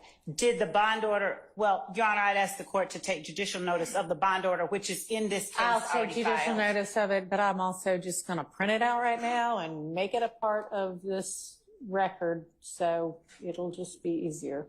And I did misspeak and say, in this case, it is actually in Mr. Copeland's 22 SC case. Yeah, 22 SC 182134. Thank you. Would you please tell the court the content of the conversation or communication you had with Mr. Melnick regarding Mr. Copeland on that day? Yes, it was. So it was me, myself, Abigail Potter, who at the time was the trial division lawyer assigned to Judge Whitaker's courtroom. Judge Whitaker and Mr. Melnick, and I believe Ms. Rosser, the case manager who set up the Zoom link, was on the Zoom, and it was just a discussion as it related to the bond conditions for his possession of a firearm by a convicted felon case that was before Judge Whitaker and the conditions that would be included in it. Was there any part of that conversation that referenced Mr. Melnick representing Mr. Copeland as a witness in this case? Yes, specifically. And the reference is that Mr. Melnick was all hot about the fact that I was on the call representing, as a representative, pretty much for you as a member of the team for this case, because he specifically said on more than one occasion that I'm not here about that case. I don't represent him on that case. The only case that I have this judge that I represent Mr. Copeland on is the 22 SC case. He said it over and over again, and he kept making snide remarks as it related to you and the district attorney's office and eventually me, to which I said, I finally interrupted him. I said, we're done with your used car salesman, stuff. And that's when the judge was kind enough to intervene and say, all right, whatever, we're here just for the 22 SC case. We understand you don't represent him in the YSL case because there's nothing to represent him on, was the gist in my recollection. And when you're talking about the 22 SC case, are you solely meaning the one Mr. Copeland faced charges on, criminal charges on? Yes, the one that was before Judge Whitaker that we were there for to, negotiate and agree upon bond conditions for. I think it's 22 SC 182, I think it's 134, and the charges were possession of a firearm by a convicted felon and I think reckless driving. I think this all happened February 24th of 2023. Do you know whether that Zoom call was transcribed or whether or not there was a court reporter on that Zoom call? I'm not sure, but I don't remember seeing, I think it was Miss Evelyn, who was the court reporter back then. I don't recall. Do you recall how many times Mr. Melnick stated with any degree of emphasis that he did not and was not representing Mr. Copeland in his capacity as a witness in 22 SC 183572? 2 or 3 times, and it was all in relation to the state's request that he be fitted with an ankle monitor. And that was particularly angersome, I guess is the correct word, as it relates to Mr. Melnick's reaction, because that's when he kept saying, this case has nothing to do with that case. I have nothing to do with that case. I don't see why he has to have an ankle monitor. Are you familiar with what it is that the state was trying to secure with the ankle monitor? His location at all times, I suppose. And are you familiar with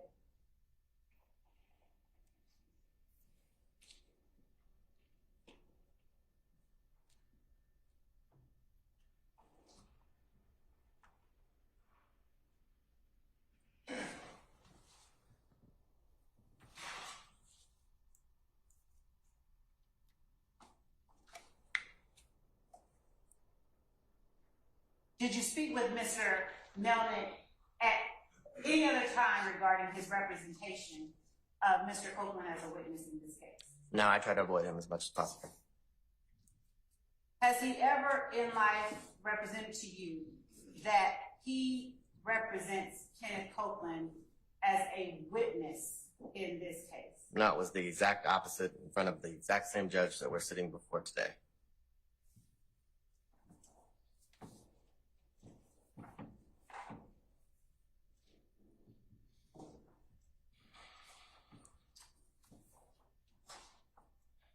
And showing what our market states is it too, Your Honor, I don't know if the court had already. Here you go.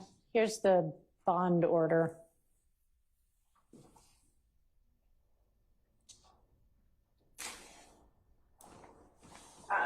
Showing you State's Exhibit 2, which I'll mark, which is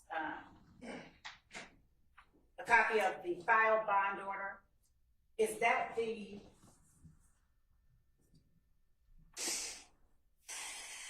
bond order that you spoke with Ms. Melnick about on the date that you're speaking about now? Or is there? So this would be the bond order that came from the conversation we had in February 24th of 2023. This is this is stamped for March 3rd, so there would have, the whole reason for the Zoom was to negotiate and come to some sort of agreed upon set of bond conditions as it related to Mr. Copeland and being released on bond for the 22 SC 182134. That was right.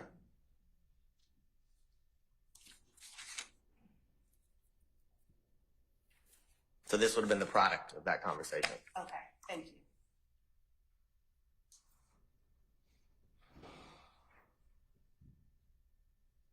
All right, that's all that I have with this witness, Your Honor, for right now. All right. Any questions by any of the defense attorneys for this witness? Nope. Ms. Weinstein, Mr. Matthews? No, Your Honor. Mr. Harvey, who I can't really see over there in the corner. Is he even there? Is Mr. Harvey over there? Anybody for Mr. Harvey's client? Any questions? Okay, great. Thank you for your time. You may step down. All right, call your next witness. State calls Attorney Peter Herzog. Okay.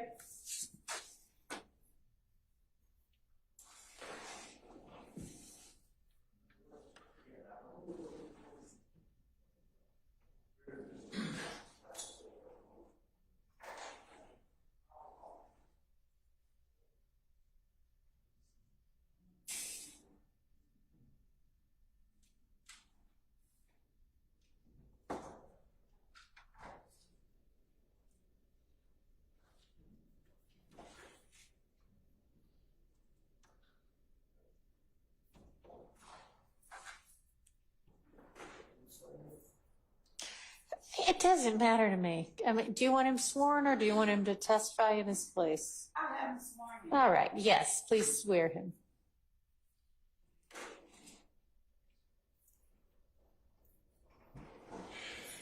I raise your right hand. Swear firm testimony you give the truth, you tell the truth, the whole truth, nothing but the truth. I do. Have a seat. First, the court. Peter, P-E-T-E-R, Herzog, H-E-R-T-Z-O-G. T-Z-O-G. Good afternoon, Mr. Herzog. Good afternoon. Would you please, just for the record, state for the court where it is that you work and what position you hold there? So I'm a senior assistant district attorney in the anti-corruption unit of the Fulton County District Attorney's Office. How long have you worked in the anti-corruption unit? Since I started in the office, about a year. I think I started March of 2023.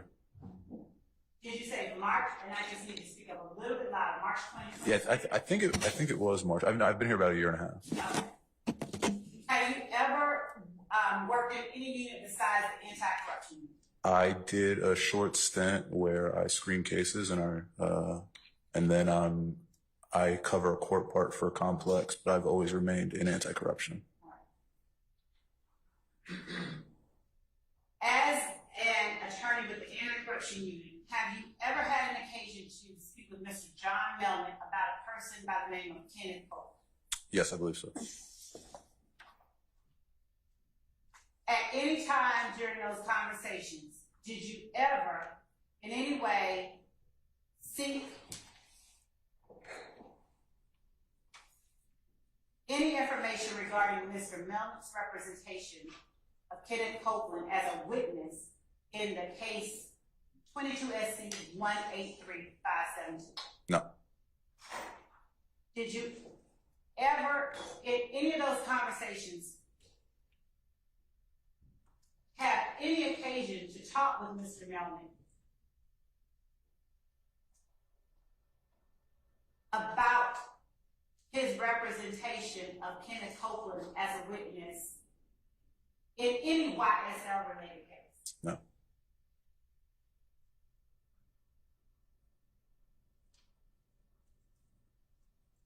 Did you ever, during your conversations with Mr. Melnick, reference either myself or Deputy District Attorney Simone Hilton? No, not to my recollection.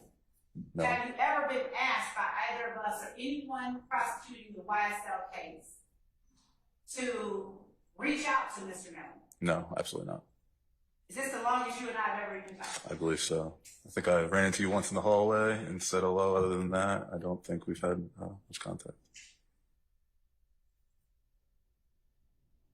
Did the matter that you spoke with Mr. Melnick about have anything to do, in any tangential, direct, indirect, any way, have anything to do with 22 SC 183572 or the criminal indictment that preceded it? Absolutely not. No. Was the case that you spoke with Mr. Melnick about a case that was in your unit? Yes, ma'am.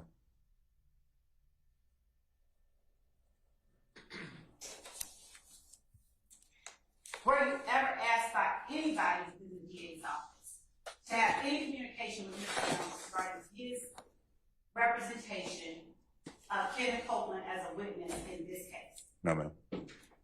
Did Mr. Melnick ever just tell you, hey, I'm representing Kenneth Copeland as a witness in the YSL case? No, not to my recollection. Do you recall sending Mr. Melnick an email back in March of 2023? March of 2023. I don't recall. Your Honor, I'm not certain exactly where the evidence. I'm sure it's somewhere with the court reporter.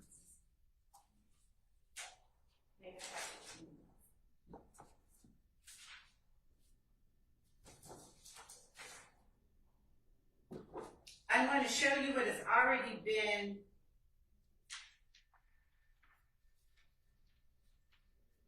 admitted as Defendant Williams number 4, Your Honor. And I'm going to show you ask you to take a look at the bottom portion of Defendant Williams number 4. And ask you if you recognize that time frame as a time frame that you reached out to Mr. Melnick.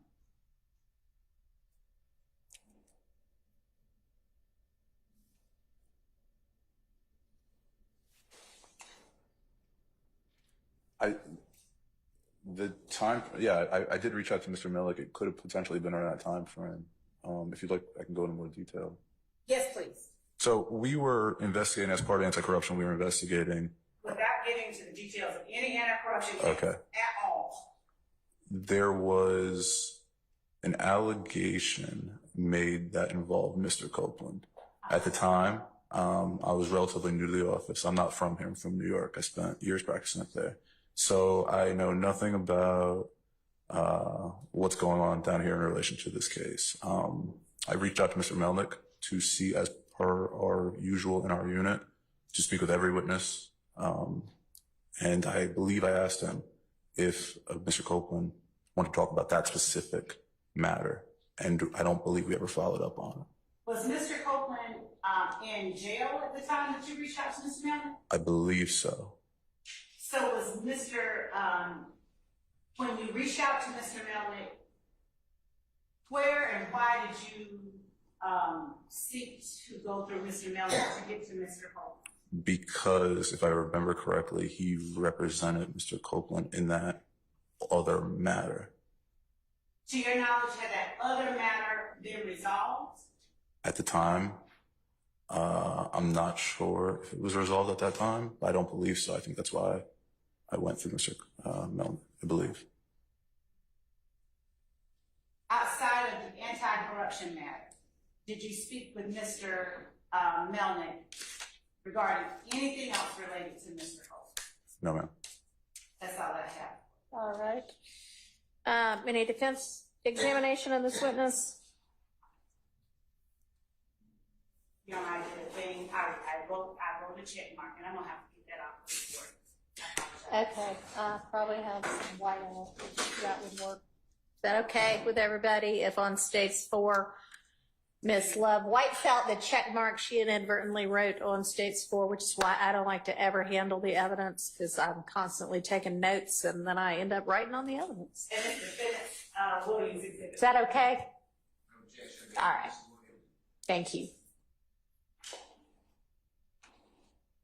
With the court's permission, I'll do that after Mr. Sharp has had an opportunity. Go ahead, Mr. Sharp. Good afternoon. Good afternoon. So, from what I understand, March 2023, you are working for the DA's office in the anti-corruption. Correct. Okay, and you are building up a case? Yes. I'm investigating a case. I'm not building up a case. I'm investigating a case. And is Mr. Copeland the target of this case? No. Okay, so he is a witness. Yes, he would have been a witness. He's a fact witness, I assume? Objection, Your Honor, to the relevance of what type of witness. Sustained. What kind of case was this? Objection as to the. Well, can we just leave that it's an anti-corruption type case? May I ask, was Mr. Copeland the alleged victim? No. So he's a witness. Well, it's. Your Honor. Yes. Do we need a bench conference?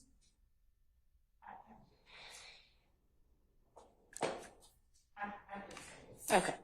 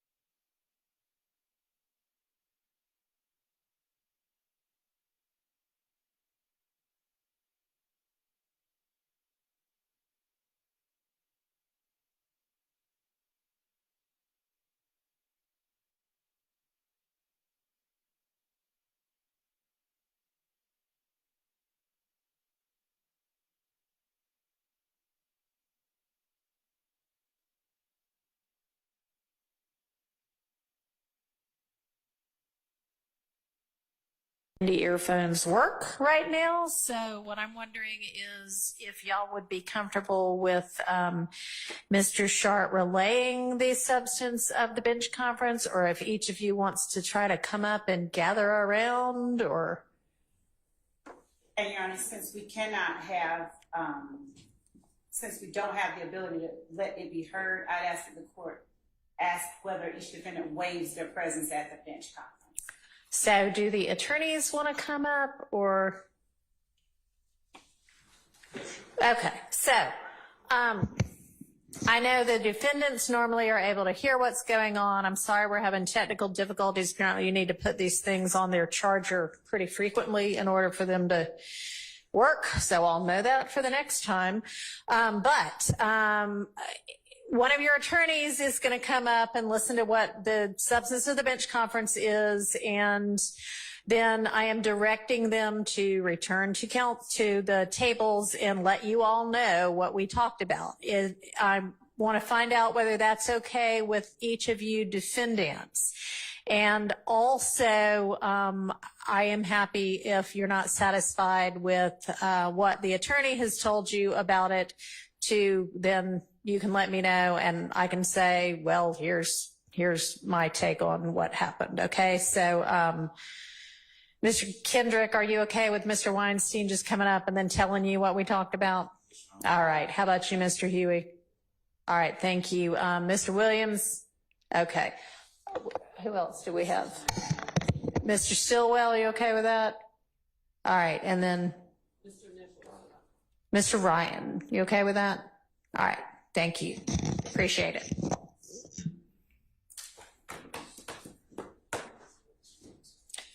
So y'all can't even get it.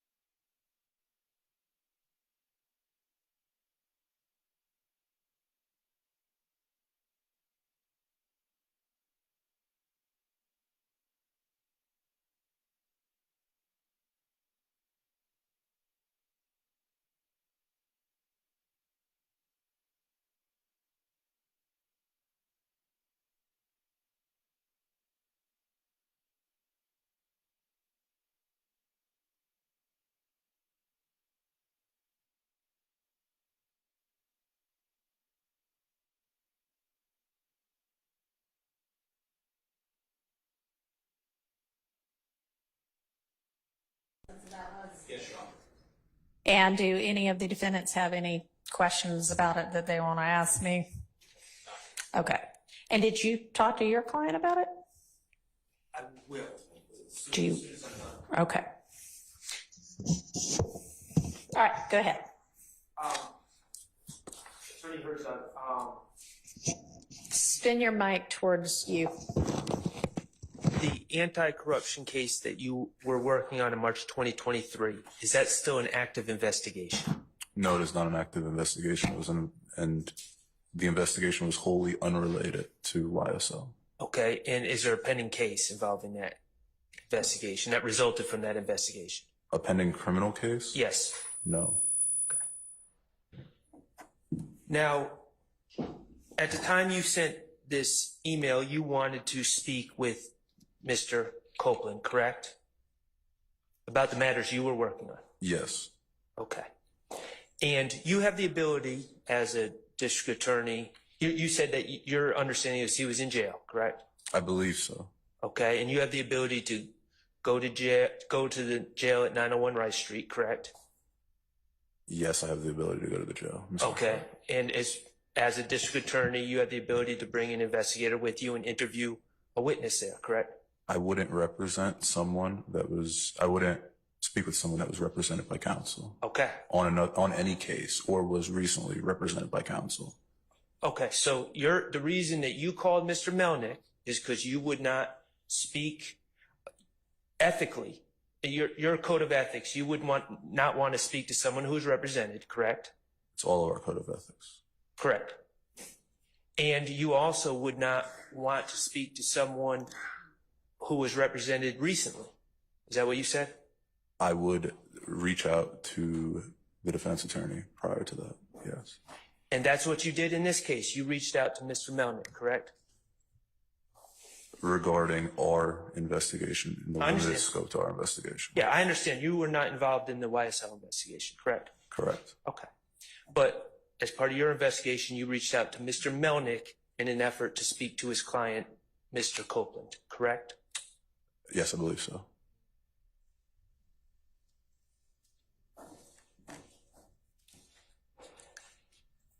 I have no further questions. Thank you. Does anybody else have questions for Mr. Herzog? All right. No?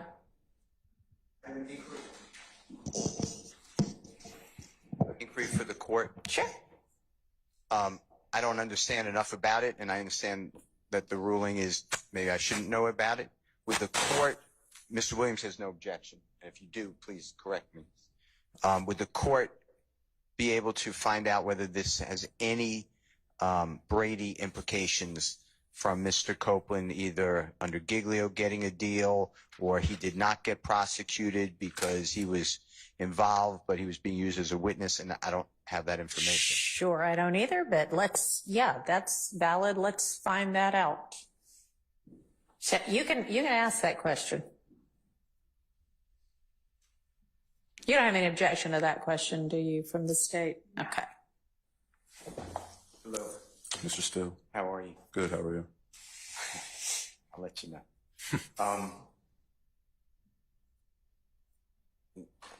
Brady evidence, you feel comfortable talking about Brady evidence, what is required by Brady and its progeny? Is the question whether I feel comfortable? Yeah. Do you understand Brady and its progeny, what it includes? Yes. Okay. And I didn't mean that to be insulting at all. Just, some people have different definitions of something. Dealing with Mr. Copeland, only Mr. Copeland, was there any type, no matter how non-promising, was there any type of agreement, promise, benefit to him, whether that's reduced charges, no charges, he's cooperating, he's a CI or whatever you want to call it, anything to do with that? Absolutely not. I have no information regarding the YSL case or any investigation of the YSL case. I reached out solely related to a wholly unrelated matter. Okay. And I'm broadening it besides what you call the YSL case. I'm saying, was Mr. Copeland given any benefit? Forget about this indictment before the Honorable Judge Whitaker. Was he given any benefit on any matter, including the matter you were investigating? Not to my knowledge, no. Okay. All right. Thank you, Your Honor. Okay. All right. Anybody else? Mr. Williams? Okay. Anybody? All right. Any redirect by the state? No, Your Honor. All right. Thank you. You may step down. Thank you, Your Honor. And did you have one other witness? Yes. Are they ready? Can the court allow Mr. Atkins to go outside and check? Sure.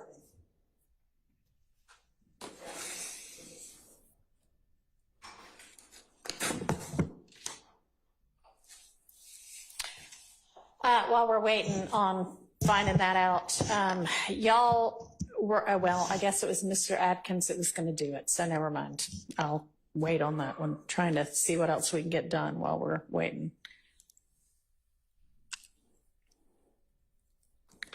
Nothing. Huh?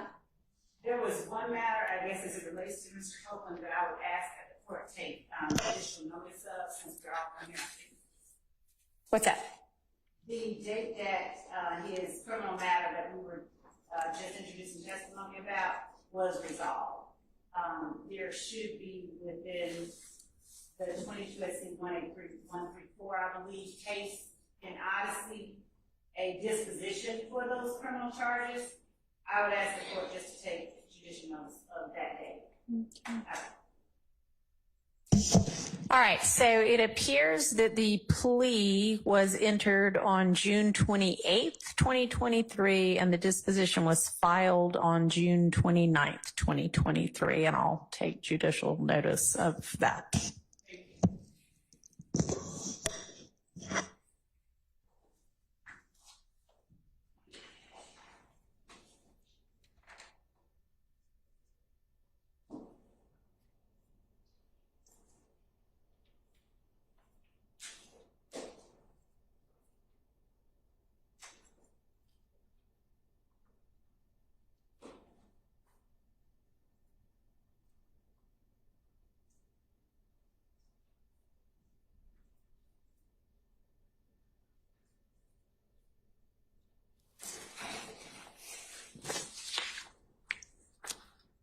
All right, what do we know, Mr. Atkins? So Ms. Potter is 30 minutes away. I'm not going to ask the court to wait on. Okay. I'm Okay. sorry, he said 40 minutes, he corrected. Okay. And so rather than have the court wait on that, We're going to do that tomorrow? I can, yes, I can do that. All right. And Your Honor, the other thing that I was looking at was I'm obtaining a certificate of service for Mr. Copeland that I believe was filed. I think he was served most recently in May of 2024. And if the court would indulge me one moment, I was just trying to determine who it was that served him, since the subject is state's actions regarding a witness, Mr. Copeland. And I would also argue to the court that there is not standing to complain of the interactions between state prosecutors and their witnesses in this case, and there's not standing to complain of what happened as it relates to Kenneth Copeland in the in-chambers hearing. But to the, on June 10th, in terms of King and its progeny, and what the transcript reflects, and the court has heard testimony reflecting. All right.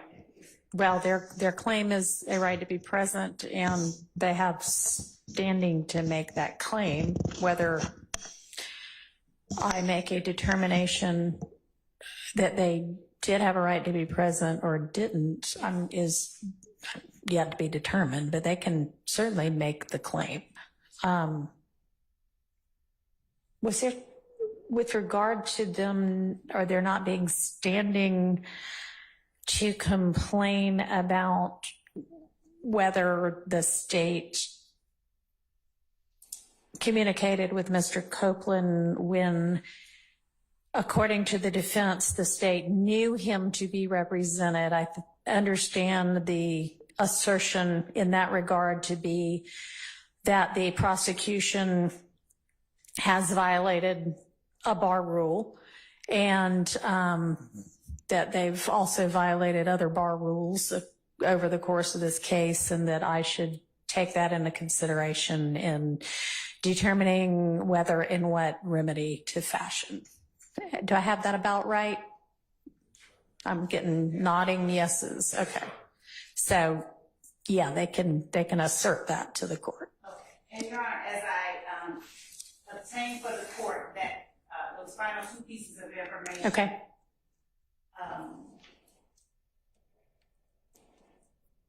I asked for the court's brief indulgence while I get the certificate of service and the date that he was served. Okay.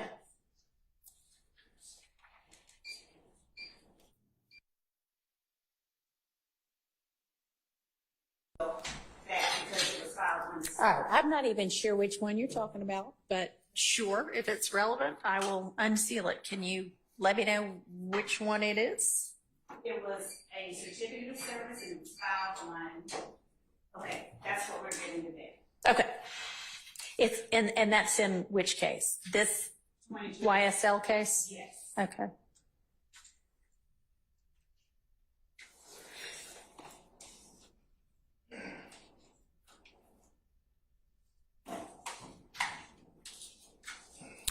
So I actually, once you let me know what it is, I actually, because I'm the court and I can, kept a copy of what is in each of the sealed filings once I reviewed it, so that in case we needed to see something again, I didn't have to do another order unsealing and resealing. So those are in an envelope in my litigation manager's office. And when you let me know what it is I'm looking for, I'll just pull it out of there.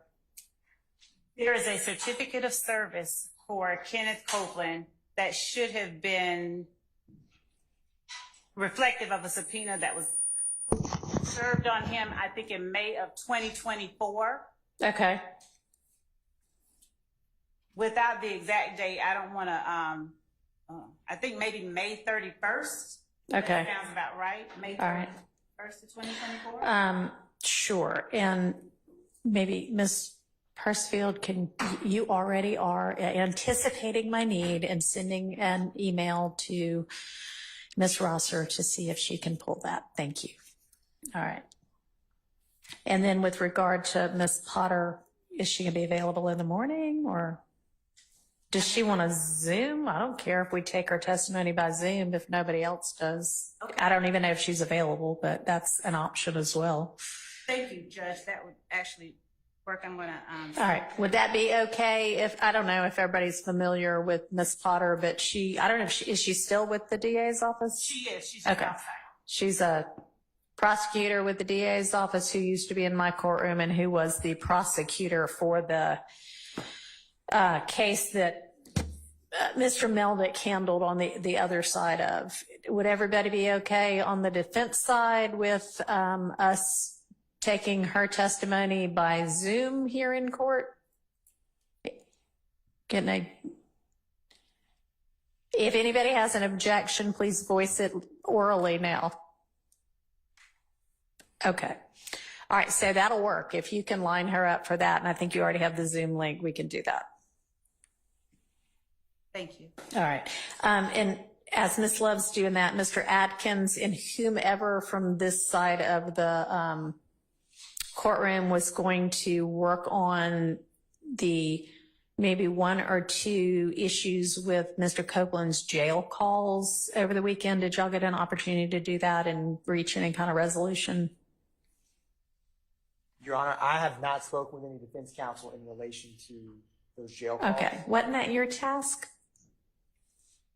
Your Honor, I will speak with Mr. Shard. Okay.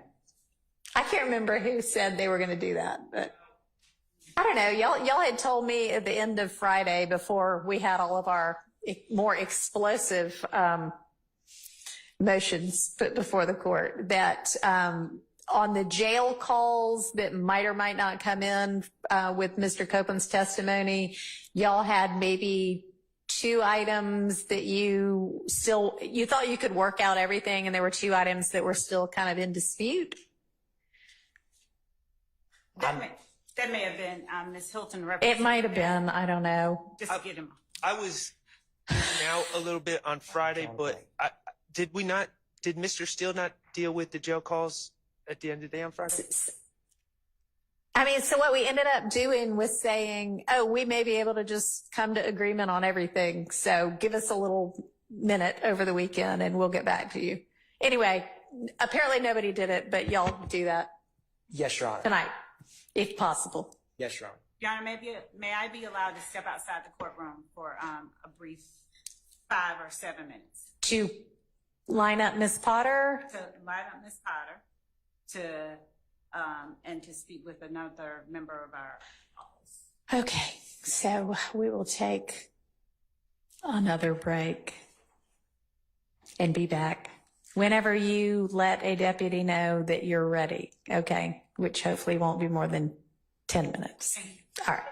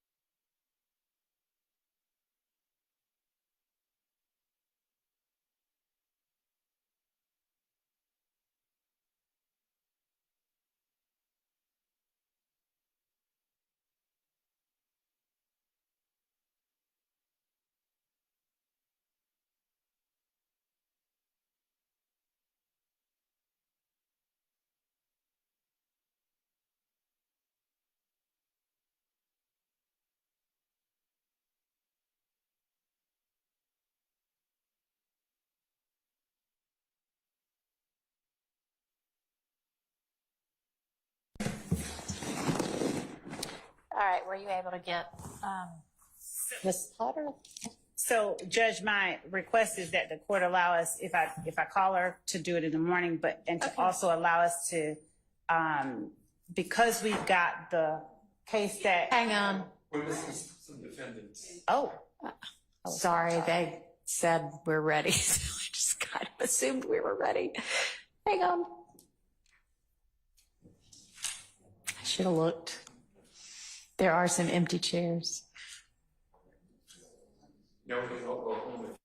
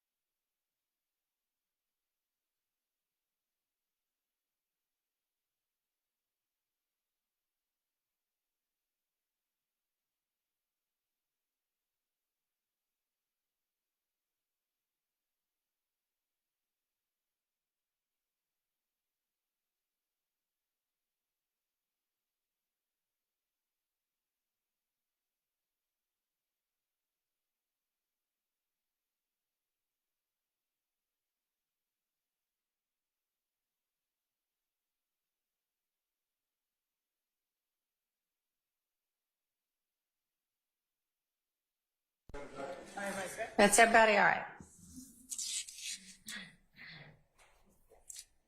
Thank you, Judge. The state is asking if the court will allow us an opportunity to respond to the Ford Motor Company case that we provided today, and in making our final argument, and to allow us, if we decide the need to call ADA Potter.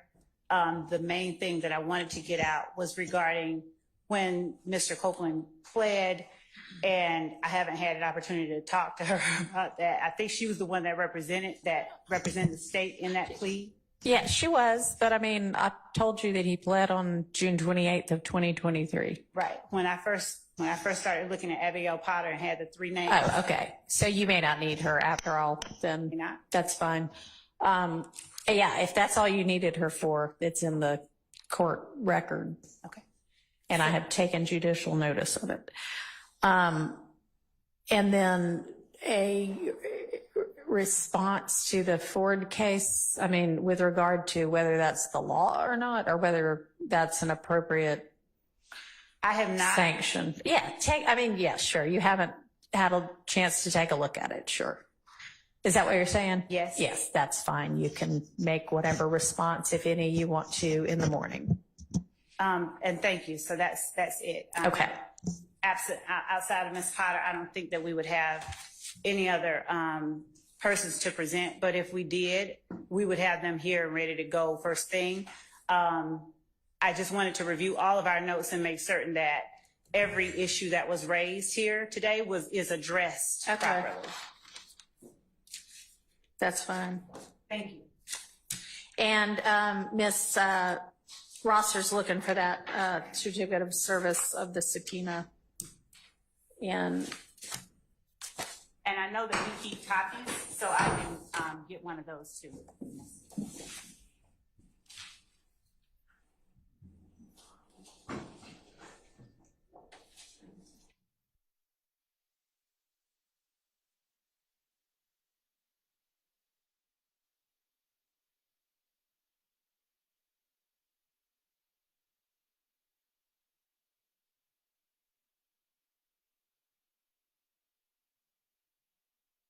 think that I've got the certificate of service of a subpoena that you are referencing, because it has that on May 31st, Investigator Long actually served Mr. Copeland, and I'll let you look at it, but it looks like it actually is also attached as a, and I don't know if it was or not, but it at least references that the order that Judge Glanville enters on the 7th that is pursuant to 24.5.507 that gives him immunity maybe attaches that subpoena, but I don't know. Anyway, if you want to come take a look and see whether that's what you mean. And if so, we can make a copy of it and you can do whatever you want with it from there.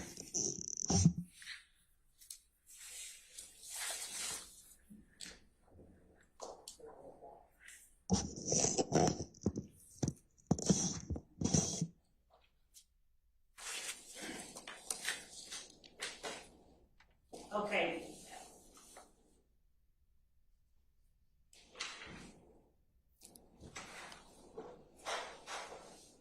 Is that it?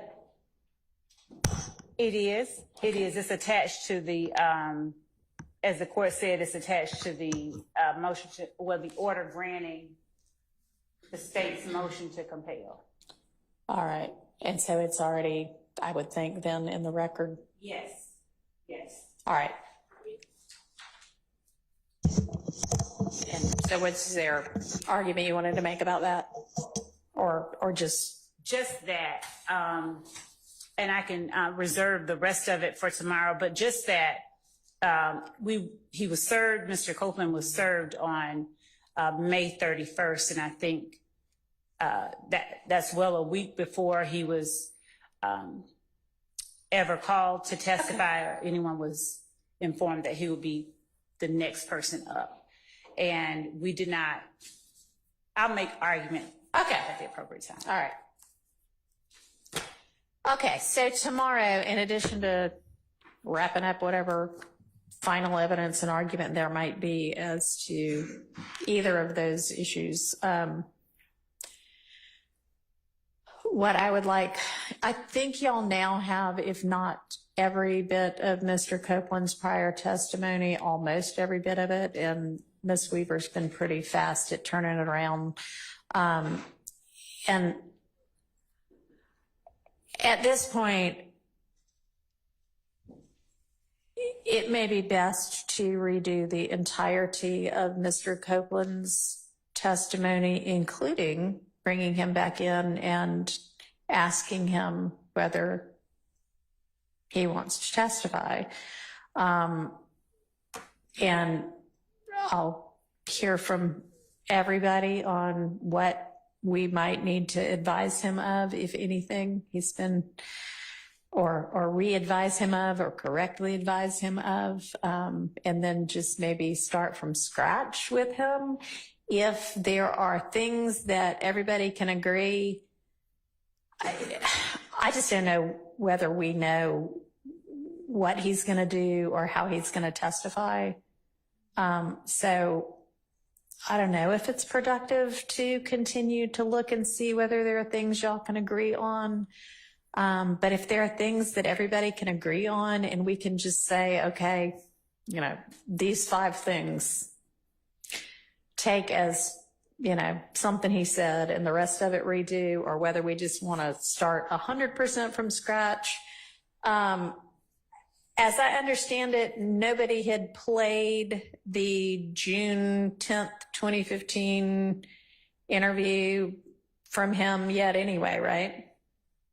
That's correct.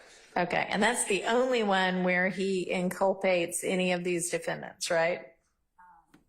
No. No, that's not right. That in the Donovan Thomas murder is what I mean. Oh. That's the first one, yeah. Okay. All right. Directly in the way that he did on Okay. that. Yes. Okay. All right.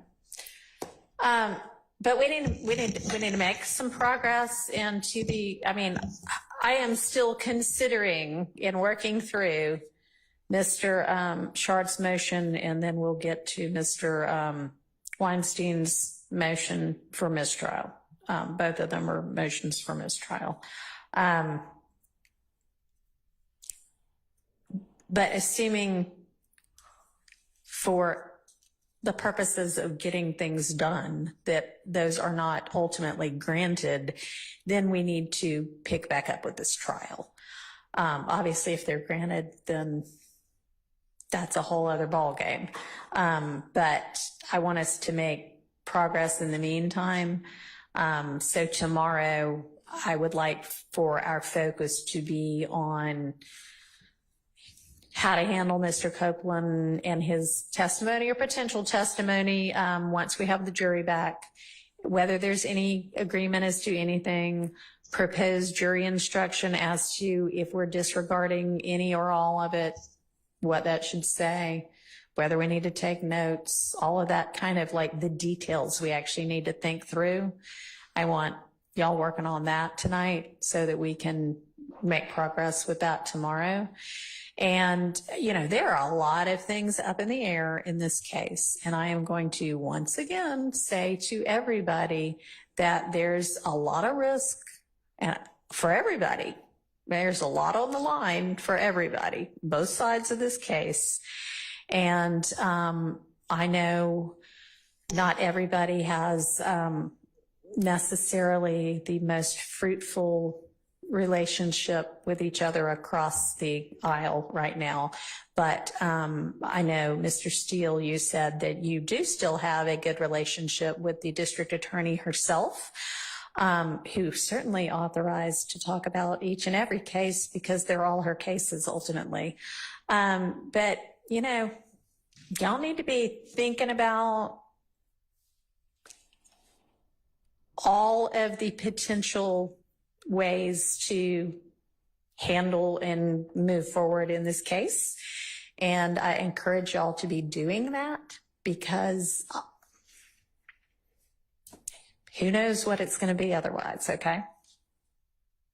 And Your Honor, we did get last night, speaking of things that we can deal with. Yeah. We got last night from Mr. Sharp, and he can correct me if I'm wrong, I believe about 76 proposed redactions from the proffer of one of our witnesses that we discussed on Friday, Mr. Zachary. Okay. At some point, I know that the court is going to have us address those. So, and I believe that Mr. Sharp, he can again correct me if I'm wrong, said that he could go through that was what I believe, the August 2017 interview, a proffer from Mr. Zachary. And there's an earlier one that I think he said he's going to go through and okay. He said he's going to go through another one. Okay. And so if he sends us those, that's another thing that we need to work out. Perfect. And so y'all go ahead and tackle the first 76, see if there are things that you can agree on so that we can have an efficient day like we did on Friday where we sort out so that everybody knows here's what can and cannot come in potentially with regard to this witness. And he's coming up pretty soon. And if Mr. Copeland makes a decision different than his last decision, we may be getting to Mr. Zachary sooner than we think.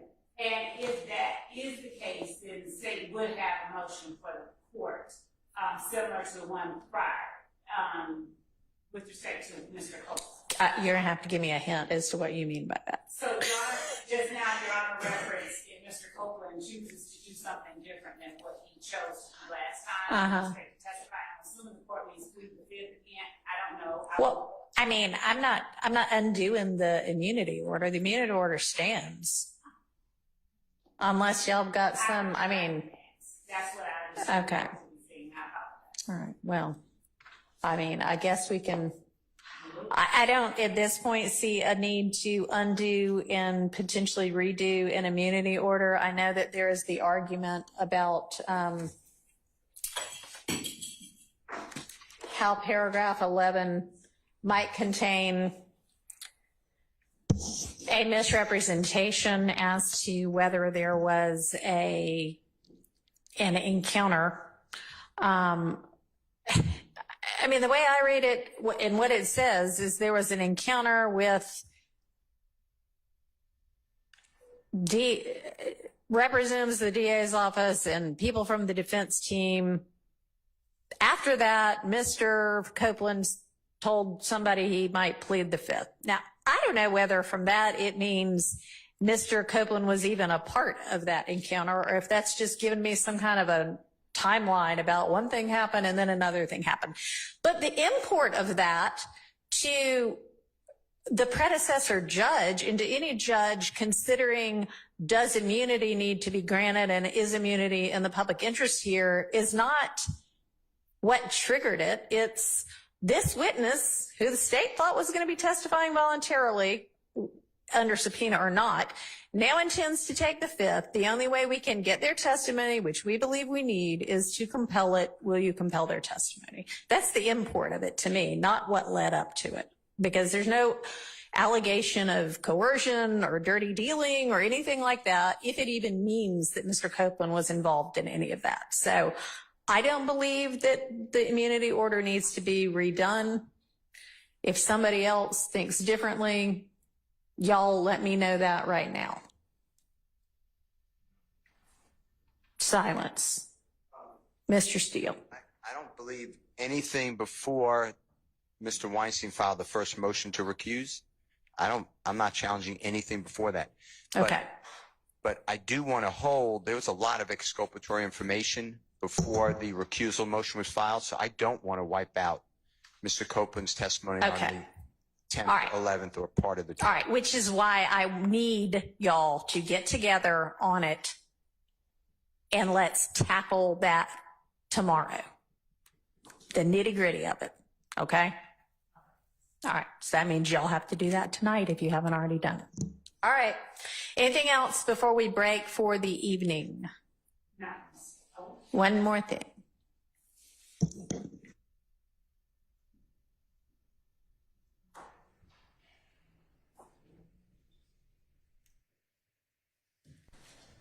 All right, so it's my understanding that other than the transcript of June 12th, everybody should at this point have all of the testimony of Mr. Copeland, and the transcript from the 12th should be forthcoming within hours. And, you know, Miss Weaver was working at like midnight last night. So as soon as she gets it, she'll either forward it to Ms. Percival, who forward it to you, or she'll forward it directly. So y'all should have that very shortly.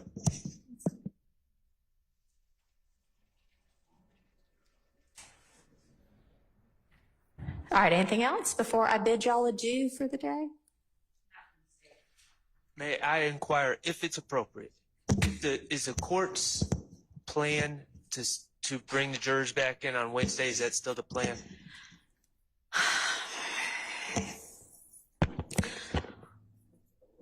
I don't know, because we got things done today, but we didn't get any evidentiary, make any evidentiary progress today. So I don't know. It's less likely now than it was on Friday. And I'll just let y'all know right now that I have an appointment that was set up well before I had any involvement in this case for Friday morning. So I am not available this Friday morning regardless, this coming Friday morning. And I'm not gonna, I don't know. Let's just see how tomorrow goes. I think we'll have a much better idea tomorrow, whether it's Wednesday for 2 days, which I don't love, or whether it's just next Monday, and let's actually make lots and lots of progress in the next few days and then buckle down with a trial on Monday if it turns out being that.